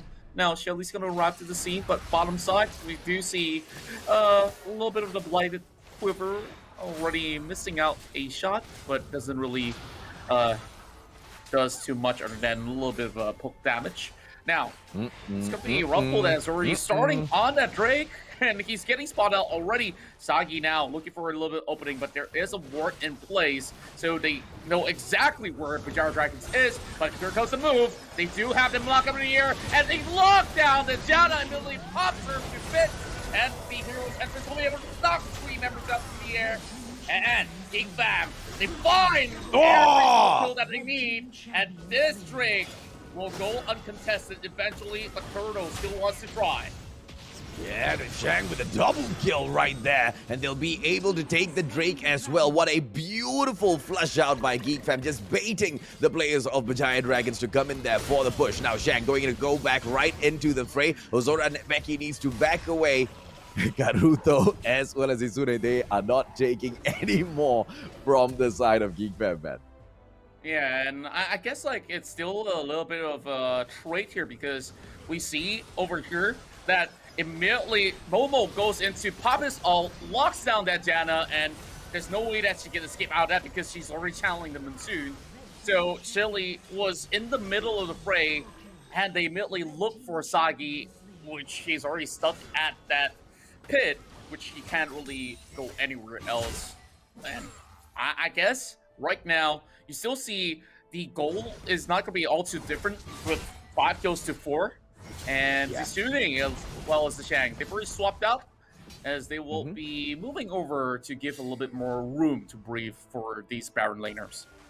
Yeah, and whilst we were taking a look at that recap, ladies, German boys and girls, Chili managed to go in and pick Shelly right up in his car, and he's just cruising around right now in his own jungle, waiting to see if Shelly would like to go out and say hello. Zisune jumps away, needs to back away from this contest because Shang, with the backup of his minions, a little bit too OP right now, and the turret's gonna be attacked. Zisune on with that HP. No! I was just about to say no honey fruits for the pickup for him. Yeah, we do see one item for a majority of these players here being completed. And over on the Geek Fam side, we have a Trinity Force for the Darius, Guardian Angel very early on for Rumple. And looking at Momo, he will be able to build onto the Blade of the Ruin King so that he can tear down any tanks as well as shred more percentage HP for every single auto attack that he does land. And same goes to the likes of Sagi. Yes, they do have the hit list on this marksman of Bajar Dragons for most of the case. So he has to eventually build either the Quicksilver Sash so that he doesn't really get locked out, or just buy a Stasis enchant that will be able to buy him maybe a few seconds in some of these team fights. But both sides are doing very casual laning, not really putting all too much of all these high priority. But Scuttle now on a contest, and they look for Rumple. That's going to be him getting flustered out. And for BJD, they just get a little bit more gold by taking down the Scuttle. Ooh.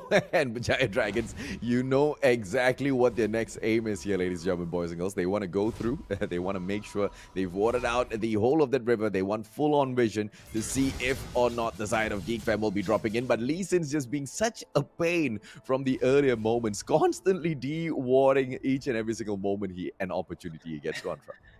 That's right, and this is where map control is really vital, and that's where a lot of all these players were thinking, oh, should I actually go into switch out my ward for the scatter?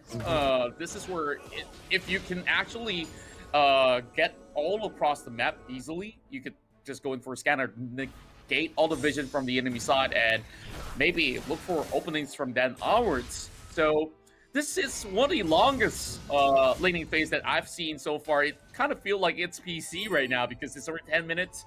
Not a single turret has dropped. But in moments time, we will see another Drake coming up. And that's going to be the Mountain Drake over on the lower side of the river. Top side, we're not really expecting much of a kills happening anytime soon.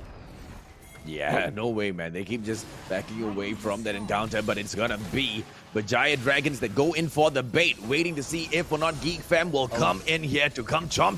Nyx just fires off a couple of shots, but will back away, and they might just lose this Mountain Drake, ladies, German boys and girls. But here comes Rumple, should be able to flash in, but what a beautiful hit back, and Vi will take it for the side of Giant Dragons. Yeah, he pops up explosive cast perfectly in place, but over mid side, they do open up the turret, and that will be a root on top of Zisune as he will force to engage. And here comes the Assault Battery on top of the tank. Hero's entrance as well, knocking off the 4. My goodness, what a turn of time. Rumble one more hit here as he will be able to save his Guardian Angels. Rebecca going in to look for a little bit more room, but I guess this is going to be both sides disengaging. And wow, what a clean game. They trade a turret for the Drake, and that's a smart move from Geek Fam, getting a little bit more control of the map. Oh, absolute perfection. They told the Giant Dragons, you want to go in for it? Go right ahead. We've got better targets in mind. And, you know, they will go on to drop towards Baron Nashor in here, but they cannot go in an attempt for it just yet, ladies, German boys and girls. The Giant Dragons a little too dangerous. Rumple needs to back away from the situation as well. By dropping in there for the quick assist, Janna will have to drop back out as well. Oh my. It seems like Geek Fam here has been able to break out all the tier 1 turrets all across. So this is where it's concerning because they haven't been able to actually get any sort of openings, but maybe with one good team fight, Vajara Dragons can still turn things around, while Gold Lead is heavily favoring Geek Fam for the likes of securing the first turret and the rest of it as well. So that's where the bulk of the money is at. Now, Vajara Dragons over the top side here, taking one turret up, and Chili tries to actually get a little bit of room. Spots out Rumble as he teases him that by dashing in and out. Yeah, I just love what Rumple, faked out for Winter, right? He just goes in for the recall, makes Winter think that, okay, fine, if you're going to back away, I'm going to back away as well. Winter backs away, bye-bye turret. Perfect gameplay coming in from that Lee Sin. But of course, that one trade up top on that Baron lane, that's something they just couldn't prevent now, was it, Contra? Yeah, it's definitely inevitable, I guess, tit for tat, as we see these two top-tier teams here go at it. Now, look at the itemization. We do have the completion of their second core items across. Now, this is going to be a very offensive build for this Galio, as he's already got Rod of Ages already scaling. The more time it takes, as it will cap with more HP to give. And Rebelon's death cap here being completed. And Becky is looking for a certain item, which is going to be the Lishbane. Interesting enough. So with that proccing with his passive, he will be able to actually snap some HP bars off of Vajara Dragons, depending on whoever he catches. But just look at Sagi, he's also got the static shiv as well. So he can actually do a lot. Oh my goodness! A flash body slam! And Becky immediately goes into the scene here. Hero's entrance on top of the other players. But this will be a cue to call. The Shang coming in from the back as he is already TP'd in. Well, he didn't really use the TP, but he has already walked across. And BJD, of course, having flash pop from their marksman, Momo won't be by himself and Infinity Edge. So Momo now will be skilling a whole lot more. And recently, Varus have been buffed up for quite a lot. And it's great to see him coming back to the pro scene. Yeah, so Karuto was in there as well. Beautiful body slam just to go in there for that engage, and then flashes away to make sure he, survives this. But, the engagements from both sides in here coming close to perfection, Contra, but things are not going to end the same, because the next objective that drops in here, the Infernal Drake, is a huge pickup for both. And here comes that either flush or that fight. The force might just come through from that Gragas. Yeah, and before he's spotted out Becky as he's standing on top of the Scuttle Vision, and Rumple is going to be rushing across, and he's going to be looking for room, but Sagi is going to be the main pickup here. Kill Instinct as well as the Hero's Entrance dropping right in. 3 members of BJD get slapped and done, and the Shag is looking in for it. That will be a kill on Ajana as the Shag is trying to pull everyone across, and they've already got so much room, and they will call for Baron instead. Whoa, what a freaking play from Geek Fam. Now, there's nothing this Gragas can do, ladies and gentlemen, boys and girls. Together with Zusune, all they can do is just sit back and watch. Rumple in here. He can go in for that smite as well. Nobody will be able to steal it from them. Baron will allow them to go in for a full-on push. And for 13 more seconds, they can run this map and they can do all of the damage that's needed. Yeah, let's have a look at this replay once again, because Momo, he just snares them all in place and there's no way to run. And that Vi went in for assault and battery right when that Hero's Entrance dropped in. So these 3 players that were caught out in that era, it was all a trap being set perfectly by Geek Fam. And speaking of which, oh my goodness, we're going into another fist fight. Oh, and they take the Infernal Drake as well, giving them the boost in power. And bye-bye, Chili. That Vi gets taken out of the equation as well. They might just get them. Sagi tries to survive for just a little while more. Geek Fam, they don't want to go in for the full-on push. Why? The damage can still be done. Here comes Ozora Veki with a wave of his own. They are going to lose 2 more turrets back-to-back. Sagi can only stand and watch, ladies and gentlemen, boys and girls. And this might just be a push all the way through to the Nexus. Bye-bye, says Geek Fam, as they take game number 1. Wow, just some great executions across the Rift, and Geek Fam secures their very first pointer here in the best of 3. And it really looked like a stalemate in the mid game, but hitting it towards just slightly across the later part of the stages, it was a few executions that really didn't went as well according to a plan of Bajara Dragons, and they got absolutely punished for it. And such a swift move. Instead of taking the Drake, they saw, okay, if it's going to be a 5 versus 2 scenario anyways, that Drake's going to be an easy pickup. So they went in for the Baron immediately, and that Baron power play will come into effect.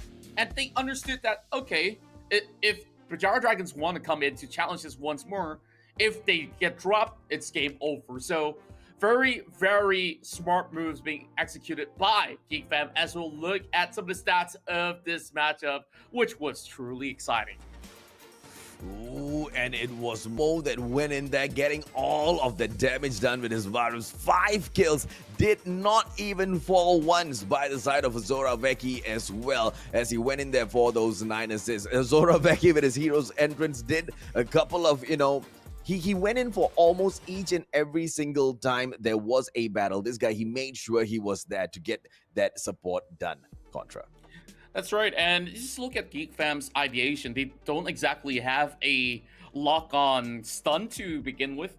But what they did is to have a couple of all these chain knockups and all these soft CCs all across, including over the bottom lane. It's kind of safe, especially when you have 2 champions that can actually snare you down at any given point in time. So you got to give credit to Linkx as well as Momo for this game being played to a really high standard, alongside with Becky that come in with 10 assists and not even falling a single time while building on a very offensive Galio. Now, we move in towards the damage stats, and the Shang, he's definitely pulling a lot of numbers out there, but it was Momo here that has been able to really hit it from ground zero all the way to the end with 20.8k.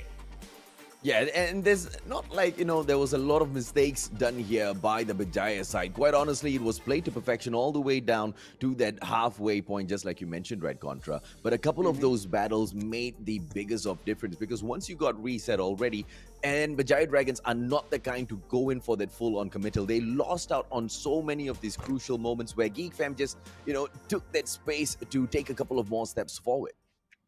That's right, and well, if this was game number 1 being won by GeekFam, you know for a fact that the Dragons will try to pounce right back, and if it's gonna go 2-0, then GeekFam will be able to take the top of the leaderboard by the very end of the group stages itself.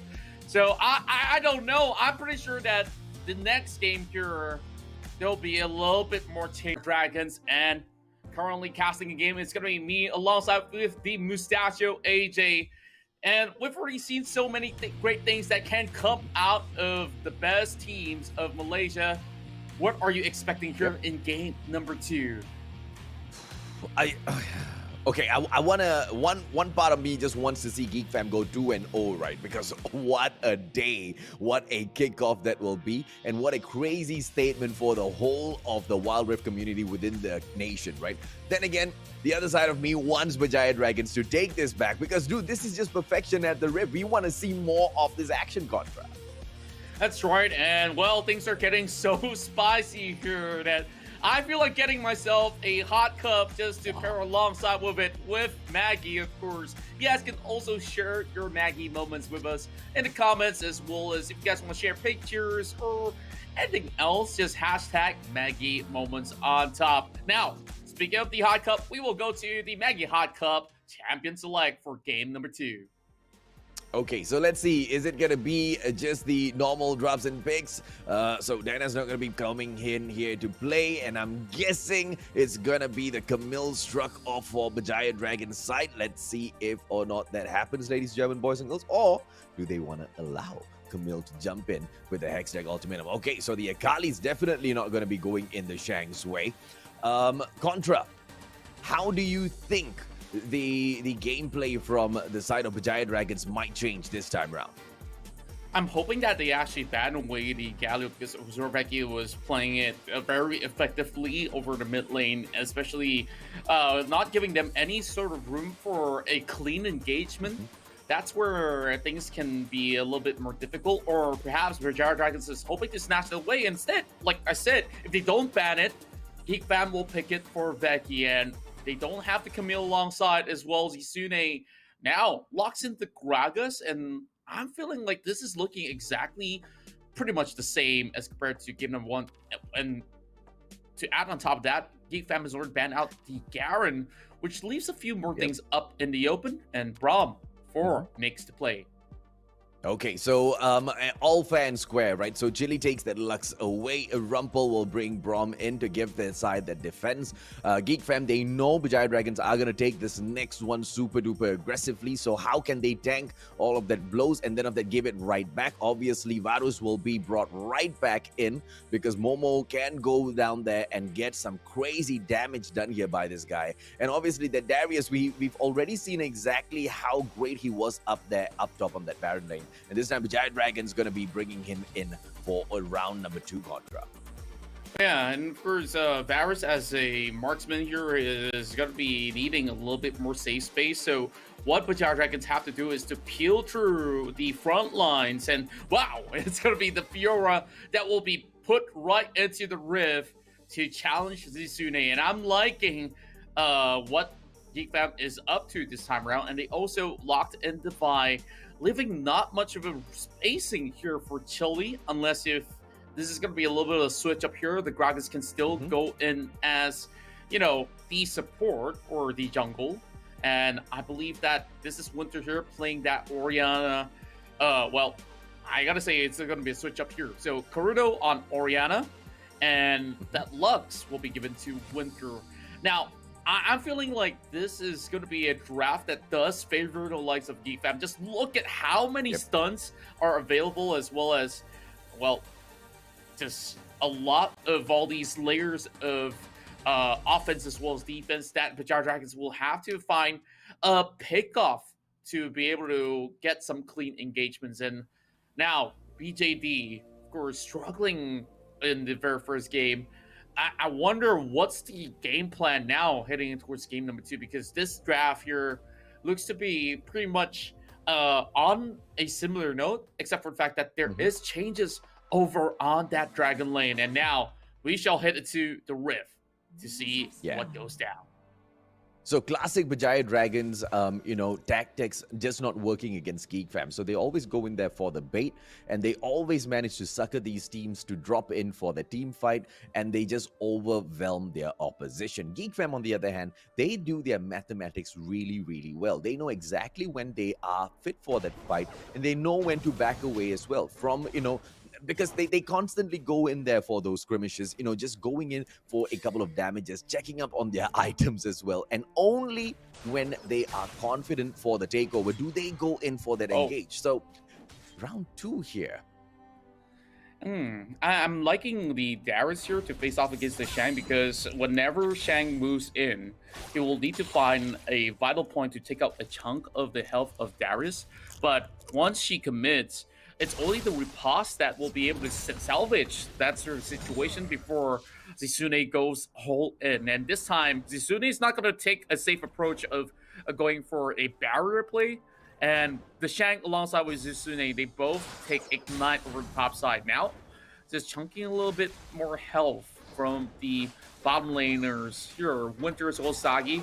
Once they do secure a little bit more room, I guess that they will be able to still have a little bit of a good pokes across the corner. Now, for Nyx, is going to have a tough time here to trade right back because of the long range, of course, harassments that will be put into place. Geek Fam now looking at the scuttle, and it's going to be a 3-on-3, and Rumble gets snuffed out, but it will be a punishment, and Geek Fam, they will get the first blood.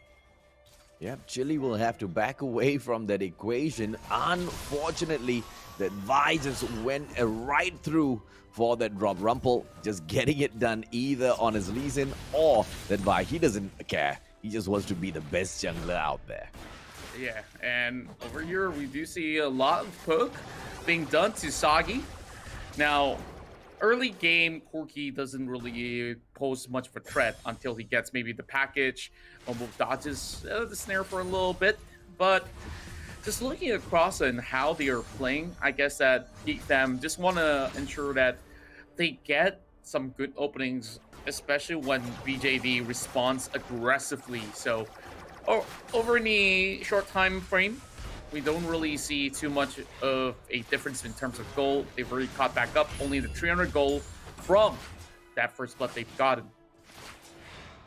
Linkx just doing perfectly to dodge all of those shots there and then return fire to perfection, ladies and gentlemen, boys and girls. And it looks like GeekFam is just going to have an impregnable force down there at that bottom lane. Of course, Vi can drop in for a quick gank, but not going to come in for any excited plays just yet, as the reset will come through from Bajaya Dragons. Why, oh why? What is the play that's going to be coming in here in a moment? Contra. Oh boy. Oh, he's going to be popping a couple of all these vital points here as he's already opened up the Grand Challenge. But I believe that the Shang here didn't really know where exactly Chili is at. So just playing a little bit more cautious as he's trying to freeze the waves right below. And Zisune now baiting him to the gank. That will still be a kill for the Shang. It's 1-for-1. But man, I didn't really expect that damage coming from the Shang.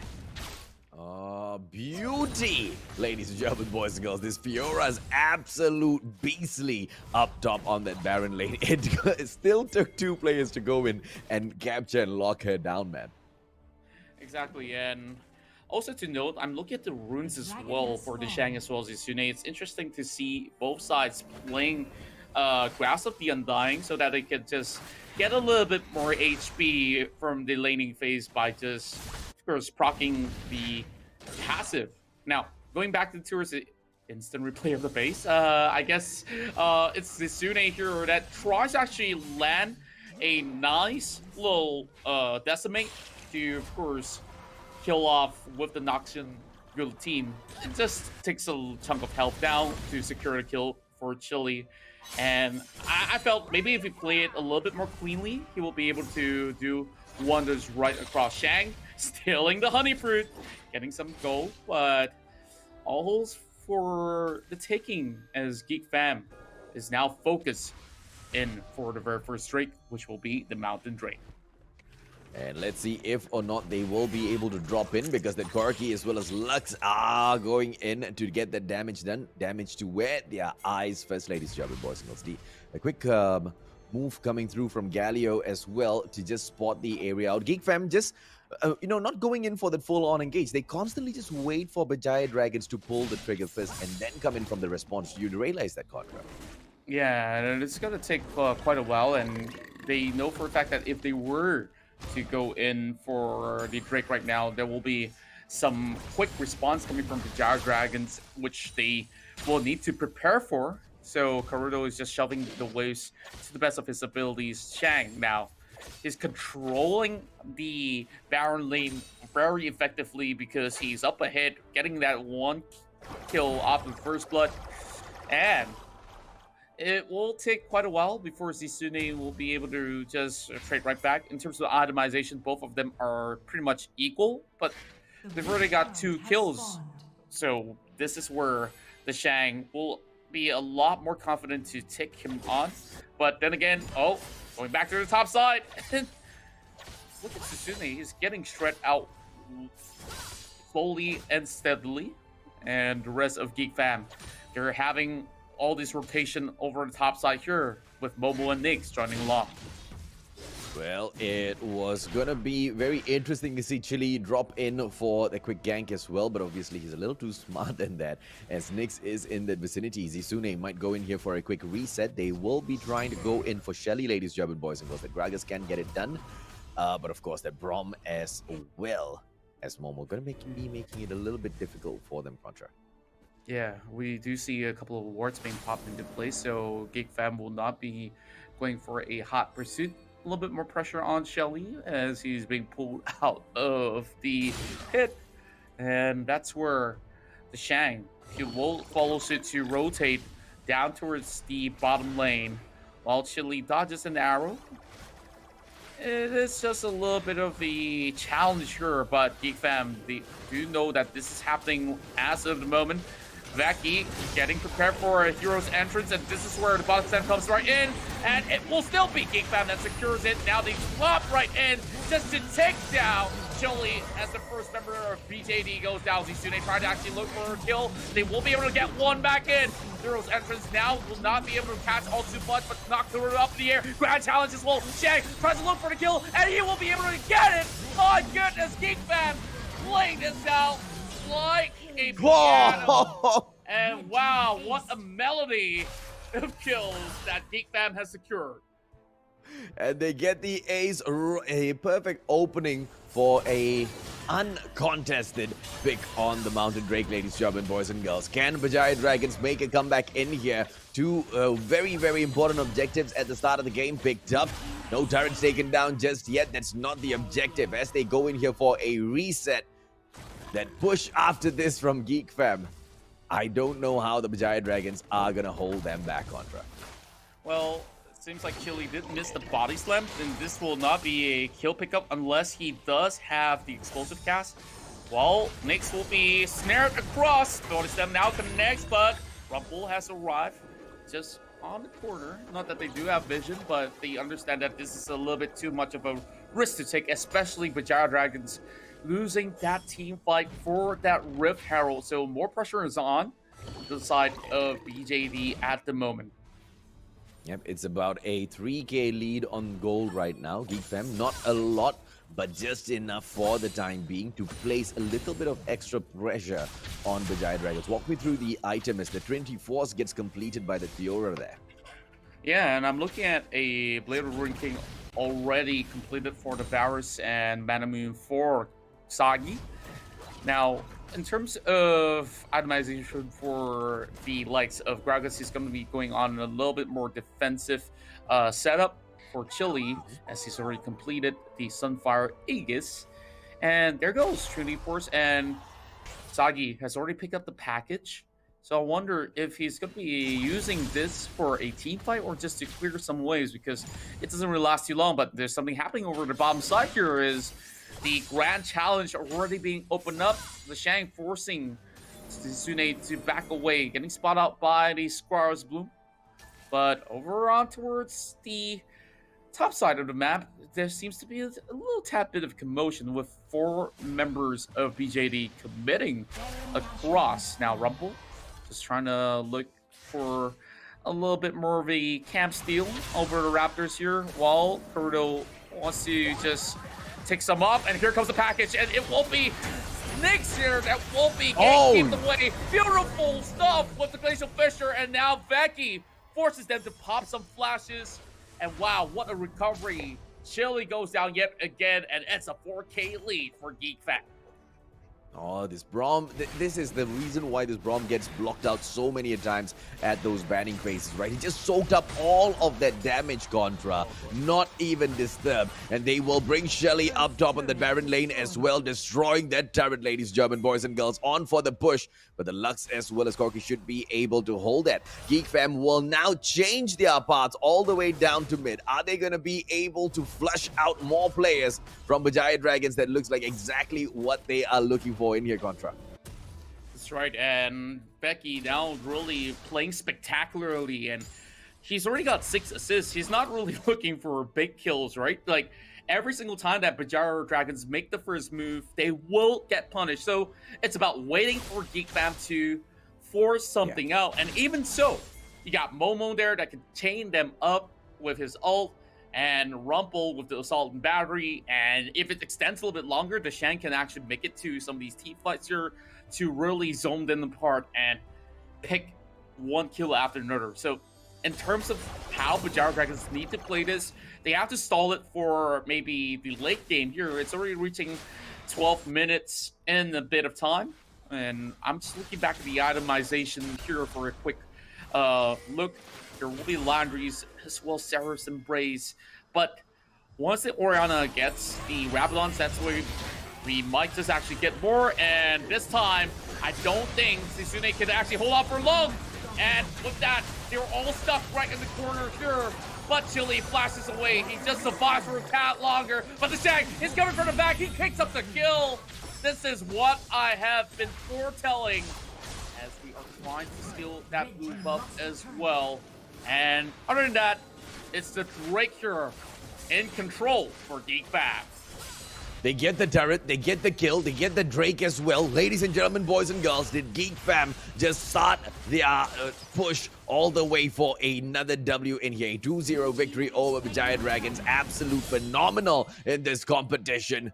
Winter will back away from this engagement as the rest of the players from Geek Fam go in for a reset. Why? Baron Nashor maybe after this Contra, they need to take down a couple of players first.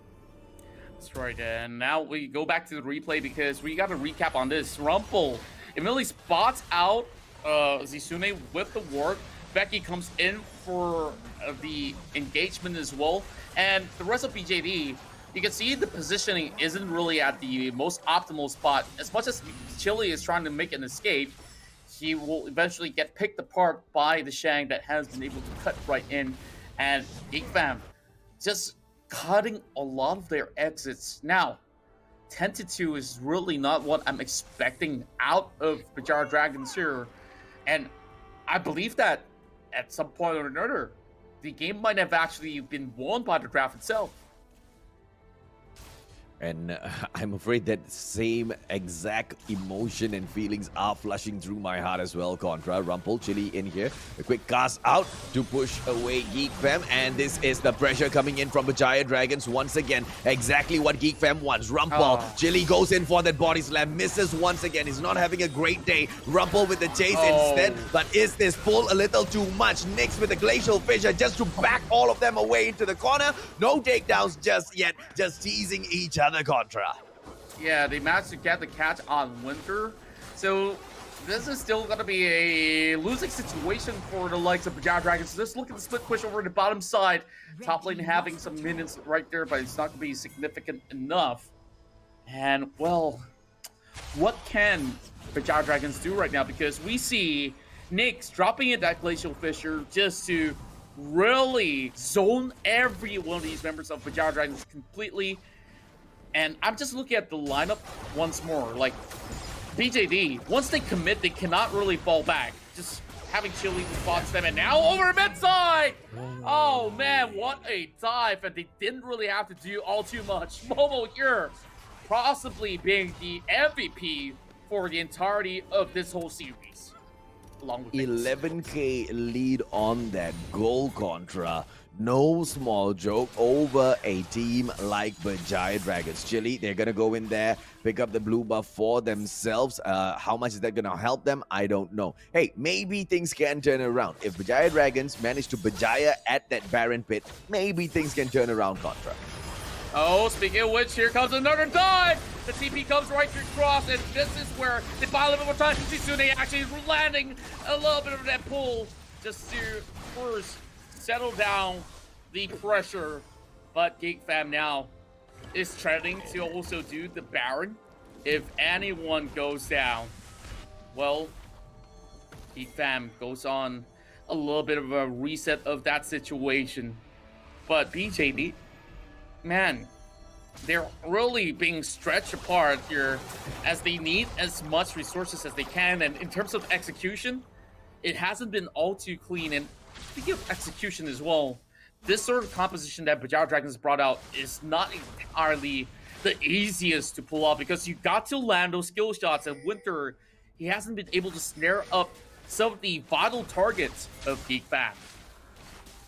And not being able to get it done, it's not just him, the whole team of Bajaya Dragons, ladies and gentlemen, boys and girls. Just today, a little, not really shining as bright. Zisune getting chased down by the Shang. Chili coming back in there for that backup, which means they will survive for quite a bit, but not now.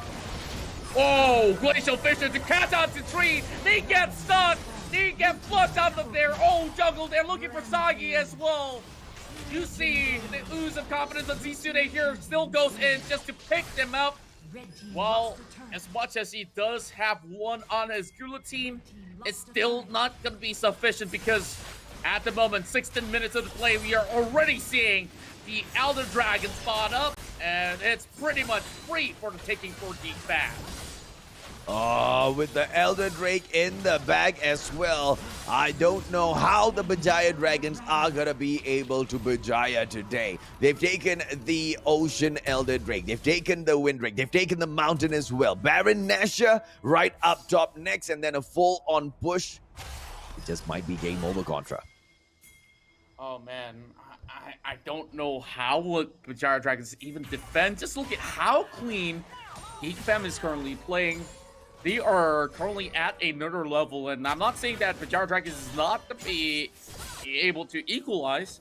It really takes a big play to buy a lot more time. And I'm just staring down at this Baron as this Zisune will be singled out by all 4 members across. What can they do? Chili now the next one on a chopping block. As you see, the Glacial Fisher actually negates it from coming right across. Rumble now getting all the picks that he needs as he tears them apart. They're falling right back, but Sagi, he does get 1 kill in return.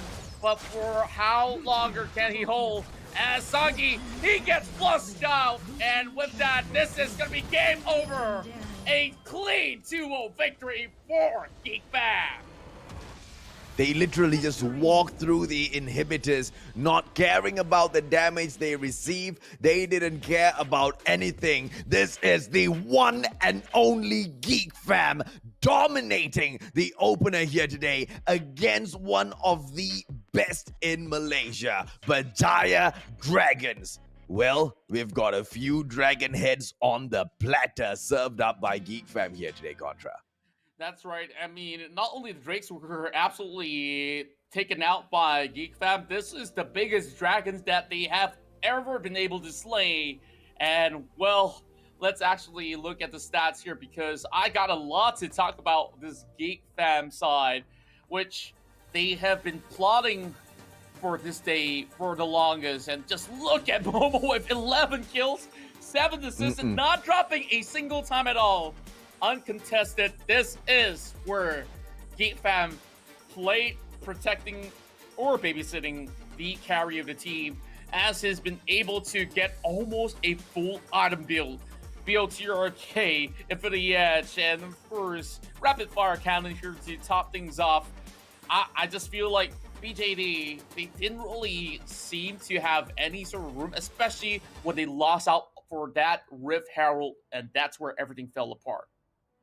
Yeah, and you know, there's nothing much for Bajaya Dragons to feel bad about because Geek Fam was just on another level of perfection in here today. Ozora Veki, with the amount of support that he gave for his team, as well as Linkx, the amount of damage this guy tanked for the team whenever, you know, the Bajaya Dragon side tried to pull them in for a team fight was absolutely crazy.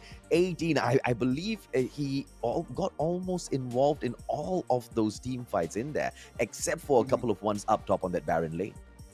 Exactly, and the Shang, he's also been able to really force Zisune to pull every cards that he has. And look at the ban that Bajara Dragons actually pulled into this whole equation. It didn't really benefit them because they themselves banned out the Akali. They've also banned out the Camille, which doesn't leave that much room for Chili as well as Zisune. And Geek Fam, what they had to do was just to take out that Garen, as simple as that. So right now we're looking at 21-4 and damage across the board. Yes, Sagi has been able to dish a little bit here and there, but it's nothing as compared to what the overwhelming forces of Geek Fam could have possibly put out throughout the Rift. I mean, the bans were targeting Shang very specifically, and that just backfired tremendously on the Bajaya Dragons today because Momo stepped up to that plate. His Varus was crazy from the get-go. 2 games back-to-back. If anything, Varus should have been blocked off of the list after game number 1. That didn't happen. Geek Fam domination today, Contra. That's right, and I guess they definitely take something out of the playbook from the likes of 7-9 because last week, we saw them actually playing on Ashe, where you see, usually when it comes down to marksmen, if they don't really have mobility, they will be compensated with a little bit more crowd control, and that snare is just lethal when it comes down to a team fight because it spreads across the members that are nearby from one another. So if this continues to happen, I'm thinking that this Varus can easily become the meta for the moment. So, Geek Fam taking that 2-0 sweet victory. I'm pretty sure Ozora Veki will have a lot of smack talk to really put out. So, with that, let's actually hop over for a little bit of recap for what happened throughout Game 1 as well as Game 2. Yeah, so in game 1, Shang going up against the Zune, the Garen had quite a tough time going up against the Darius, man. Oh, and this was the team fight that, you know, we thought would change everything, but it was just a slap on the wrist for both sides, Contra. Yeah, I absolutely agree. Like, it definitely went down to an even scoreline. That flash has to be popped from Soggy, and they were forced to retreat. So, considering that, this is where GeekFam actually gets slight advantages here. And Momo, just look at him locking down that Janna, and they already know that, okay, this is going to be a little bit of a lost cause. They will have to give this one up, and Chili was this position alongside with Soggy that was stuck on the corner all by himself. So, GeekFam, they could easily secure the Ocean Drake as soon as they won that team fight. Yep, excellent. And of course, right after that, the Infernal Drake as well. And, you know, they weren't allowed to drop in anywhere close, Vijaya Dragons.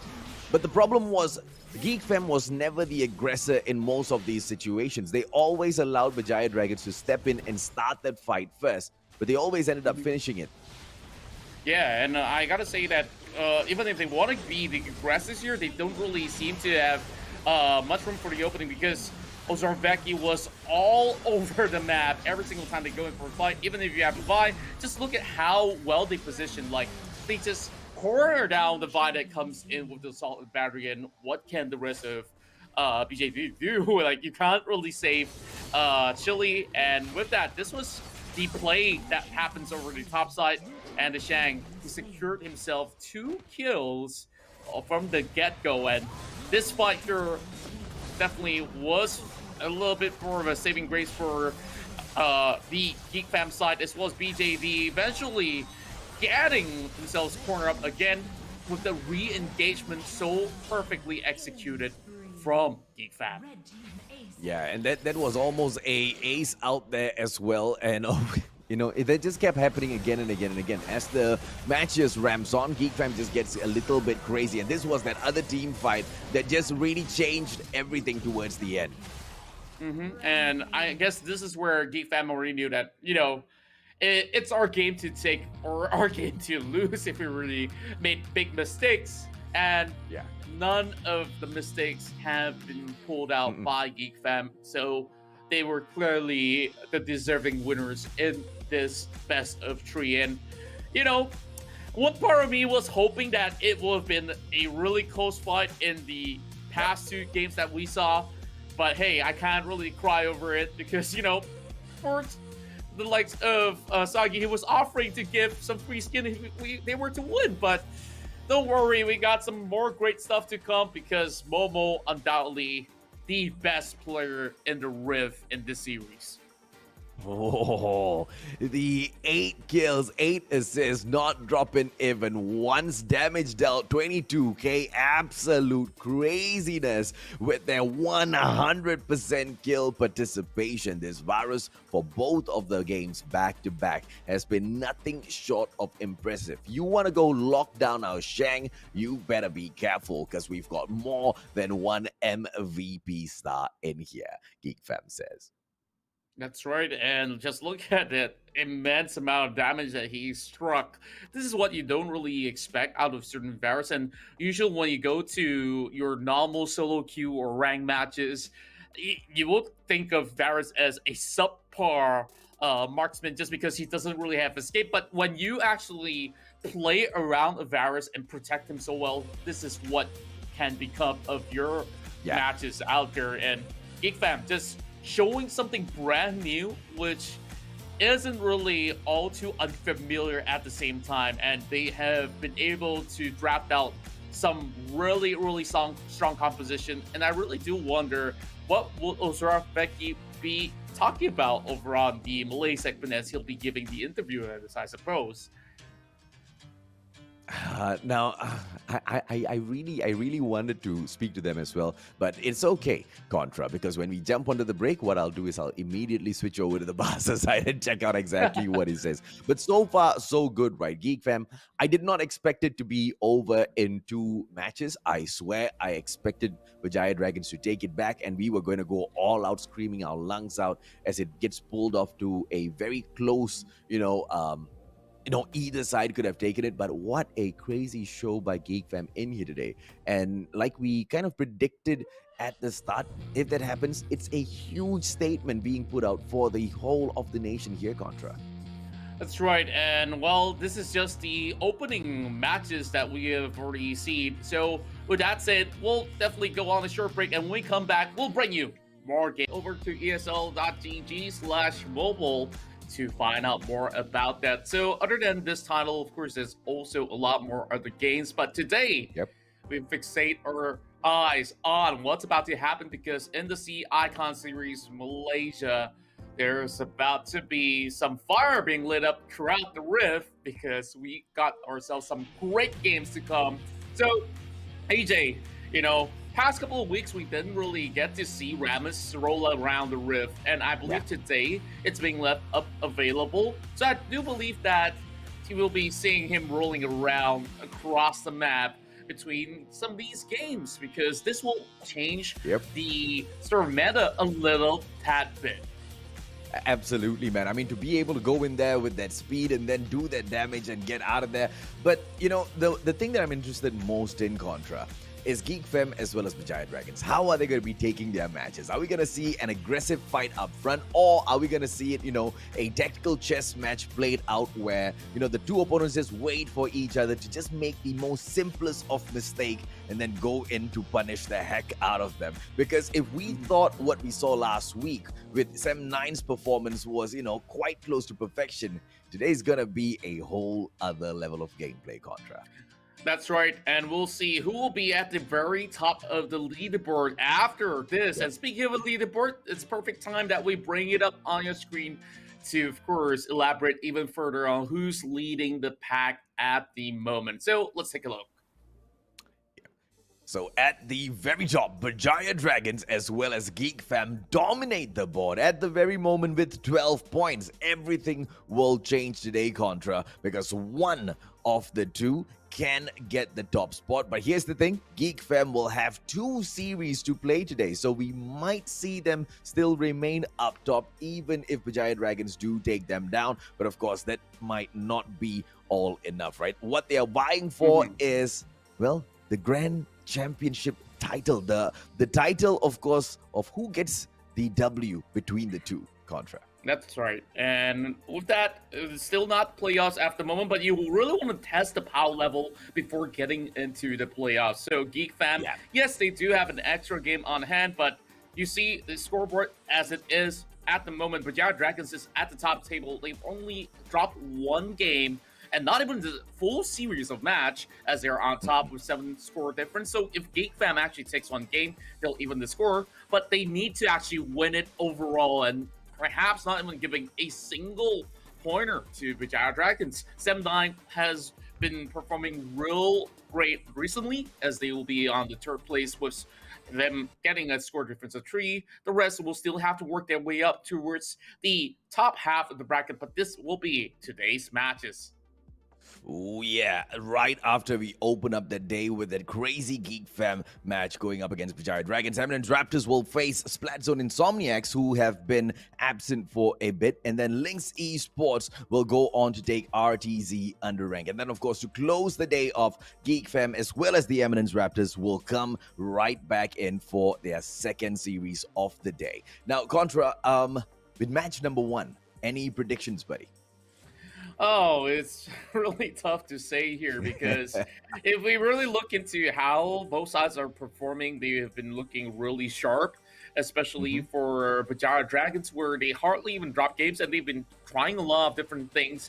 Now today, it's about not even giving any chances at all to Geek Fam. And Geek Fam, I'm pretty sure that they've already prepared a special draft for Vijaya Dragons for the entirety of the weekend. They've been thinking and thinking. This is where everything will be put on the line to just have a little bit of bragging rights in the group stages here to tell everyone that, hey, they are the best team of Malaysia.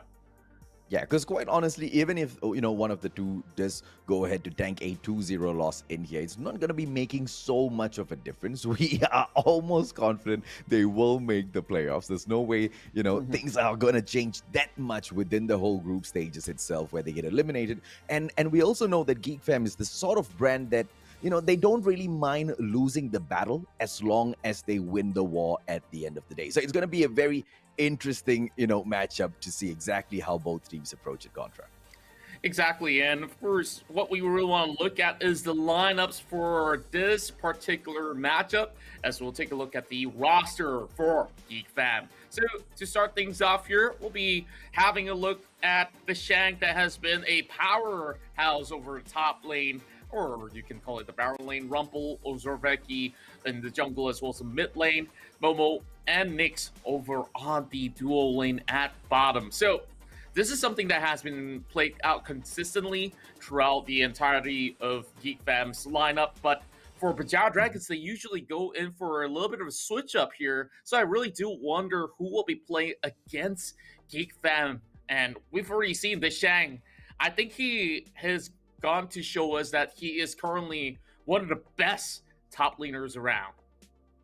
No doubt about that at all, man. I really hope to see Tainted Ones in here to take match number 1, but he will not be in here, ladies and gentlemen, boys and girls. Maybe for the next time round when we come back in, because for now it's going to be Zizune as well as Chili for that Baron as well as jungle. Karuto and Sagi will be dropping in for mid. Sagi, he will be partnering up with Winter. Hopefully that Lux makes its way through in match number 1 to see him pop off.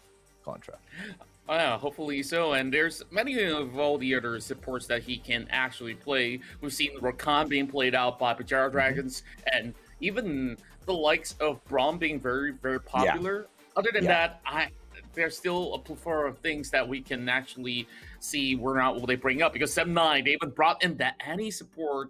So Bajau Dragons, I hope that they craft something special this time around. But this is where I want to make comparisons here. Who is the best Baron laner at the moment? Is it Zizune or is it the Shang that will be taking that title? Same goes to the mid lane as well, because we got Veki here facing off against Karuto. Karuto so far has been showing quite a lot of strength over the mid lane. To say that if he's the very best yet, it is remain to be contested here. And if they do get those wins against Geek Fam, I guess that's where they'll be able to take the title away from Ozorveki.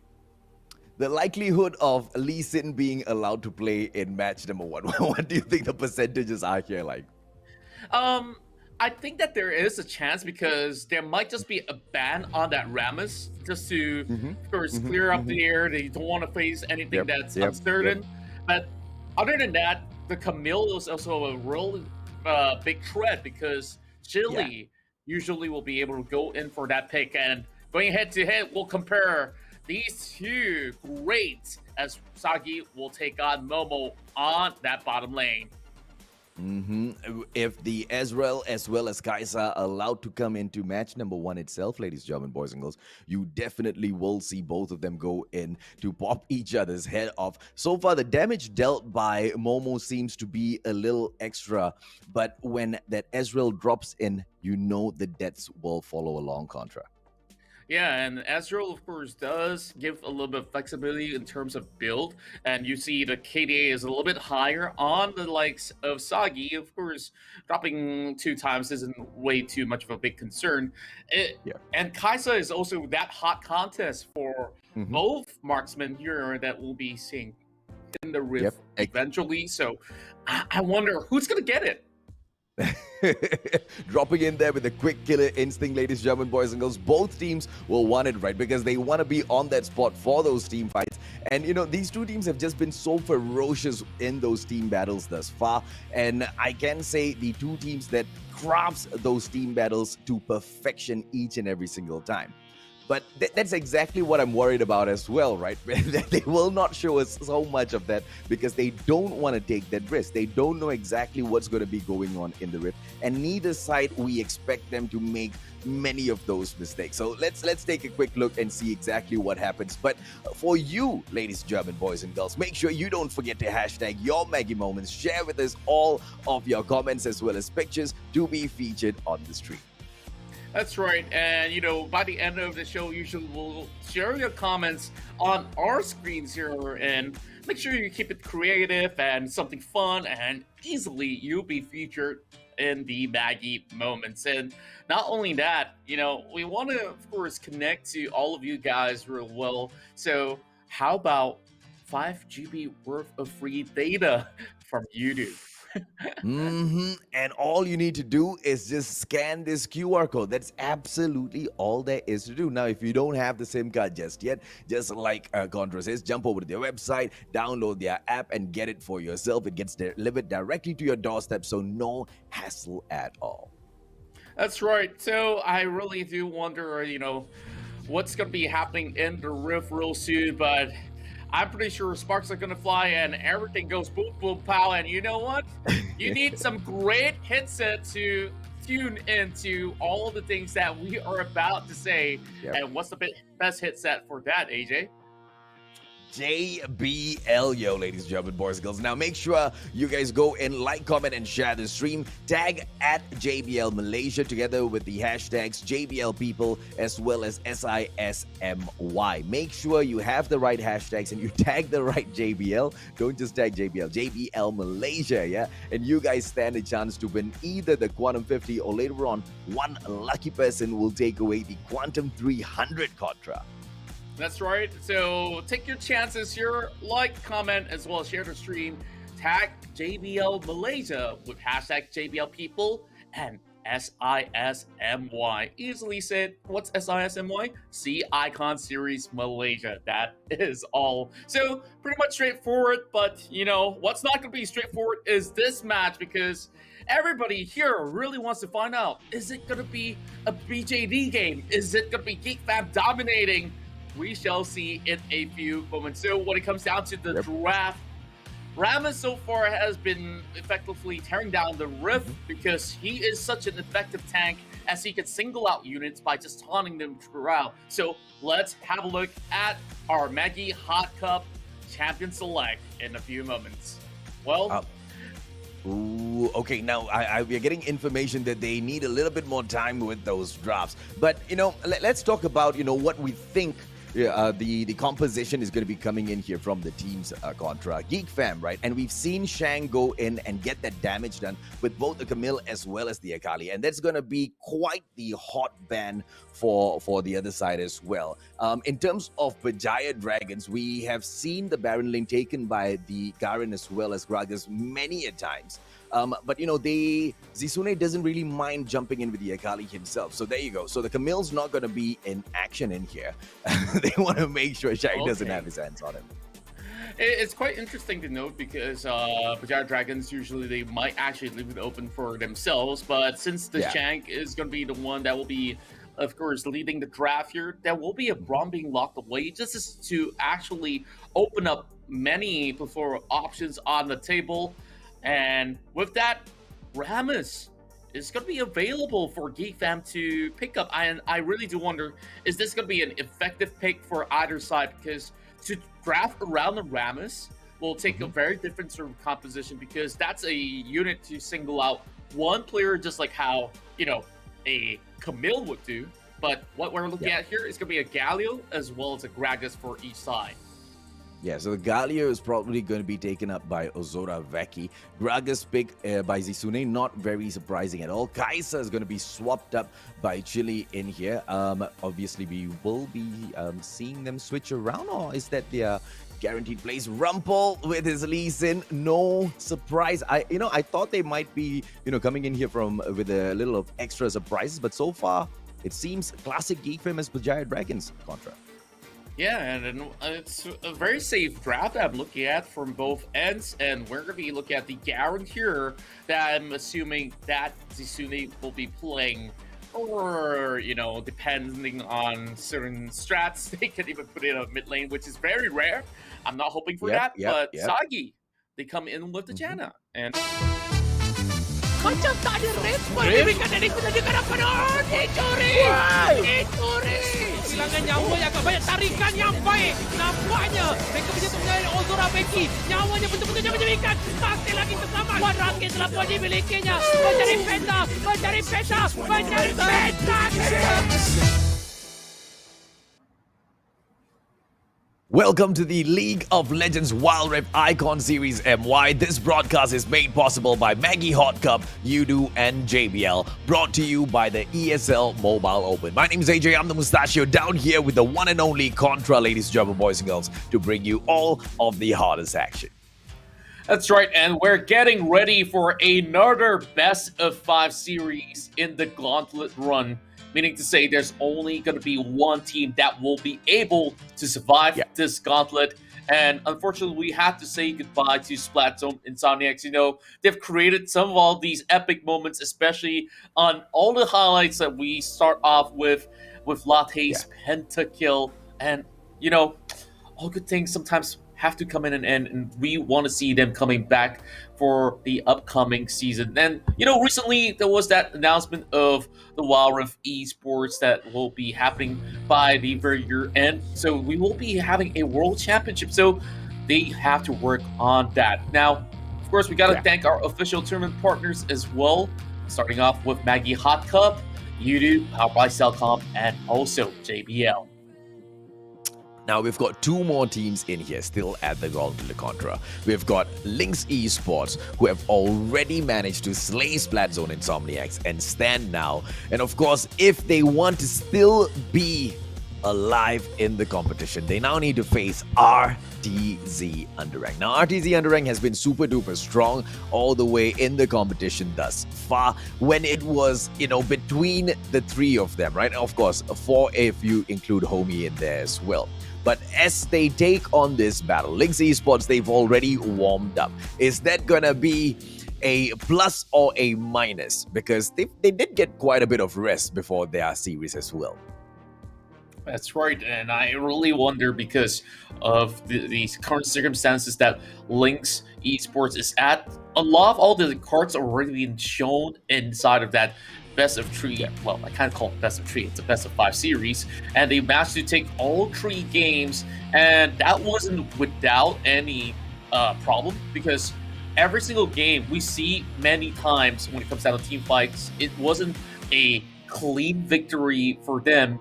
And it really took a lot of effort, especially coming from Emotion, that's been their main playmaker of the entirety of the series. Absolutely right. Now, of course, there were the strats that they kind of learned a few things with the matchup with Splatzone Insomniax as well. That they discovered themselves that they wanted to kind of fix before they go into the match with RTZ Underank. But before we go in to explore that a little bit more, we've got a little bit of a competition here between champions now, don't we, Contra? Yes, we do. And you guys can also join in the poll because we are going to have a standoff between 2 champions. And who will it be? Let's find out. So, tell us, who would you guys be voting for in this Champion Select?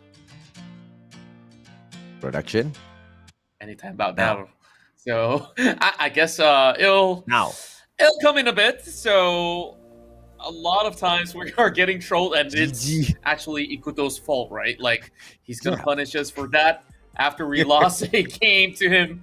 But now, here we are. Ezreal or Kaisa for your marksman. Who is your favorite? It's such a hard decider. Tough one. Between the two. So if you were to select, who will it be? I would pick Ezreal, man. I feel like, his moves are slightly easier to pull off. With Kaisa, you really need to, there's a little bit of decision making as to when you recall your feathers as well. So I feel like I'm not ready for that level just yet. Yeah, I guess Kaisa is maybe a little bit more direct. There's no skill shots involved other than, the second spell where you just have to aim. Other than that, the killer instinct is definitely very, very useful to get into a position of fight or defend yourself with a shield. I really do prefer the Ezreal because I'm a guy who likes to style on them and land all my skill shots. So if I get a cross-map true shot barrage, I already will feel like an MVP. Now, the choice It is already yours. explains. Go ahead, vote it on ESL Asia or ESL Malaysia on the chat. Yeah, that explains exactly why all of the matches that I've dropped in with an Ezreal, I've lost. I haven't been pulling off those skill shots. I've just been going in there button mashing so far, Contra. All right. I mean, I guess practice makes perfect, you know. So Fair keep enough. going at it. So you guys can keep shooting your shot. Now, you guys can also shoot us a little bit of an answer here because we dropped you a question much early on. So size doesn't mean anything. Which champion says this line? So, Which? AJ, you got the answer.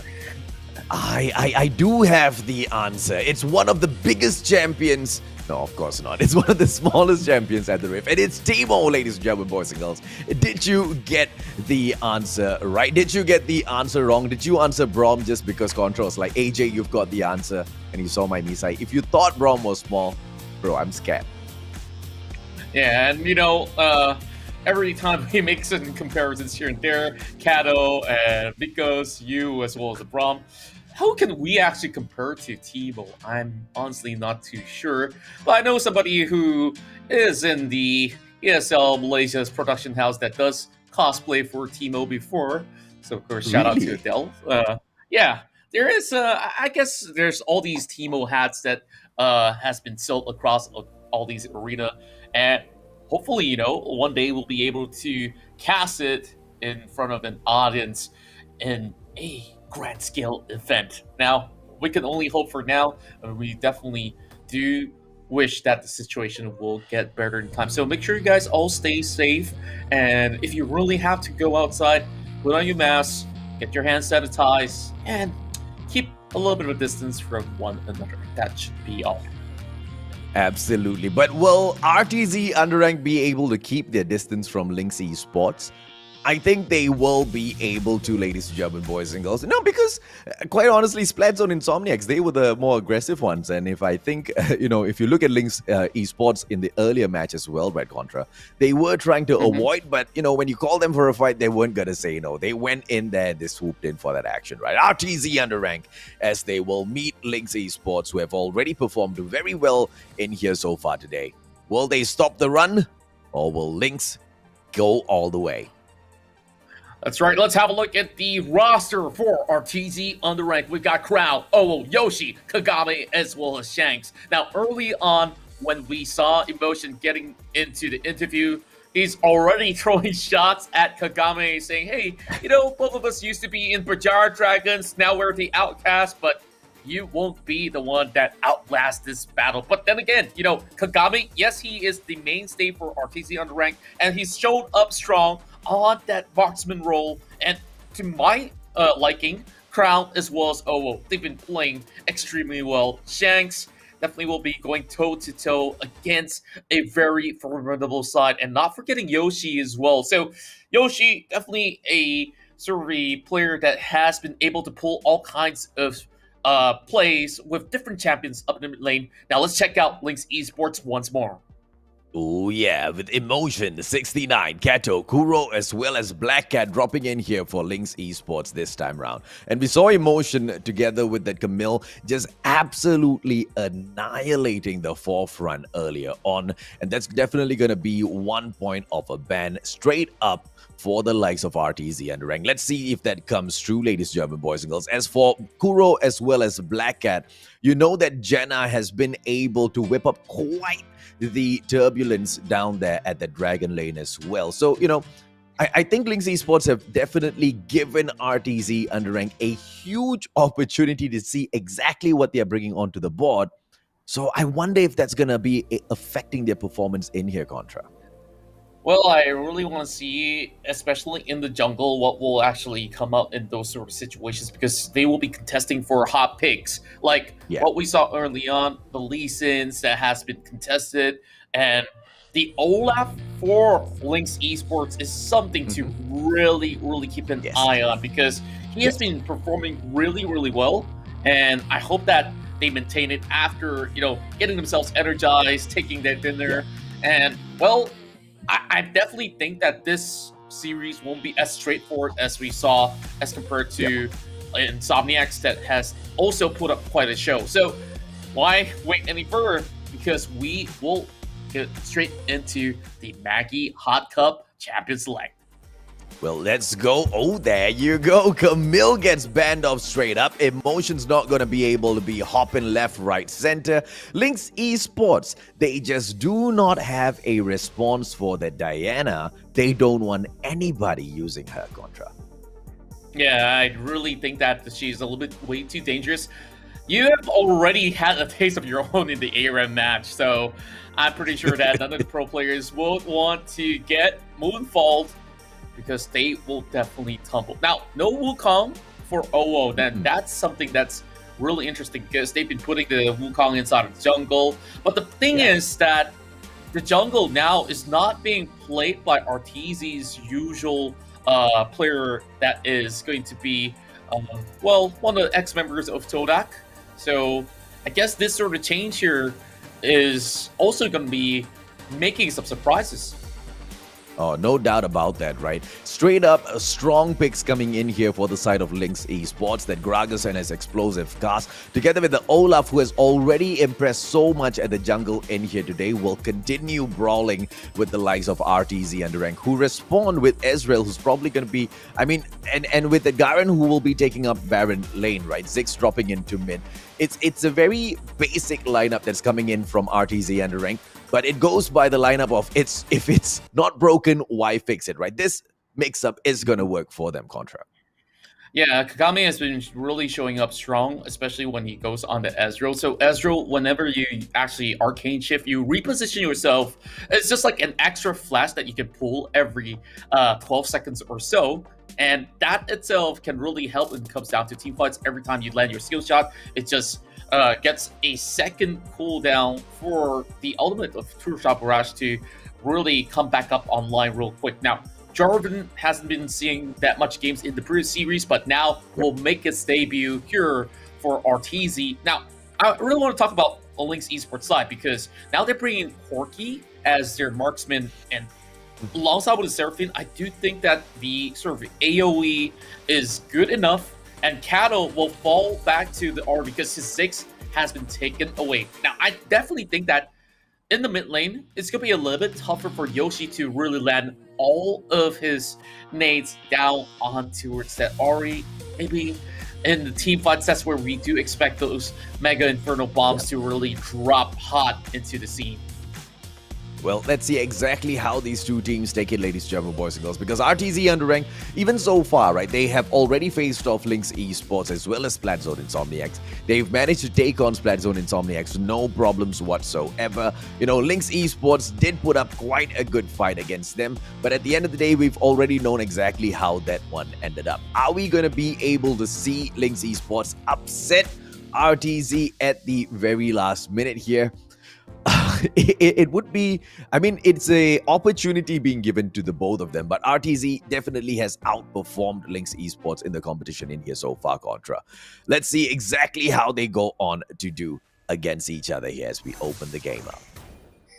And it's going to be a little bit of an aggressive opening coming from Arteezy Underank. They tried to go in for a little bit of a scouting invade, but as soon as they spot out that Seraphine, they are not going to be looking to pursue any longer, but that's going to be a one-shot landing on Black Cat. And Kagame, he's got mana to expend. He's honestly not too worried about using up most of it. So now a little bit of an early aggression. It doesn't really hurt all too much, but up here, it's emotion that is dishing out quite an enormous amount at level 2. Okay, now let's see if or not that Gragas will be able to continuously, pressure Crown and his Garden away. It's going to be Kato, who seems like he's having a little bit of a problem holding that Ziggs down. Well, I guess at early level for Ahri, you don't really want to spend too much mana just poking out your enemy and especially for Ziggs, you know, you gotta also respect his territory. He can also come in to trade right back. You don't want to get too close until that satchel charge actually push you towards that Ziggs or even under the turret. Now, heading in towards the early atomization, I'm assuming that the top side for Crown, he'll be looking for an early Sunfire Aegis so that he can just do a little bit more AoE subtle damage from the item itself. Although, securing that Scuttle, and I guess it's going to be a one piece for each of them, while 69 has already been spotted out by the ward and he immediately clears it. Okay, now let's see exactly how well does Kuro take care of Black Cat here, because, you know, that Seraphine should be able to become quite a pain from the mid-game section onwards. Oh, Crown taking on quite a bit of damage here from Emotion. He does not want to get in a little too aggressive. Olaf is there in the vicinity for a quick gank as well, and he will make his approach to catch Crown out of position here, ladies and gentlemen, boys and girls, but not going in for the commit. Garen will have to retreat. I guess it's going to be a little bit more difficult for them to actually get anything out of it because Crown still has his flash attack. I guess that's the best scenario, but oh boy, it's a flash committed by both ends, and will rise to the scene. This should be first blood, and Kagami almost dropping low, and Shanks lands that final concussive blow for that first kill. Ooh, Linkx Esports, they were the aggressors, but unfortunately unable to take it all the way. Now 69 will go on and continue pushing his own lane up forth. The Gragas will go in for a quick reset. Kato still placing the pressure down mid. A lot of mana has already expended by Kato. He's already hitting level 6. And I guess in a few more moments, we are going to be seeing a little bit of a hot contest because the very first trick is going to be the Infernal. And I'm just seeing Kuro here, who's going to be needing a lot more money to get his hands on that Trinity Force. Same goes to Kagami, but you can already see that both ends are already landing a couple of pokes all together. And just buying a little bit more spacing here. Shanks now can be on the brush, hoping to find Cattle eventually. And if they're not careful enough, that will be a spot-on engage. And oh my, they missed that opportunity. RTT Underank could have actually caught Cattle, but they're looking for Black Cat. They're really dropping that Cataclysm. Now they're locked in place as well. Now finding another kill on top of 69 and looking for Cattle, but he will be spirit rushing away. I guess they got what they need. The drag is their main focus, but then again, there's still going to be pressure coming on, and with that, Emotions missed out that shot of the explosive cast, and I guess this will call for both sides to just fall back. That was a good engage coming in from both sides, but, you know, not going in for the full-on commit. They know they want the Infernal Drake. They cannot go in and make any mistakes in here so far. Here comes Yoshi, and the steal might come through for Shanks as well, ladies and gentlemen, boys and girls. 69 in to get that done, and the Olaf will manage to pick it up for the team. And he gets a double kill as well, taking the Ziggs out as well, Contra. And now here comes Owo. He tries to actually outlast them. There is going to be an opening space. Everyone went pretty low on this skirmish. And even my tongue is getting tight for this. But Kagami, he tries to actually secure that one. And he will be able to land that final blow. Linkx Esports, they are getting shoved behind. 6 kills in already for Artesian Underank.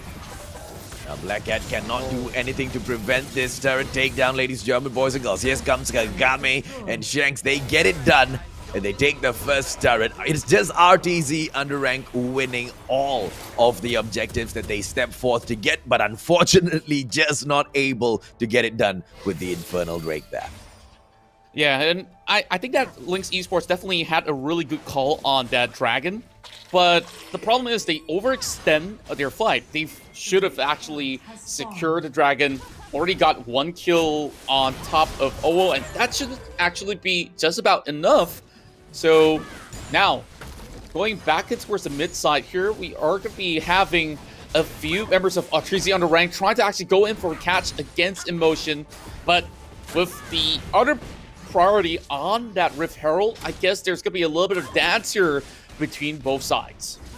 Okay, now RTZ is already in here. Now we need to look at all of the side wards that they have in the vicinity. Linkx Esports running blind in here so far, except the one that the Seraphim went in for a quick toss. Now they will make their approach. Team Linkx Esports, they will have Kagame as well as Shanks just holding the fort in here. And look at the way this Braum just steps forth, acknowledging and absorbing all of that damage with those kills dropping in and then Ziggs popping off. This is RTZ Underank at their best right now.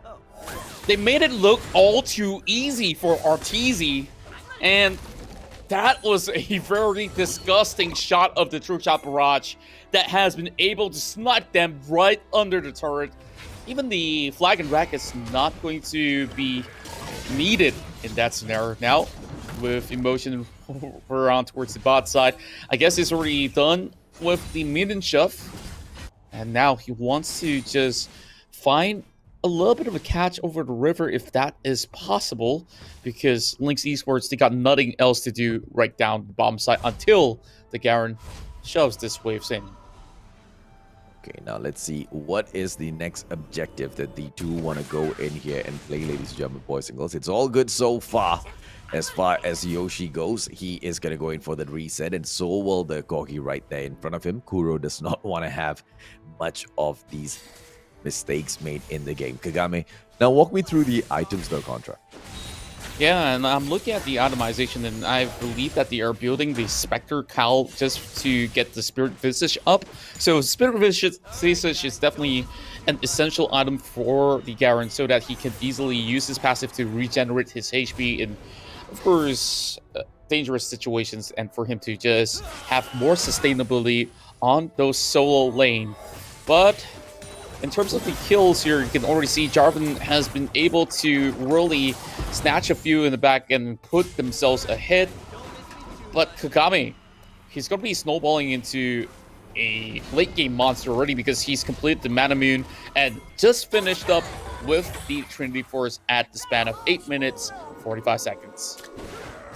Oh, it's going to be another Drake dropping in here now. It is the Cloud Drake, ladies and gentlemen, boys and girls. Let's see if or not Black Cat will be able to drag in any more players towards his side. But then again, I don't know how that's going to help Linkx Esports so far with the engagements. They haven't been able to take a great game. Kagame pushing in really close towards his ex-team members there.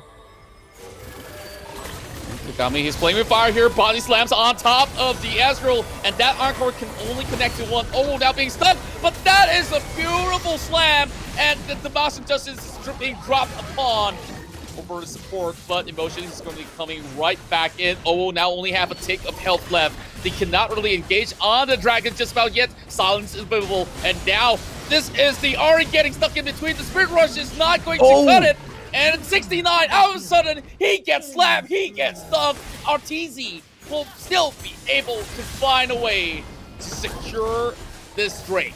Now, Crown just flushing them aside, and while they are finding it a little bit difficult to finish the job, they will still eventually secure this Cloud Dragon in favor of RTZ. And I wonder exactly how they're going to play this right now, right? Because they do not have the time to play Baron up just yet. Linkx Esports, on the other hand, will feel like, you know, they want to get a couple of objectives in here as well. Are they going to force the matter with Baron Nashor so early on, Contra? Well, I don't think it's going to be so early for them to call, especially Linkx Esports, now that they are behind. Even if they go in to steal it, I guess it does add a few extra drop of gold on their side, and they're not really in a good position to contest. Just look at the items, right? Like, yes, first core island completed for a majority of these players, and I'm looking at Black Cat. This time he doesn't seem too comfortable on that Seraphine, and that last fight, it was that Encore that could have been a very big difference maker if you can actually use it accordingly to hit multiple units. But now that Shelly is going to be arriving, this turret will go down. I don't think they should be staying all too long. Now, the rest of RTZ Underank has done their duty. They're going to be looking to open up mid-side if they could. Well, let's see if or not that pressure would be just enough, because Kagame has been doing amazing in here so far, and Gato wants no part of him. Will be dropping back for that assist from Olaf, but it's gonna break out into a full-on team fight, a 4-on-3 down mid, and they will go ahead to lose turret number 3. Oh man, Linkx Esports this time don't really seem to have any sort of grasp of the tempo that RTZ Underank is putting out. Infinity Europe now completed by the Ziggs. Not that he really needs it, but it definitely helps with the Mega Infernal Bomb, because anyone below 35% of HP will get some critical damage strike from any sources of damage that this Ziggs will pull out. So I guess it's a smart build to actually execute anybody who's low on health. Now, Rashad Barrage onto Kuro. And I'm already seeing a little bit of the signs of dent. Oh my goodness, what? 100% damage. Kagame flashes in for a possible kill, and that will burn Seraphine's flash alongside. Oh, and Shanks Kagame will be falling back, but Yoshi's in the fray already for that backup, should he be needing to fall in as well. But there will be no aggression showed by the Olaf, who will be backing away. Same thing goes with Kato as well, who needs to back away. But the aggression by RTZ Underank will be shown in here as well. They want to start on Baron already, Contra. Well, I guess it's just a teaser, because they don't really want to fully commit to this. All they want to do is just to tease Linkx Esports to come right in towards the corner, and they will be looking for a catch. And this is what I'm talking about. Calculus is being dropped right in with a Mega Infernal Bomb, and with the Damascus Dust is dropping right in. I think that they will be able to single out 2 members of Linkx Esports as they fell for the trap. Oh, beautiful, man. And the backup couldn't even come in from Linkx Esports because of that pop of Glacial Fissure from Shanks, who just keeps them at bay, forcing them to back away. Kato as well as Emotion, they can go in here for the steal. Manages the jump, pulling all of them in. But what now that you've pulled them away? They manage to reset Baron Nashor. Good play. Yeah, exceptionally well played. And now there's going to be a Spirit Rush, but on top of the package! That's not what you want to look at. And RTZ, they fight back. And I thought that it was going good, but now it's going down under. But the Emotion, he does manage to get a double kill from the back. Now he's making a run for his life. He will still be looking for Yoshi. I guess this is going to buy a little bit more time for the Olaf to come right in as well. How much time can you buy with the Damascus Justice dropping on top of your head? Oh, but now they gotta run. 69 and as well as Black Cat dropping right back in. But Crown and Yoshi, they've got the HP to fight right back. Black Cat 69 won. Nothing to do with getting taken out as well. And they'll fall right back. Very good play coming in here from Linkx Esports. But I don't know. I cannot understand why they turned around at that point to go in for the full commit. I wouldn't really call it a good play if that's the case, right? Like, it could have been a lot cleaner, not gonna lie. But I guess they were desperate for a little bit of a shutdown goal, which is pretty decent at the very least. Overestimating of what they could have possibly pulled up, and currently RTZ Underrank is going to challenge them once more. The blow of kiss does not really land, and of course, once you get to charming the unit, it does allow the art to go in for a full burst of damage. But Linkx Esports understand that this is a little bit out of reach. They would rather commit more members up in the mid lane here, trying to defend Glacial Fissure being popped alongside Mega Infernal Bomb. Look at the health bars melt! Oh! True shot bar from Kagame! Oh, what a beautiful takedown, and he will continue putting all of the damage solo, holding 2 players back. Emotion wants nothing to do with him. Owo's going to be falling right back through. Are we going to be able to see the Cataclysm hold Emotion in place? Nope, he does not. He backs away from this equation. He knows better than to get caught by these two. Kagame dropping straight in. Owo now wants to catch him right out. Emotion can back away as Kado tries to provide that backup for him. Contra. You have a ward inside of the Baron pit, so this is still going to be very risky for RTZ Underrank. Don't really want to overcommit in this assault. And I guess Crown can really take some shots because he's got that Guardian Angel anyways, right? Just a little quick look. Currently 7,000 in lead. But honestly, RTZ Underrank, they were just trying to bleed out Linkx Esports slowly and steadily. They're not really rushing to secure those objectives, so taking a little while at the very least. But Kagami, he has full confidence to just hop on towards those bot laners. And just look at it. 063, 025. It's not really that effective. Yeah, he managed to pull out the emote there, but they still managed to bake him back away from that recall spot. So I guess Linkx Esports won that little fight. We're going to be able to see them win big battles on the field itself. 69 as well as Black Cat. You know, they're prowling around. Unfortunately, Linkx Esports have fallen behind quite a bit here in terms of the number of kills that, you know, they have managed to give RTZ Underank and resetting themselves, you know, forcing themselves back in the e-commerce section as well. Yeah, and we're doing some really good shopping. Crown is quite a rich Demacian. Oh boy, look at how disgusting the damage is. That's 3 shots. And well, thank goodness, Kuro can easily walk away from that true shot barrage. Or else Kagami possibly would have actually had that full round of spells to just get that kill off with that ADC. Now Kato's gonna be coming into the scene as well, trying to actually clear off this minion waste before they break it down. Encore dropping on top of Shank as well. He does block it away. Now here comes Kato because of blocking them in place with a flash all play popped up, and everyone has to fall back. With them being underturned, they're still gonna be able to actually tank it, but with one more chance, Crowd makes it out alive with a flash.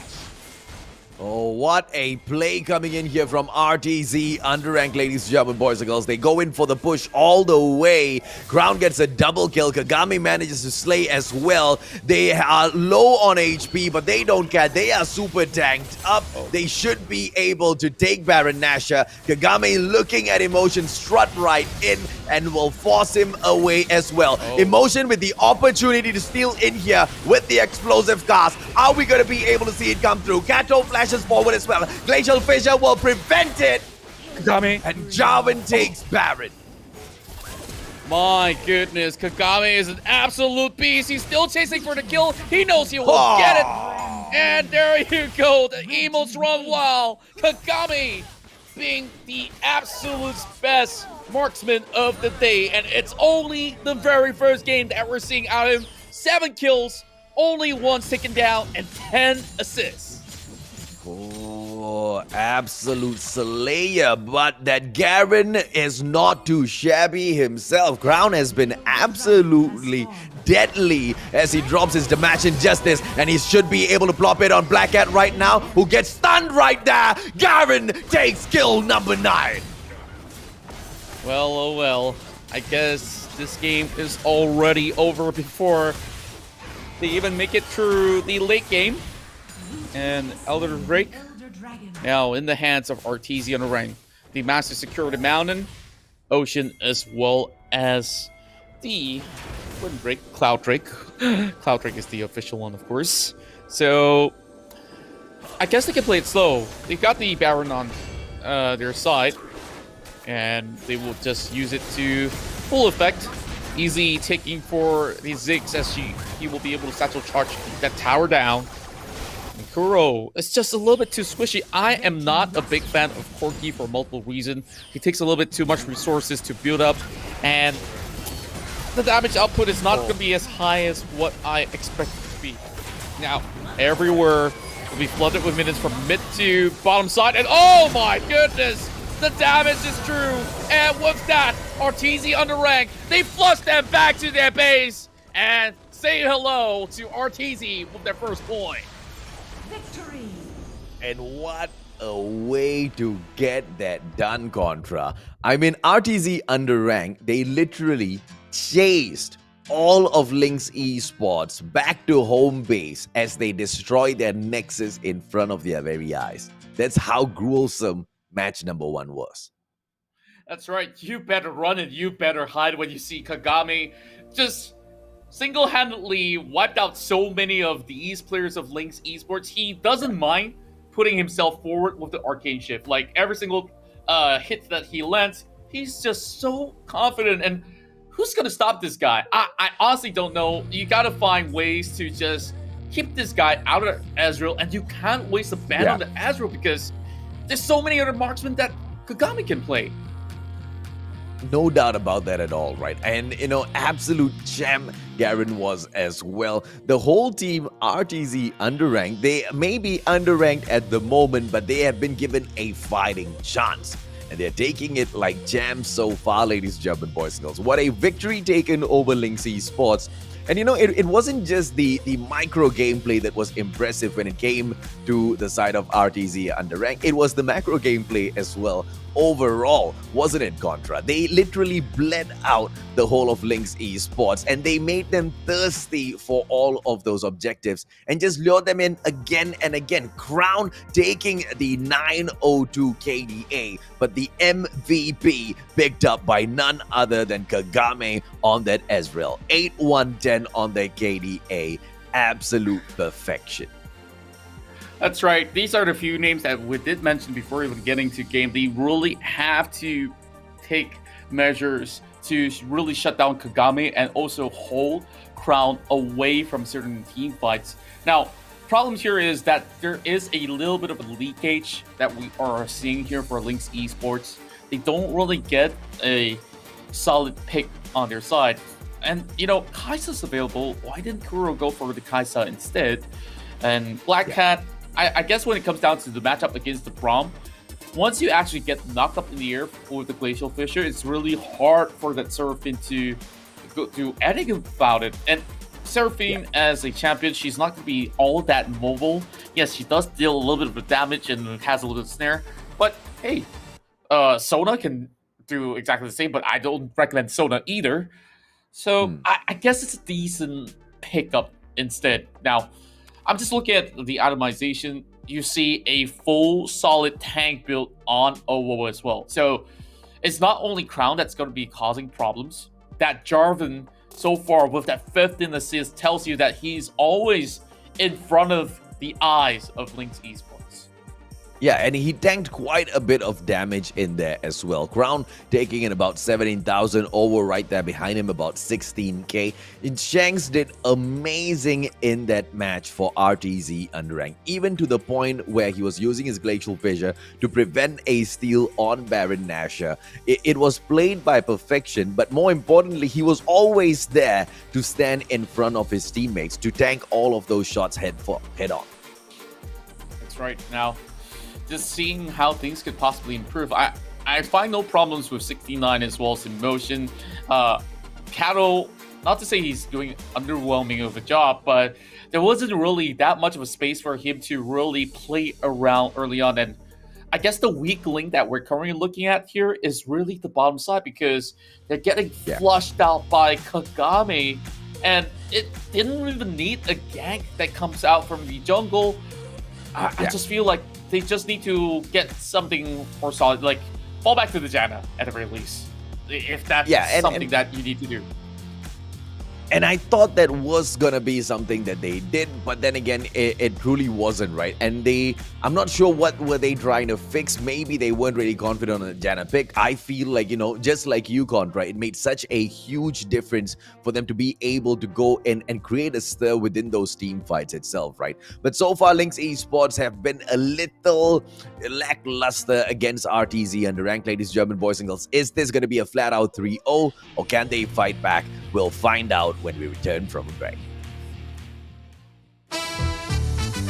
Macam tak ada respon diberikan dari penjajakan penonton. Dicuri!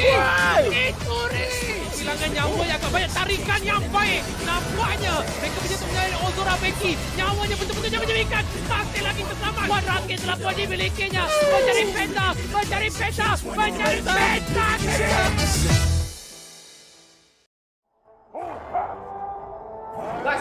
Nice. Alright, go. Down first. Can. Alright, down already. Nexus.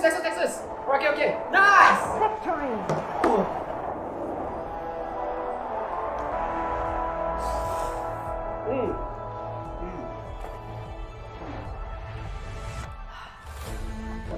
I'll see you in the game. Alright guys, let's go on board. Okay.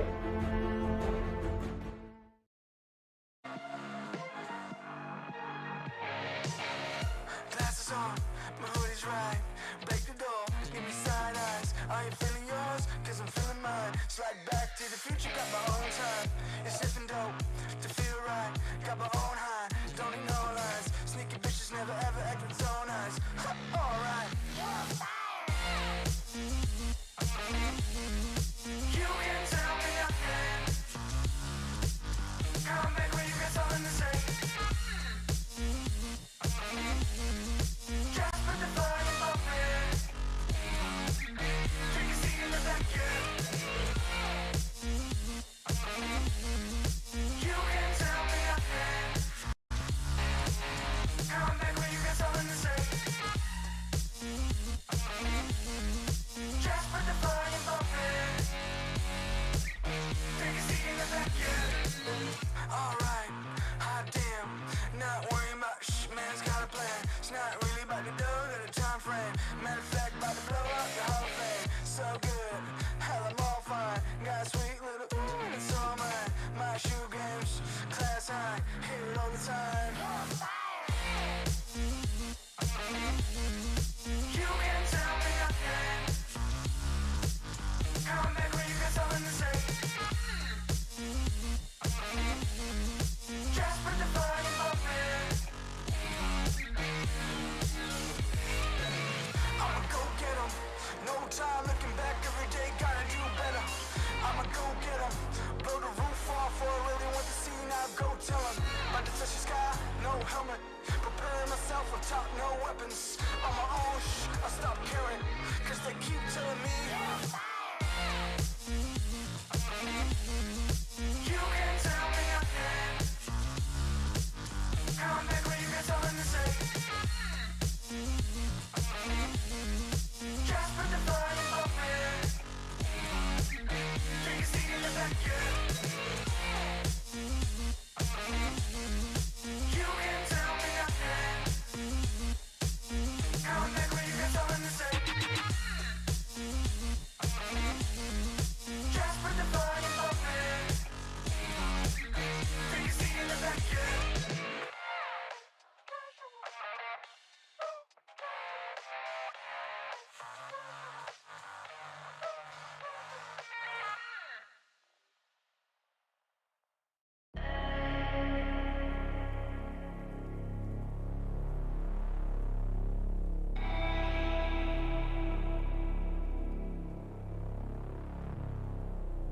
Leader, I got my. Macam tak ada respon diberikan dari penjaga penonton. Dicuri! Dicuri! Kehilangan nyawa yang agak banyak, tarikan yang baik. Nampaknya mereka menyentuh menyalin Ozora Becky. Nyawanya betul-betul jangan diberikan. Masih lagi terselamat. 108 dimilikinya. Mencari peta, mencari peta, mencari peta.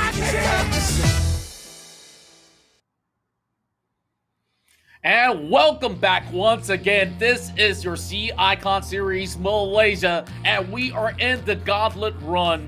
And this is your final best of 5 of the evening. With me here is going to be the Mustachio AJ. My name's Contra.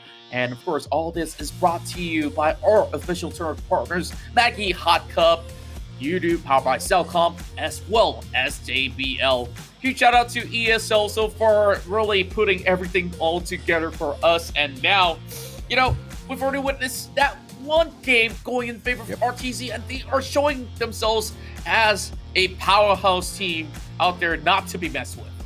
Oh, a powerhouse team indeed, because Linkx Esports, they were so they were not super convincing, but they did just enough to take the game away from Splatzone Insomniax 3 times in a row. And there were a couple of times where Splatzone Insomniax was able to put the pressure on them, and this was something that you did explore to be a problem with Linkx Esports, because, you know, in some of those engagements, Splatzone Insomniax managed to ask questions off of them.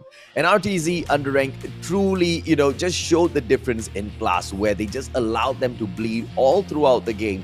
You know, it didn't really look like they had a great lead from the start, but if you were looking at the way RTZ and Underank approached each and every single one of those objectives and the amount of, you know, damage they were able to dish out all throughout the match as it scaled through the match as well. You know, Linkx Esports looked like they were a little outclassed Contra. So it's going to take quite a bit of effort in game number 2 to make a comeback in here. Yeah, I guess that there needs to be a little bit of change when it comes down to picks because I'm looking at the Seraphine as well as Corki. I think you can only have one without the other because once you get dove upon, there's not really somebody who can actually take shots. And in that matter of fact, Kagame was shooting everything that he has, and he could have walked away with a double kill at any point of time from the mid game onwards. So I'm pretty sure we won't be seeing Seraphine in the hands of Black Cat for this time around. So what else needs to be changed? We will have to have a look in our upcoming draft. But you know what? We'll sit back and relax as we wait for the lobby to come up real soon. While you guys can also get your hands on the JBL Quantum Series. Here is how. So you guys could just drop a like, a comment, and share the live stream. Sounds simple, right? And be sure to tag JBL Malaysia with the hashtag JBLPeople and SISMY. Absolutely, they have dropped in with their all-new Quantum range headphones as well as earphones. If you want to find out more, ladies and gentlemen, boys and girls, drop in to jbl.com.my to get all of the information that you need. That's right. So this is all that you need to know, and by the very end of the day, we'll be announcing the winners for the Quantum 300. You'll be able to see if you have won yourselves that Quantum 50, and by just make sure that you follow ESL Malaysia, ESL Asia, and remember this, follow JBL Malaysia as well. Absolutely. And if you want free 5 gigabytes, make sure you don't forget to scan the Udo QR code that we do occasionally flash on the screen. But for now, let's jump into the drafts and see if or not Linkx Esports will be able to salvage this situation. They still don't want to deal with that Moonfall Diana can bring in. Apparently, the others are not much of an issue. And Garen as well, they don't want to deal with Crown anymore. Yeah, and I definitely think that he's being really, really proficient when it comes down to bringing the might of this Dysmasia into the field. Now, we won't be seeing another pick, which is the Camille. So, a lot of bands actually focusing on the Baron lane because Emotions, he is definitely one tough nut or a cookie to crack. Same goes to Crown, but he snatches away that Gragas because they want to get the priority on Ziggs for Kato. Oh, this time, Corki being pulled in by RTZ Underank, ladies and gentlemen, boys and girls. Of course, that Zinx, we might just see both of them go in mid. Linkx Esports will be taking the Ezreal for themselves. 69 will be making that pick. And Brom probably going to be dropping into the support segment there with Black Cat, bringing him into the fray. Now, I really want to take note for this very fact that Corki can also go into the mid lane. And yeah, and it seems like my prediction is going to be correct because Kagame now wants to lock in that Kai'Sa. This will give them a lot of heavy pressure when it comes down to pushing. They can do it very rapidly, having some high attack speed on both the Kai'Sa as well as the Corki. Now, Kuro's going to be looking for an opportunity to pick this Lee Sin up because they see so many squishy units. I believe that it's going to be easy for him to look for a catch and cinch. Now, being secured by Emotion. Now, of course, cinch has been pretty much underrated, but versus the likes of Gragas because he's pretty chonky himself. So imagine the cinch, the Mad Cam is flipping him over like a burger. It's going to be a awkward scenario that you won't see from time to time. But the final picking here is going to be Vi. And I believe that we will see maybe a lot more skirmish on mid-game onwards as compared to the early game. Yeah, we most definitely will, right? A great point you pulled out there with the Gragas as well as the Singed matchup. It's just a little bit of an outclassing in terms of the speed. So let's see exactly how both of them go in to handle that contra. I mean, it just with the drafts itself, it seems like Linkx Esports is going to be coming into this matchup a little bit more stronger. And now with the Ezreal on their side, let's see exactly how they'll manage to play this off. That's right, and you know, Corki up in the mid lane is my favorite kind of Corki instead of going towards the Dragon lane because there's so much of all these pressure of a gang that can come in, and I do believe Yoshi will have a little bit more room to play with unless if 69 looks to camp him out. Now, going in towards round number 2, this is my favorite skin as well. The Corgi. And you just showed us your lovely beagle, and now it might just be first blood. Oh, Black Cat, he flashes away. Oh, very cheeky coming in here from RTZ with that invade as well as pressure. But they are not silly. They will not go in for a full-on commit and lose their lives early on. Look at that Corgi just going in for that push as well. Kato, on the other hand, is really low, but responds with that bouncing bomb, hitting their mark really nicely. And 69 will ensure that Yoshi backs away. They went all out in this mid from level 1, and it's such an awkward scenario because both sides don't really want to retreat, and that entices both junglers to chip in a little bit. Speaking of chipping HPs here, Kagame will be soaking in some concussive blow, but Kuro is going to be looking out to secure more minions instead. So falling back, getting a little bit more of the honey fruits should be able to put themselves back into safety. Now, just a slight goal lead going in favor side of RTZ Underank just for a tad bit. Okay, now let's see exactly how Kuro plays this. The Ezreal has proven to be such a big pain. But as Shanks and Kagame right now drop in with the Kaiser as well as Lux combo. Let's see what Kuro can come in as a response. Black Cat, beautiful as he goes in for the push. Unfortunately, it's going to be a stalemate for, you know, at least until one of them hits level 5 here. Speaking of a stalemate, this is going to be motion here, cheekily trying to bait this Gragas to use his body stem, and once he does, that's where the Lee Sin will be moving right in now. That Lee Sin's going to be hitting level 5 real soon. Still trying to actually get all these camps up. And in motion, he's going down on very low HP. Barrier being popped. Same goes to the Ignite. Crown is now flashless. So I guess that's a little bit of a fair trade. But here comes Owo. He's diving from the back now. They're trying to look for an opening. 4-man dive. And this will be first blood for RTZ. Make that 2 kills as well. Oh, and they can go in for the full-on push and just wait for the minion wave right now, ladies and gentlemen, boys and girls. They'll get the turret as well on top of the 2 kill. Oh, wait, they don't. Yeah, I guess that they need to get back in line. Because the more members that you do have before level 5 hitting on the turret, it doesn't really mean too much damage because it will only add more armor on top of it, making it harder to take down. There's a little bit of a safety mechanism that's been brought in by dear Riot Games, and I really do like this new change because imagine if everybody just goes 5-man push from the early game, right? I don't think it's that much a fair deal. Let's see if or not they will be able to take advantage of the situation here. Kato as well as Yoshi still continuing their mid lane scrim, pushing each other to the brink. And they are just going to be at a stalemate as usual. Shanks with a beautiful flash in.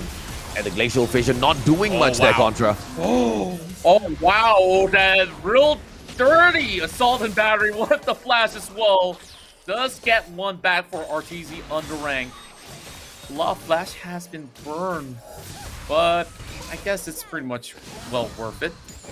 And Motion now just having the explosive cast on top of him. And, oh, wait, he survives. What? Yeah, that's... Linkx Esports, not too bad at all with RTZ Underank, punishing them for the smallest of mistakes in here so far. And Emotion, you know, making it out of that scenario. Quite lucky. Black Cat, not that lucky. Pop that Glacial Fissure just a little bit before Owo drops in. And that was it. Game over. Right, and now look at the current situation. You're just establishing a little bit more of a vision control all across. Now that Ward's gonna be able to spot them while the first drink attempt is being pulled in by RTZ Underank. Now Police is gonna be making a run, but with that True Shot Barrage, close enough with the Mega Inferno Bomb, but not quite just about yet. Just waiting at the side. Gonna be Cattle here, just trying to actually look for a cat, and oh my goodness, the package being dropped right in. Beautiful execution from the side of RTZ Underank, punishing Kuro once more. Oh, and there's nothing that Linkx Esports have been able to pick up in here for themselves, ladies and gentlemen, boys and girls. What will they even go ahead to do? Is this the moment? They are going in for a turret push, but Yoshi's back in there. Here comes Vi with a quick on push. Assault and battery. There's nothing the Kato can do except back away, but they managed to get the turret in there for themselves, though. Emotion's still alive. Wait, that was a good juggle. And that is a little bit awkward because Linkx Esports was looking to lose that fight. But hey, I guess that trade is pretty okay. And that opens up the map for Linkx Esports to establish maybe a little bit more of a control around that area where Rift Heralds is going to be spawning in less than 10 seconds. So Black Cat, he's just going to be a human ward while he doesn't have one until somebody arrives.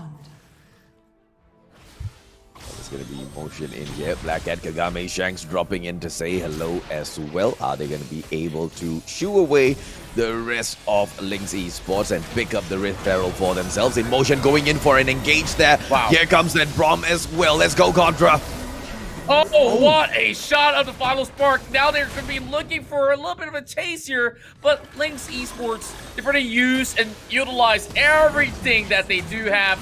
Just dropping in a little bit more nades across. That bouncing bomb's going to be connecting, but not enough for any kills at all. And Kato is doing so much. Oh, wait, almost. One more tick of health left. Kagame still survives, but no chance. Close, but no cigar. But here comes 69. Let's go, as they will almost take down the turret, but back away because they don't want to get caught in a situation with their pens down, and a reset will come through.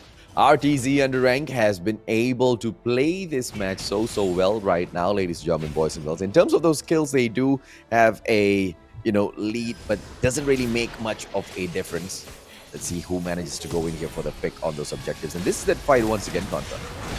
Yeah, and he tried to actually catch Kagame, and he uses his killer instinct just to fall back off. And even from the corner, there is that ward that perfectly sets that vision on top of every member of Linkx Esports. That makes that fight much more easy to manage for RTZ. Now, one more scuttle in locked in place. Oh boy, it is going to be a pick, and killer instinct on top. Kato, nowhere to run, nowhere to hide. Damage being dealt, but not enough to take Kagame down. Oh, so much of aggression dropping in here. Oh, no. And unfortunately, 69 will be in the middle of this fray right now. Kagame on the hunt. 69 can't do much. Here comes Ovo as well.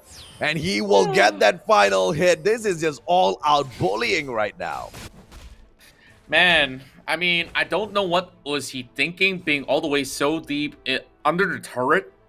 And he doesn't really have that much health to work with. So he should have expected the moves that are coming from the side of RTZ Underank. I guess they were really desperate to take down that turret. But now, suffering a little bit of loss. I really want to look at the stats as well to really check out, who has earned the most gold out of it other than Kagame. Let's see, so far in here, about a 4K difference in terms of the gold, and they bring in the Rift Herald up top on the Baron lane as well, with the Gragas backing it up. Let's see exactly how will the Rift Herald go in here to distract them, because it is the Cloud Drake that will be the next point of contention for RTZ Underank. Yeah, it's very interesting to note that they dropped the Herald inside of the base for it to slowly walk its way to do its duty. And Linkx Esports, they won't be suspecting this Herald just about yet, but they do know that it's going to march up towards the top side, and every other member is going to be focusing on this Drake. Now, on the back, it's going to be Emotion. They're trying to actually look for a way to run right in. Drake now dropping down to less than 50%, and Mega Throw Bomb not really dropping in, but Shanks gets his health shred up, and the rest of Linkx Esports, they try to go right back at it, but they are surrounded. They're getting taken down from every corner, leaving only Kuro behind. Final spark! And that's it. Ace for RTZ. Oh, and look at Shelly getting the job done up top as well, ladies and gentlemen, boys and girls. Shelly has gotten it sorted out. The very same time the team gets the middle turret taken down. And they are on turret level number 2, down at the Baron lane as well as mid lane. What a push coming in from RTZ Underank. And this is perfection. Obviously, it's going to be that Lee Sin who aims to take Shelly out of the equation. But Kagame taking in the red buff for himself. Oh boy, I just gotta say this because RTZ Underrank, they're pulling such a clean game. Their ideation coming into this entirety of the battle against Linkx Esports just shows that they've done more than enough homework to make this look a little bit easy, if I gotta say. Look at the Ezreal, unfortunately not doing as great as the time where it was in Kagame's hands. 0-3-0 on the KDA. Kuro's not having a good game here. Not at all. And just look at Kagame. Like, he's having free pickings. He's already getting his hands on so many big items across. And now, Yoshi's going to drop right in. 69 will be the next one to be picked up by Kagame, showing them that corgi butt. And yeah, gonna be wiggling it all over the map as much as he wants, because for the likes of Emotions, he won't be able to send his message across to Kagame. Or maybe that message did go across and he just provoked the demon. Yeah, this I think that most definitely happened there. With a 12k lead. Oh, Mega Inferno Bomb dropping in. But Vi always knows when to pull that smite. Yeah, still a very good attempt. 2 ults expended. So in terms of resources to fight out this mid battle, it's going to be very, very difficult. So might as well let this one go and defend much later on, because this doesn't look to be a real good order. But they do get a flip on top of Crown. Not really the target that they want. The Braum goes down, and still target secured. Oh, and they can now back away, but not to go back home, ladies and gentlemen, boys and girls. Why? Because the pressure can still come right down in here for the Baron lane, but they just need to get rid of the minion wave just in here first. Kagame will focus in. Here comes Shanks just clearing that wave out, but a quick reset right after, because they need to prepare for round number 2. They still have the Baron buff in here. They need to make the best use out of it, Contra. Things are just getting tougher and tougher as time goes by, because this Kai'Sa is going to be scaling out of control, and she's building a Rabadon's death cap. That goes to show that this Kai'Sa just wants to upgrade every single one of her spells. 69 moving out of the bush, and he's standing on top of Mort. He is being forced to walk all the way back to the base, giving one more turret to RTZ Underrank unwillingly, but that's what they need to do. Yeah, unfortunately, it's just way too easy for RTZ to drop in, and here we go. Oh boy, it's a solo kill coming in with the killer instinct as well. Now, inhibitor number 2, body slam. Oh, perfect explosive cast. And RTZ Underrank says there's no challenge for us to overcome or not even want to exist. Quarter kill for Kagame as it goes legendary before ending up with an ace and a blow to the base. Oi, oi, oi, oi, oi, oi, oi. RTZ Underrank annihilating Linkx Esports. Even worse than Splatzone was annihilated by Linkx, right? What a play coming through.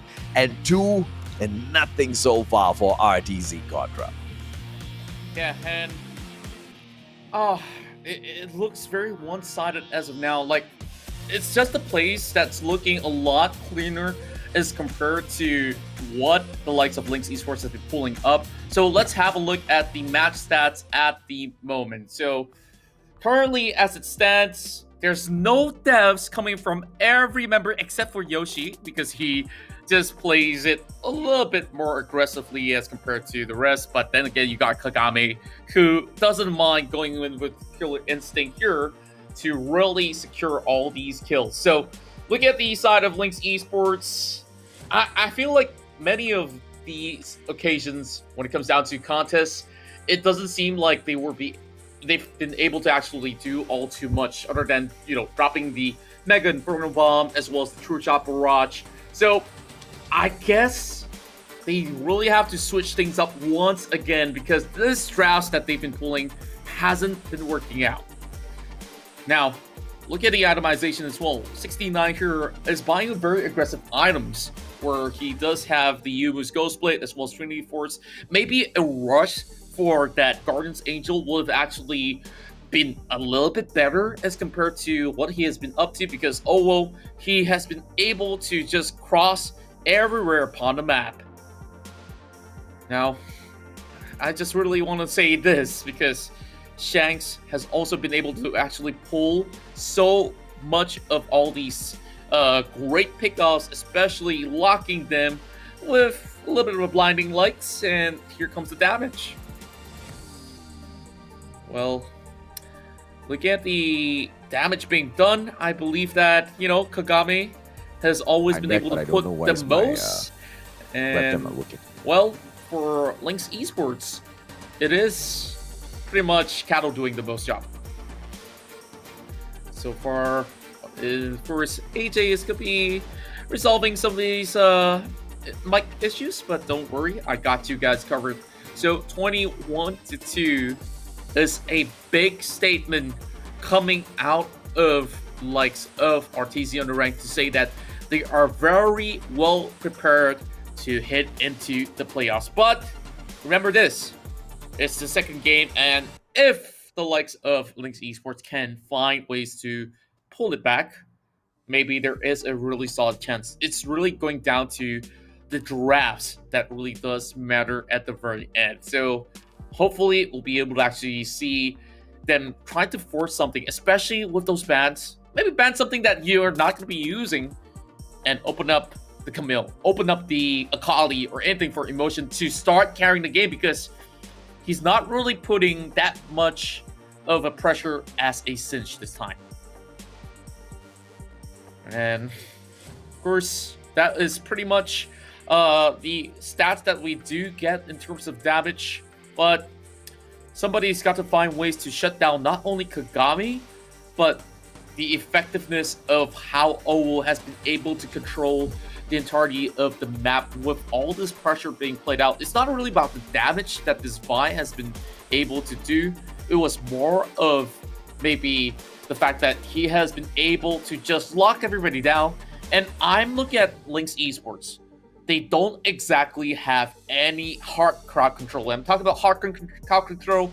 It's about those knockups, those stunts, which is almost non-existent if this Braum's going to be dropping early. And you already see the damage output is definitely good enough coming from Cattle, but Kuro doesn't seem like he was confident to really take on Kagami at any point of time. So Black Cat, he was doing too much of a duty just to try to keep Kuro alive, and really, Kuro, 2 games in a row, getting shut out as their marksman, not really finding an opening. Maybe what they need to do the next game is to put the dual laners up on the mid lane to start getting him the priority in farm. So that's pretty much some of the stats that I could have made up, and a lot of all these contests what we saw over the Dragon Pit or even over on the Baron as well as the Rip Herald, it doesn't seem like it has been working all too well. So RTC Underank 2-0, and this time I guess that we're going to be going in towards a little bit of a breather here, because now we do give AJ a little bit of time to come back to us. Don't worry, he's not tilted or what. It's just a little bit of the technical difficulties that he's been facing. So I believe that, some of these things do happen from time to time. Now, game number 2 definitely didn't work according to plan for Linkx Esports, but still, there is chances available for them. A reverse sweep can still be coming if Linkx Esports can pinpoint where they commit these mistakes and also to work on things that they need to improve. So with that being said, that was a beautiful game executed by RTZ Underrank. Kagame once again, the MVP of the match. Let's see in game 3 whether or not will Linkx Esports pull off the comeback. Macam tak ada respon diberikan dari penjaga penonton. Dicuri! Kehilangan nyawa yang agak banyak, tarikan yang baik. Nampaknya mereka bisa menjalani Ozora Becky. Nyawanya betul-betul menjadikan. Masih lagi keselamat. Wan Rakit telah pun dimilikinya. Mencari peta.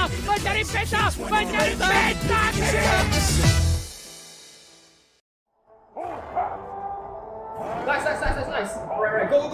Tahu. First. Keren. Alright, tahu ni. Nexus. Okay. Nice! Victory!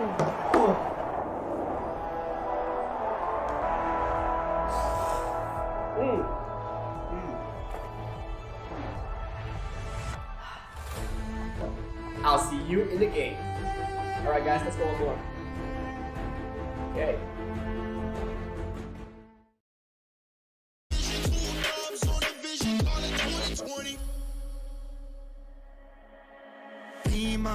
I got my team up, hit it off from rapping, we stacking, getting my green up. We all leaned up, took it a while, trucking a minute a mile, fucking up every style. You in it now, told her my family is proud. Willing to fight and we proud, bitch, I don't wanna talk, I just walk rock, 100 bands cash, trying to get on my stock. Love all my fans, fuck all my ops, we just make jams, all I make pops. Girls gon' dance, homies I'll rock, came too far that we ain't gon' stop. Gave my life and I took my shot, yeah, rose up top and I took my spot. Yeah. If it's a problem, then we really ready. Yeah, 100 with me and we for the war. My heart is formed and my vision deadly. I've been dialing in my sights, see it 2020.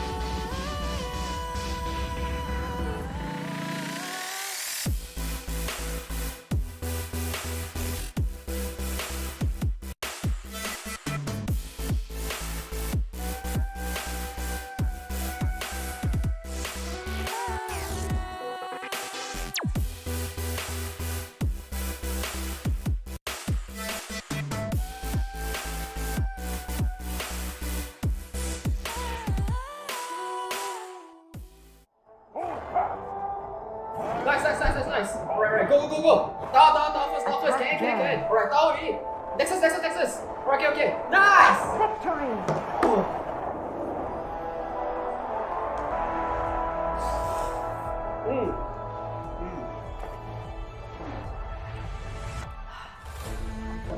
I'll see you in the game.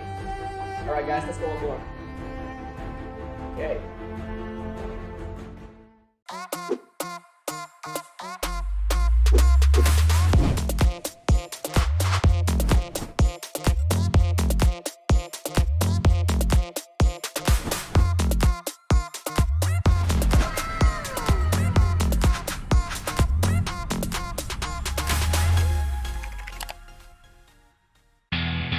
You do.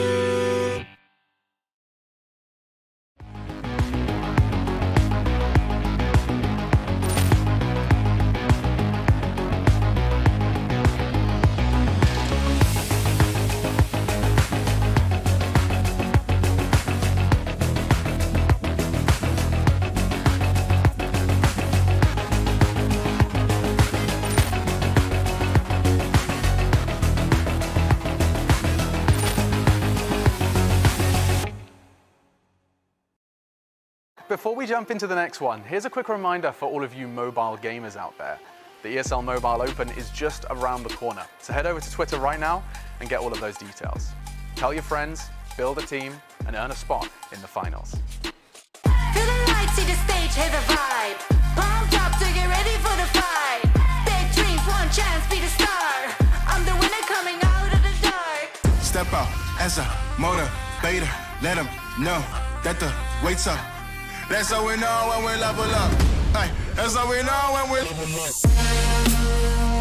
Level up. All we know about is level up. Are we ready not to level up? You know we fall and we get up. Level up. All we know about is level up. Are we ready not to level up? It's time, get up. Back against the wall, still I'm standing tall. Know about the ball, I got my fan with me. That's how we know when we level up. Yeah, that's how we know when we level up. Level up. All we know about is level up. Are we ready not to level up? You know we fall and we get up. It's time, get up.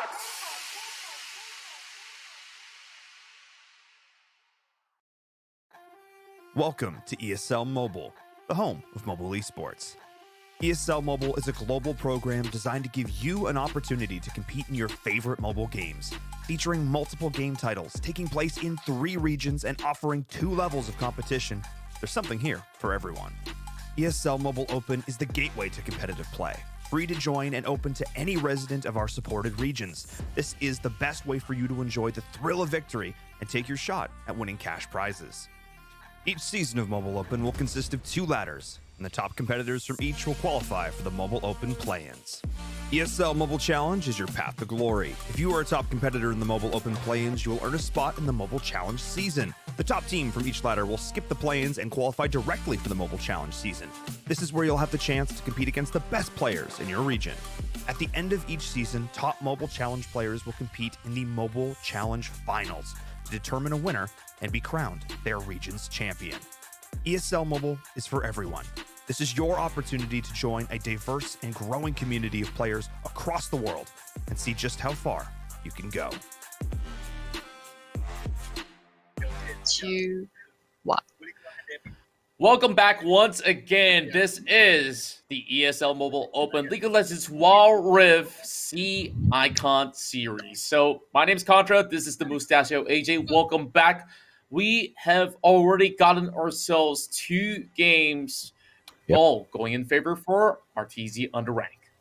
Absolutely, man. And what a dominating way to take it up so far, right? And there was nothing that Linkx Esports could have done in those 2 matches that RTZ had not already seen through. Because the way they are taking their matchups, they are locking down each and every one of their key players. We aren't able to see Linkx Esports shine anywhere near to what they were as they were taking on Splatzone Insomniax earlier today here, Contra. Yeah, and I really do think that after that sort of the high-heated game that they've brought upon the side of Insomniax, I think they've kind of dropped the ball and they kind of go at it pretty much the same ideology. Yeah. But speaking of ideology here, they have to craft to the best because Linkx Esports only get this final chance to get themselves out of the gauntlet. Now, starting off with the bans, Diana won't be seeing any play of a game, and Garen will continue to be banned off. Akali and Camille is the next one to be taken off. So Emotion here has to fall back to either the Gragas or something else. I'm thinking maybe the Fura could also be a possibility if this Gragas is going to be flexed out. So Emotion here will be locking that for either himself or support. Okay, so RTZ Underank, they know exactly how Kagame is lethal on the Ezreal, so they don't mind that they have lost Gragas out already, and they'll lock that Ezreal in. Ziggs might just be brought in to push up mid, ladies, German boys and girls, and that's exactly what's going to be happening for the side of RTZ Underank. In a direct response, Kaiser, this time, Linkx Esports actually taking your advice based on those drafts, but something different being brought in as well, Contra. Lulu might just be dropping into that dragon lane. Oh, no, Lux. There you go. Yeah, I definitely think that this is a better option for the likes of Linkx Esports because Lux is going to be harder to be bullied as compared to the Seraphine. Now, that also means that Kagame gets his favorite Ezreal back on track, and Seraphine paired with the Ezreal is going to be quite a combo of poke damage that will come out of lane, but unless if that Lux managed to snare out both units, then it will be a little bit better. Well, there's no Ziggs for the likes of Kato, and Yasuo now sees his debut, and this Wukong here will try to line up alongside with the Gragas, so we will be seeing them fly across with the last breath, and hopefully this is that surprise that will be able to blow and sweep RTZ Underank down the road. Yep, let's see if or not they will be able to do so. I mean, so far, 2 convincing rounds taken up in here already. Unfortunately, we still need to see Linkx Esports kind of grind their way up top a little bit more. Because RTZ Underank has been able to show that no matter what, Kagame is going to continuously be a pain in their side. Contra. Yeah, and I'm just hoping to really see them at least pull up a closer game. And they're not really playing as methodical as RTZ Underank. You know, the set of the first games against Splatzone Insomniax, at least you can have a clear idea, and then the sort of executions being put out is a little bit more reactive and also productive coming out of the side of Linkx Esports. But now, there's a lot of pressure for Cattle to perform because they are building around this Yasuo. Every time that they do get those knock up, it's a chance for him to keep the enemies up in the air with the last breath and hopefully execute them in the process. Now, how it's going to go is this, because we are getting into a rift, and now they will need Cattle to pop off no matter what. Let's see if or not they do pull this off, right? Linkx Esports, RTZ Underank. We have been waiting for them to go in here and manage to impress us or not so far. It has been RTZ doing all of that work, Contra. With Linkx Esports, their final opportunity in here right now. And there's no way RTZ is going to make it any easier. Yeah, and I'm just looking at this Darius here, who's going to be able to actually control of it. And remember, Crown is also very lethal on this Darius. There are times where he really pull off quite a lot of clutch guillotines. And that's going to be a lot of stack of bleeding here. Oh boy, thank goodness that he still has that honey fruit to keep himself healthy. Okay, now let's see exactly what Owo does in here as he drops in to assist Yoshi. Kato will have to back away from this. And Emotion, on the other hand, will continue to see if or not he can put that pressure onto Crown. And, you know, they haven't really managed to do that to RTZ Underank so much in this matchup so far. Yeah, and I guess just having a lot of all these sort of the decent start will be able to actually help them get across a little bit better.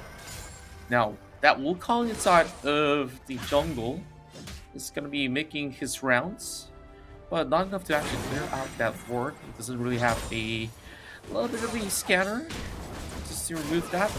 Now, Yoshi now is going to be having a little bit of pressure, but you can slowly just poke it all across. A little bit of Hazagi. And that won't be any sort of knockup. Okay, now let's see if or not Kuro gets hunted down here. Shanks is going in for the chase. Will be forced to back away because of Black Cat. And, you know, they're just able to gatekeep each other, at least for the time being. Because, you know, Kagame will be quite the force to be reckoned with down at the Dragon Lane in a bit. Yoshi, as he gets poked by Kato again and again, will choose to respond. Wukong dropping in for a quick gank, might not go in for the full commit. Yeah, and I'm looking at this matchup up in the mid lane, right? Yasuo versus Ziggs. Usually, Yasuo should still be able to hold his ground because every time he pulls up that wind wall, he will be able to block any sort of all these bouncing bombs across the ground. And in certain instances, there's also a time where you can also pull it just in the perfect position to just block them out. Now, Mega Inferno Bomb! Drops in! He gets there under turret as well! And that will be the first one, still going in favor of the Sadakuro, but the dive has commenced, and he has to give his life for that kill. Oh, it's a 1-1 trade on both ends. Unfortunately, Shanks kind of, doesn't really nail that encore, and they will go ahead to paint for that. And I think that just threw them off Contra. Yeah, I didn't really think that they would have expected so much pressure to be put on towards the bot side, and I guess that RTZ's Underrank's plan all along is just to shut down Kuro from start all the way to finish, just like how they did in the past couple of games, so that this Kaisa won't be able to snowball out of control. Now, Kato here landing an amazing loot, but Kagami now puts that pressure on top of Kato.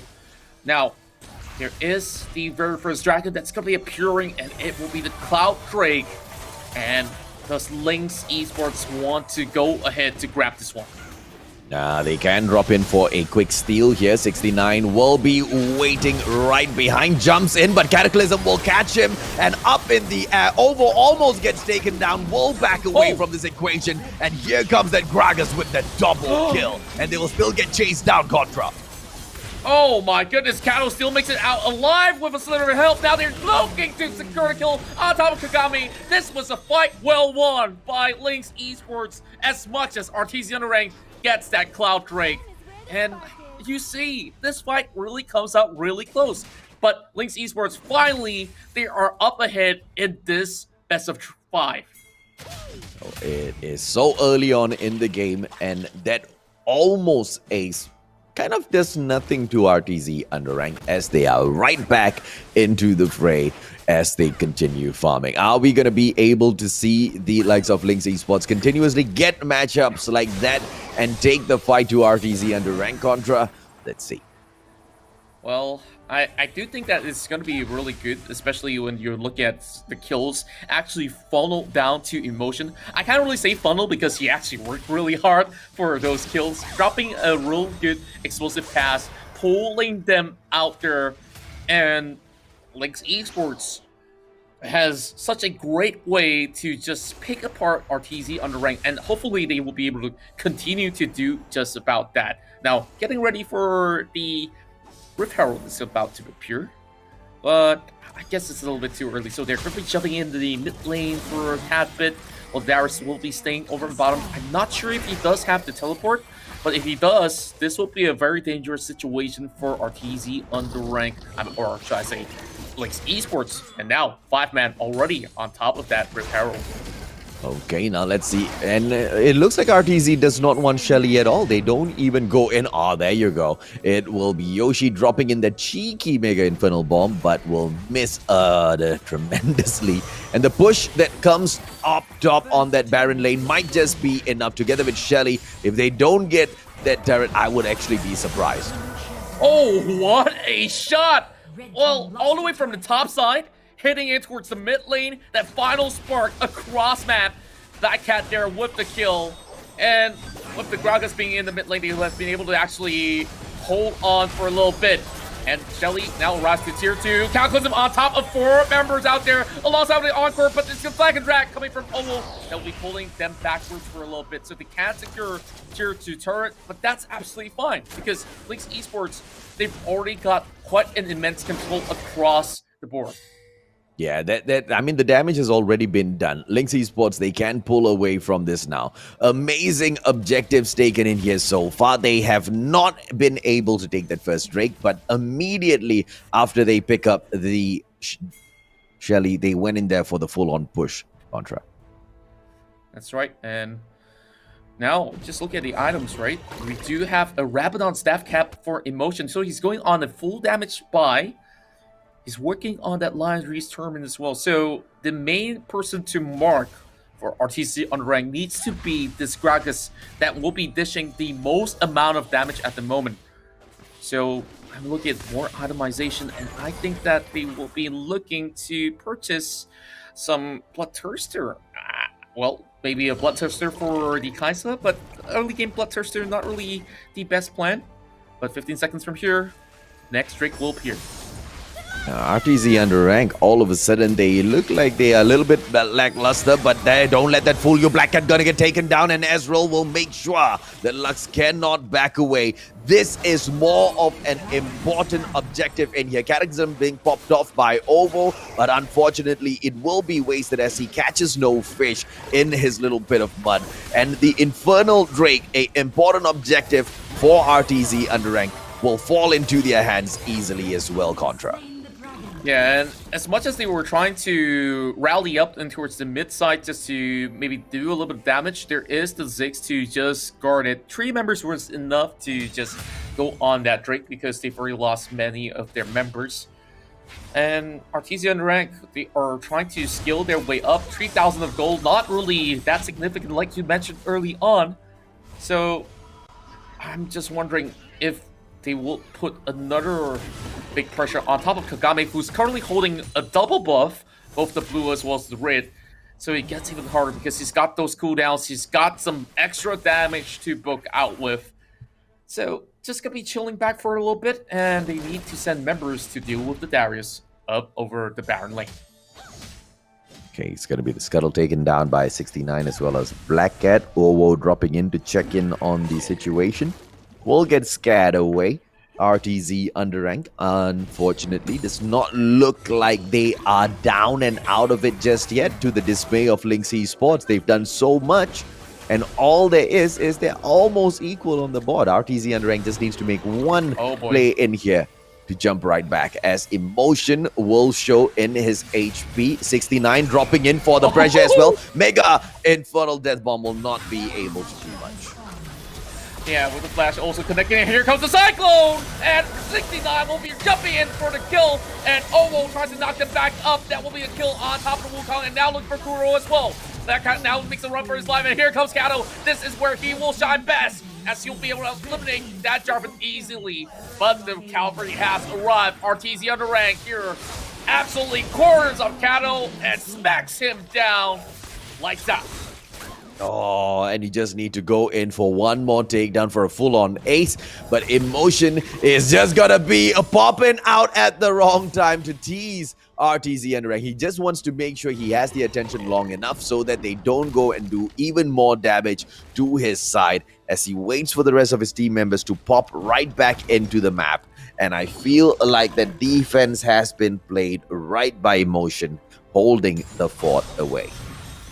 Yeah, after getting those beautiful picks, RTZ Underank now gets back on track. Just look at the stats right now. 4, 3, and 2 for Kagame, as he has completed 2 items already with both the Manamune as well as the Trinity Force. Keeping an eye out on that Baron right now. There's not going to be an early commencement for that big objective, because it does take a lot of HP bars up early. And here comes 69 coming to the rescue. And that connects. That will be option to the team. And thank goodness his HP bar is slow enough, or else 69 would have been the victim as well. Oh, what a play coming through. Unfortunately, man, Crown gets snuffed out. Okay, now let's see exactly what sort of damage can be brought in here. Yoshi going in for the chase. Ovo right back in there for the assist as well. D-Wards in the meantime. It's a 3-man push down mid. Ovo with the flash and beautiful Cataclysm will catch Black Cat, and there's nowhere to run, as it will be the Ezreal who ends it. My word, what a beautiful encore as well to connect alongside with the Cataclysm.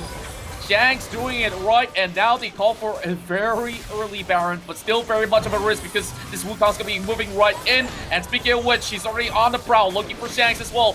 Shadow, he's gonna be able to actually spot out Ovo. Ovo has to flash away. He will be able to flash as well, but that will be Emotions getting taken out. No smite for the rest of RTZ Underank. Now Yoshi's gonna be the next one to fall. Kagami, he's trying to put off all these health at 69. He's getting ready to spike this one away. No, he does not get it. The fire still goes over to RTZ Underank, and they're getting smacked down. No, it's mine, no problem. RTZ Underank absolutely crushed it. Oh, now on top of everything else, how can they hold this off? Beautifully played by Kuro as well as Black Cat to hold Crown away from that midsection, and that will force a reset to come through. And it's right now Kagame, Ovo as well as Crown. Yoshi just went in there on the reset as well. So it's a 4-on-3 with 69 and Kato back into the fray in about 5 seconds. Now this pressure cannot be placed more than better right now. This was that steal, the attempt for that steal coming through once again, Contra. Yeah, and this is definitely all on 69. He was so occupied taking down Yoshi, and he smited way too early. Look at this. The health bars, it was 1 extra bar. He should have just waited for just 1 second right there, because the damage that's being put out by RTZ Underank won't be able to just crash out, but because he smited too early, that has went on a ways, and this sets Linkx Esports on the back foot. It could have definitely been theirs. Oh yeah, man. And all of a sudden RTZ's right back in there. Together with the Baron buff, should be able to take down the inhibitor as well. Kuro will need to back away. Infernal Bomb comes dropping right in. Inhibitor, bye-bye. And the Nexus now getting exposed. Is this going to be enough of a way for them to go in for the push? Here comes Ovo right into the fray. Unfortunately gets stunned right in that space. And they will now need to back away, Contra. Yeah, there's still going to be another wave down to the bottom side, and Crowd's going to be rushing right in. They're hoping to actually break open that inhibitor, and they will be able to do so easily with the help of the Satchel Charge. Now, out of a blink of an eye, one big misplay, and you see Underank here just absolutely dominating this entirety of the match. As much as it was them getting battered in the early game, now it doesn't matter. Emotion now walking right in, buying a little bit more time, not giving enough room for them to just go back. And you know what's funny? Kagame, he still got the name of LE on his side, which means he was the ex-member of Linkx Esports. He most definitely was, man. Unfortunately, it's gonna be the Darius that will be going in for that split push, ladies and gentlemen, boys and girls, which means it is Linkx Esports who now need to split away. Do they focus in on mid where the damage is just so high? Jarvan dropping in as well, and here comes Yasuo. Are we gonna be able to see him take this fight up against Darius as Crown makes his approach into the fray as well, and that fight will just kick off in a bit. Yeah, and I guess the Flash will be able to let Kato disengage now.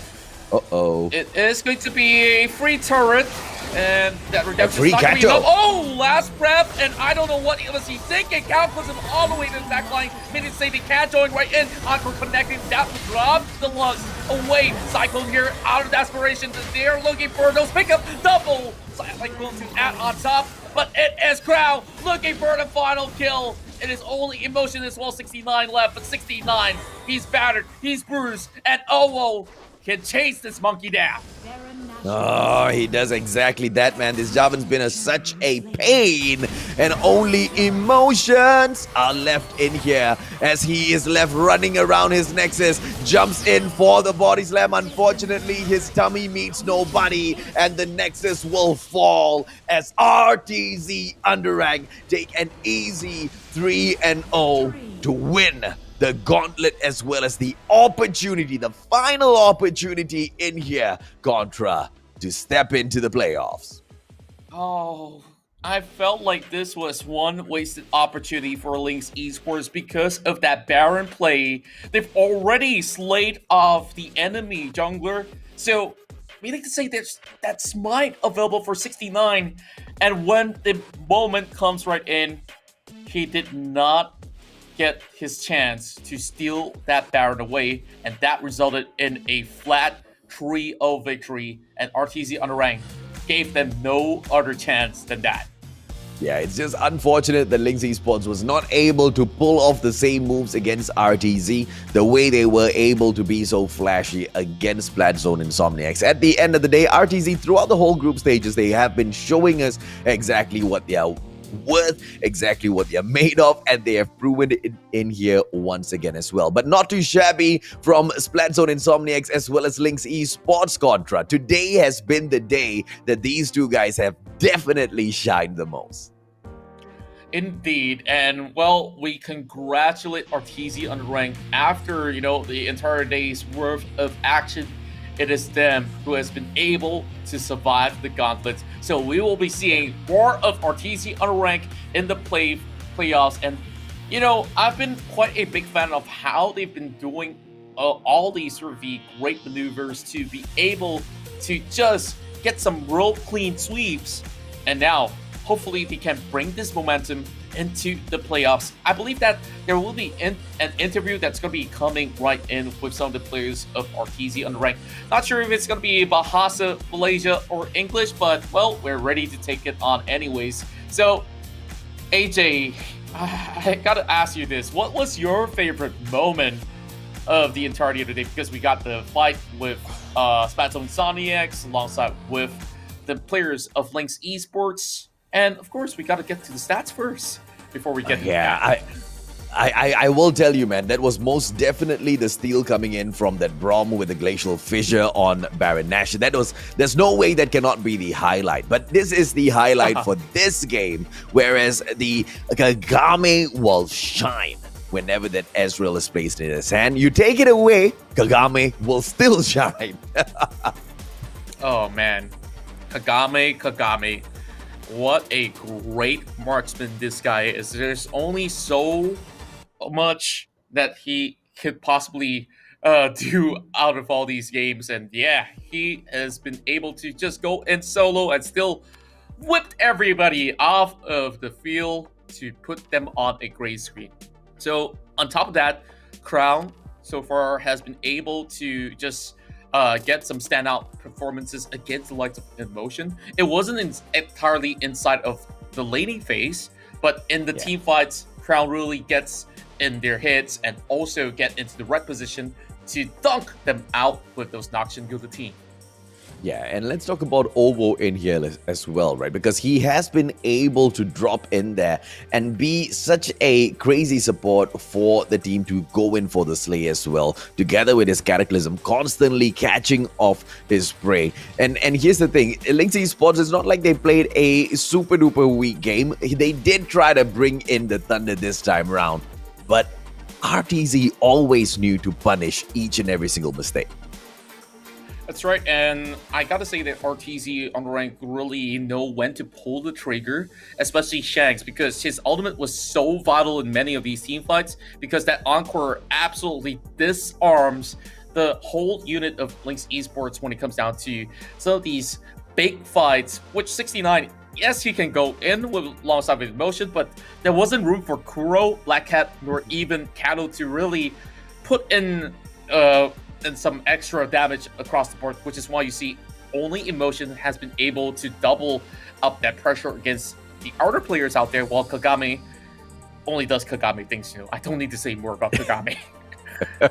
Kagame is just absolutely crazy on the Ezreal play, man. 30k on the damage. Yes, he soaks up quite a bit as well because he's always there for the taking. Unfortunately, down mid, the Yasuo couldn't really do much of that damage against the Ziggs. He did try to go in there for a couple of pokes, but before you knew it, the game and the tide had just turned over, and most of it was just the side of RTZ placing all of that pressure, and Linkx Esports just trying to figure out exactly how to pick up these objectives. And each and every single time Linkx went in there to pick those objectives up, there was a barricade of RTZ players there waiting for those picks, and it just wasn't easy to get through today, Contra.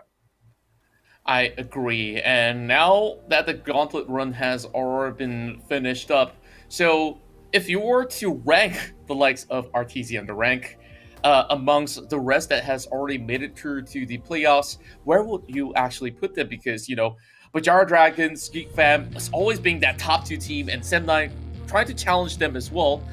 Would you put RTZ Underank to be at the same level with Sem9, or could you put them above them as much as the name is Underank? Now, let's get into some of the recaps here, because Game 1 was quite a show. Oh, it was definitely quite the show in here, but it was just a no match, right? For the way, the likes of RTZ and Underank went in there with their aggression. Unfortunately, Emotion just could not go in and shine. The Camille just kept getting banned again and again, match after match. And we didn't see him flying around the way he usually does, Contra. Yeah, and it's really tough to really watch members of the side of Linkx Esports really being picked apart one by after another. Now, look at Kagami, right? Like, he always gets a little bit more room, and that Encore gets absolutely blocked by Shanks with that wall that was put upon, and that Cataclysm was placed perfectly, and busts were being brought in, Black and Drag, and he has been able to clear everything up, and with the G8, Crown still survives. Crazy gameplay coming in here from the both of the sides, but RTZ, oh, beautiful, even in for the prevention, right? That with the glacial fissure, as Black Cat went in there to drop so many times. That happened to be one of the biggest problems for the side of Linkx Esports as well, Conrad. It's just the fact that it just didn't connect, and Ovo was a master at dodging them. Yeah, and on top of that, it was every member really putting hard work to layer all these chain controls and crowd. Look at this beautiful explosive cast that dropped upon the likes of Linkx Esports, and one after another they get crushed even inside the base, and that's where Kagame shows off with that quarter kill to end the game. Yeah, and of course, we jump on to the next match here, where it was pretty much the same story, wasn't it? For the likes of Linkx Esports, and that was the Cataclysm that I spoke of, that constantly just went in there and made the lives of, the players of Linkx Esports even so much more difficult. Yeah, and I guess this was that key moment because, you see, Ovo has already been killed off, and they went in for the kill from Yoshi, meaning to say that there's so little pressure left, and all they have to do is just smite this off. But he smites so early, he should flash, wait for maybe a split second to just pull that one off. And they're just waiting right there because they want them to commit, and they went in for the kill. So that was some really high-level execution that has been brought to play by RTZ Underank, and Linkx Esports absolutely got punished for that Baron challenge. Yeah, and unfortunately, the likes of RTZ, they've already been sitting and watching, and losing Kagame on to, from the side of Linkx Esports to RTZ Underank wouldn't have been easy for them at all. And Kagame, man, he has been quite the carry in terms of that damage, literally deserving the ADC role for himself, right? And to have that sort of power taken away from your team and still be able to perform at this level, hats off to Linkx Esports. Yeah, I definitely have to give all my respect right here because they really look like a formidable unit to take on even maybe some other teams from regional levels, but if they could just continue on that streak. But then again, could you say that it's also at certain parts of the game where Linkx Esports was just showing some of all these flaws all across some of the plays that they've been executing as well? Yeah, and those flaws were definitely punished by the likes of RTZ. They were on the prowl, constantly looking for it. And that was quite honestly in just match number 1. From match number 2 onwards, they kind of set the stride. They kind of set the pace for the matchup. And it was, the side of RTZ happening to make 1 or 2 slip-ups, which Linkx Esports, clearly exploited. But it just wasn't enough throughout the whole match, Contra.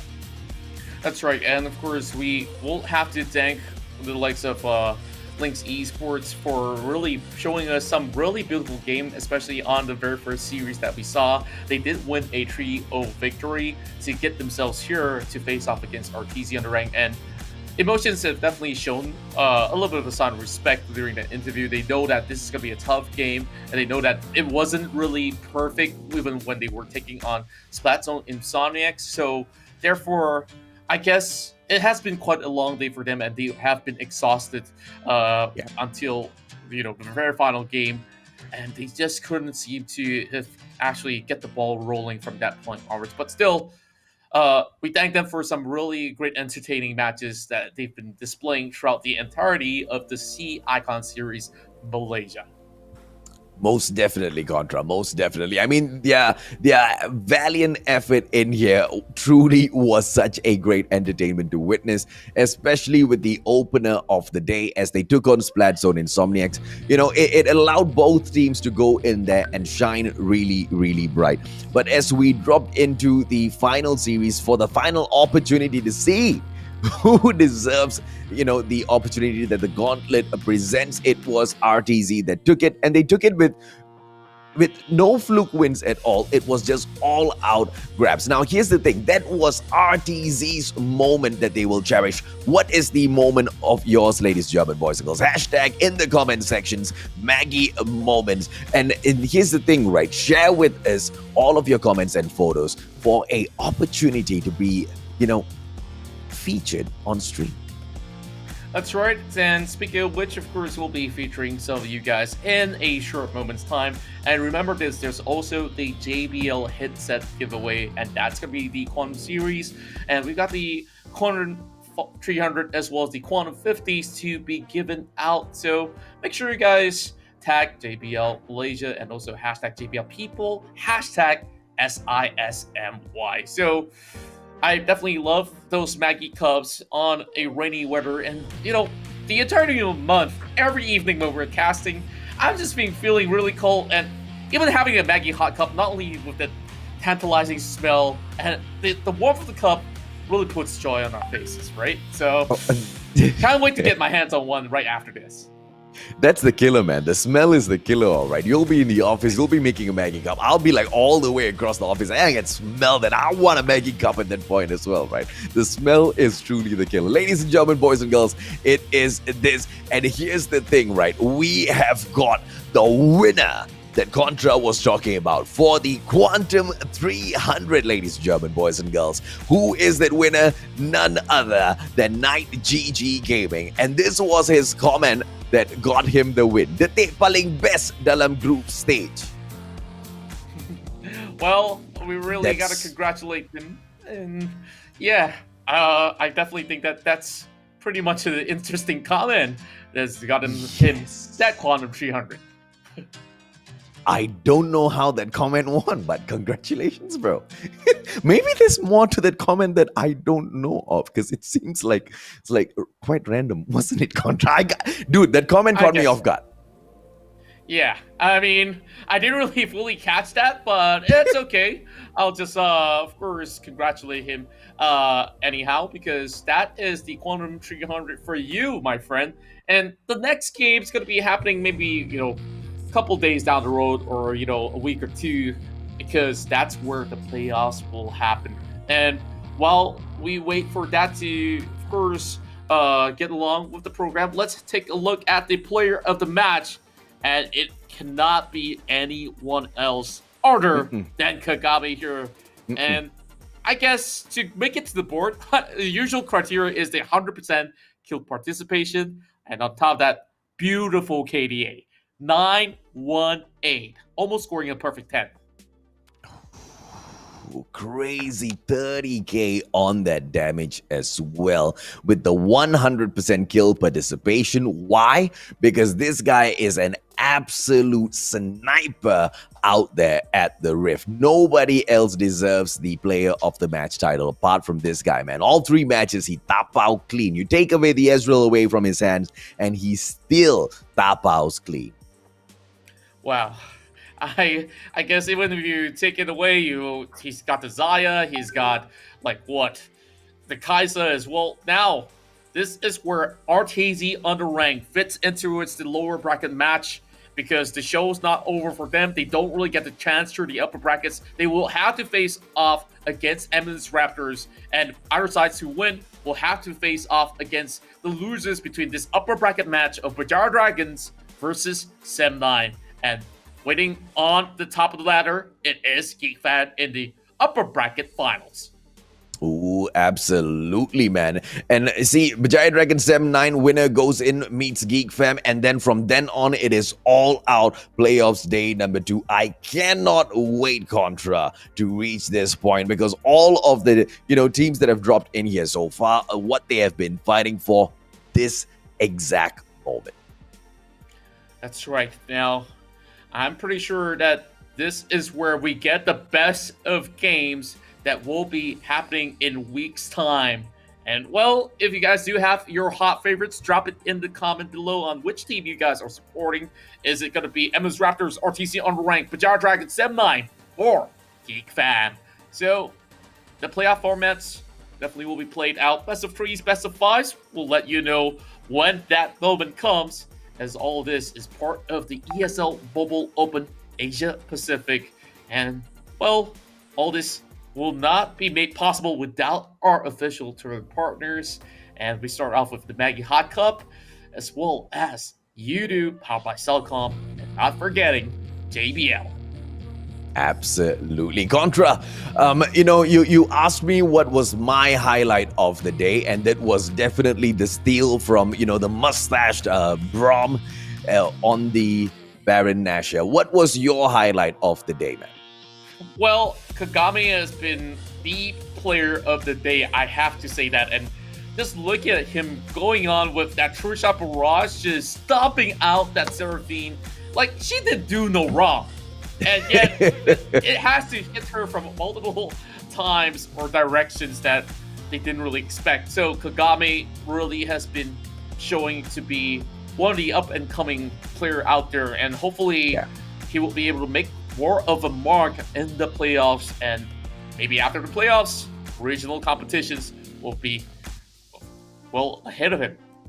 Absolutely. And he truly have shown promise in here already, and that's exactly what earned him a slot within the ranks of RTZ themselves, right? And Linkx Esports, unfortunately, that's just the game. That's just the way the game is played. If you've got a top superstar, the bigger fishes will be looking for that fish in here as well. And what a great addition he has been with the likes of RTZ Underank. He has not dropped in and,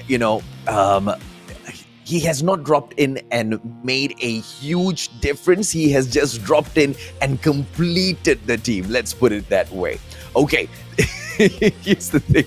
So earlier, the comments that we got, right, the winning comment, it got chopped off. This is the full winning comment. Detik kegemaran saya dalam group stage bila swag interview baring, tak bagi peluang. That makes more sense. Okay, that makes more sense.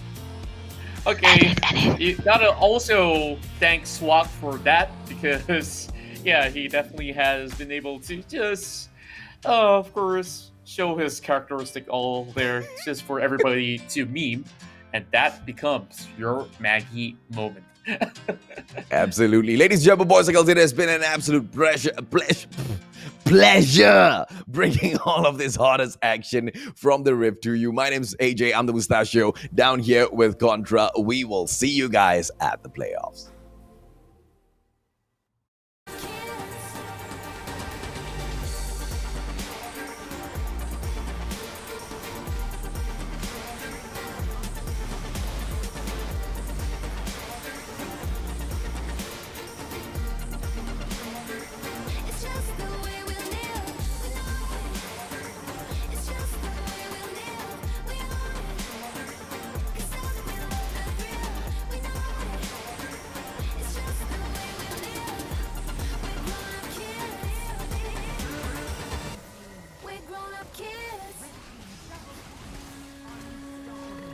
Introduce me, I'm the renegade. Every single night, I crave the taste. It's the adrenaline running through my veins. It gets me high, high, high. Got no time to waste.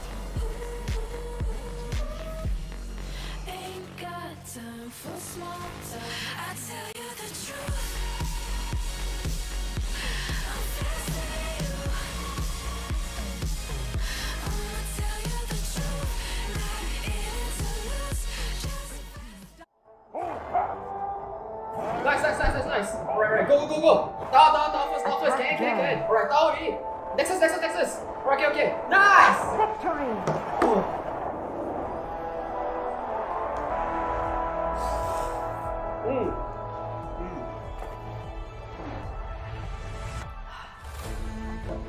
I'll see you in the game.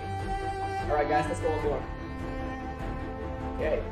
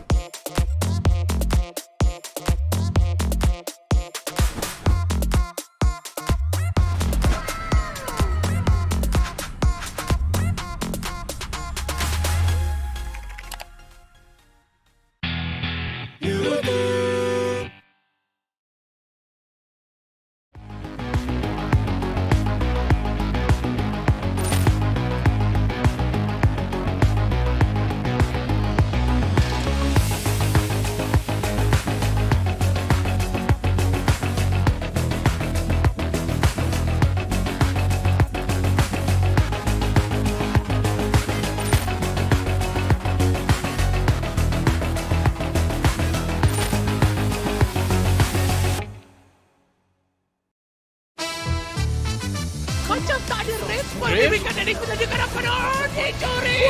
Dicuri! Kehilangan nyawa yang agak banyak, tarikan yang baik. Nampaknya mereka menyentuh mengenai Ozora Becky. Nyawanya betul-betul diberikan. Masih lagi terselamat. 100 telah pun dimilikinya. Mencari peta, mencari peta, mencari peta.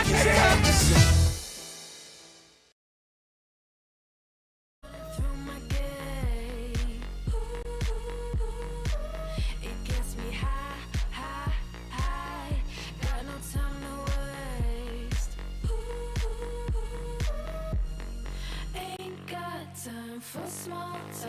I tell you the truth. I'm fascinating you. I'ma tell you the truth. Not in it to lose, just fascinating you.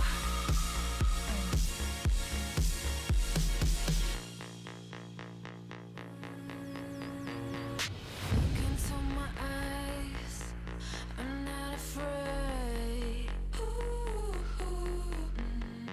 Take over my mind till it fades. Like a medicine, it keeps me safe. This neon lights lead the way. Ain't got time for small talk. I tell you the truth. I'm fascinating you. I'ma tell you the truth. Not in it to lose, just fascinating you. Fascinating you.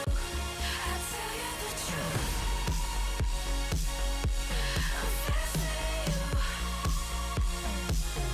I'ma tell you the truth. Not in it to lose, just fascinating you. I tell you the truth. Just faster than you.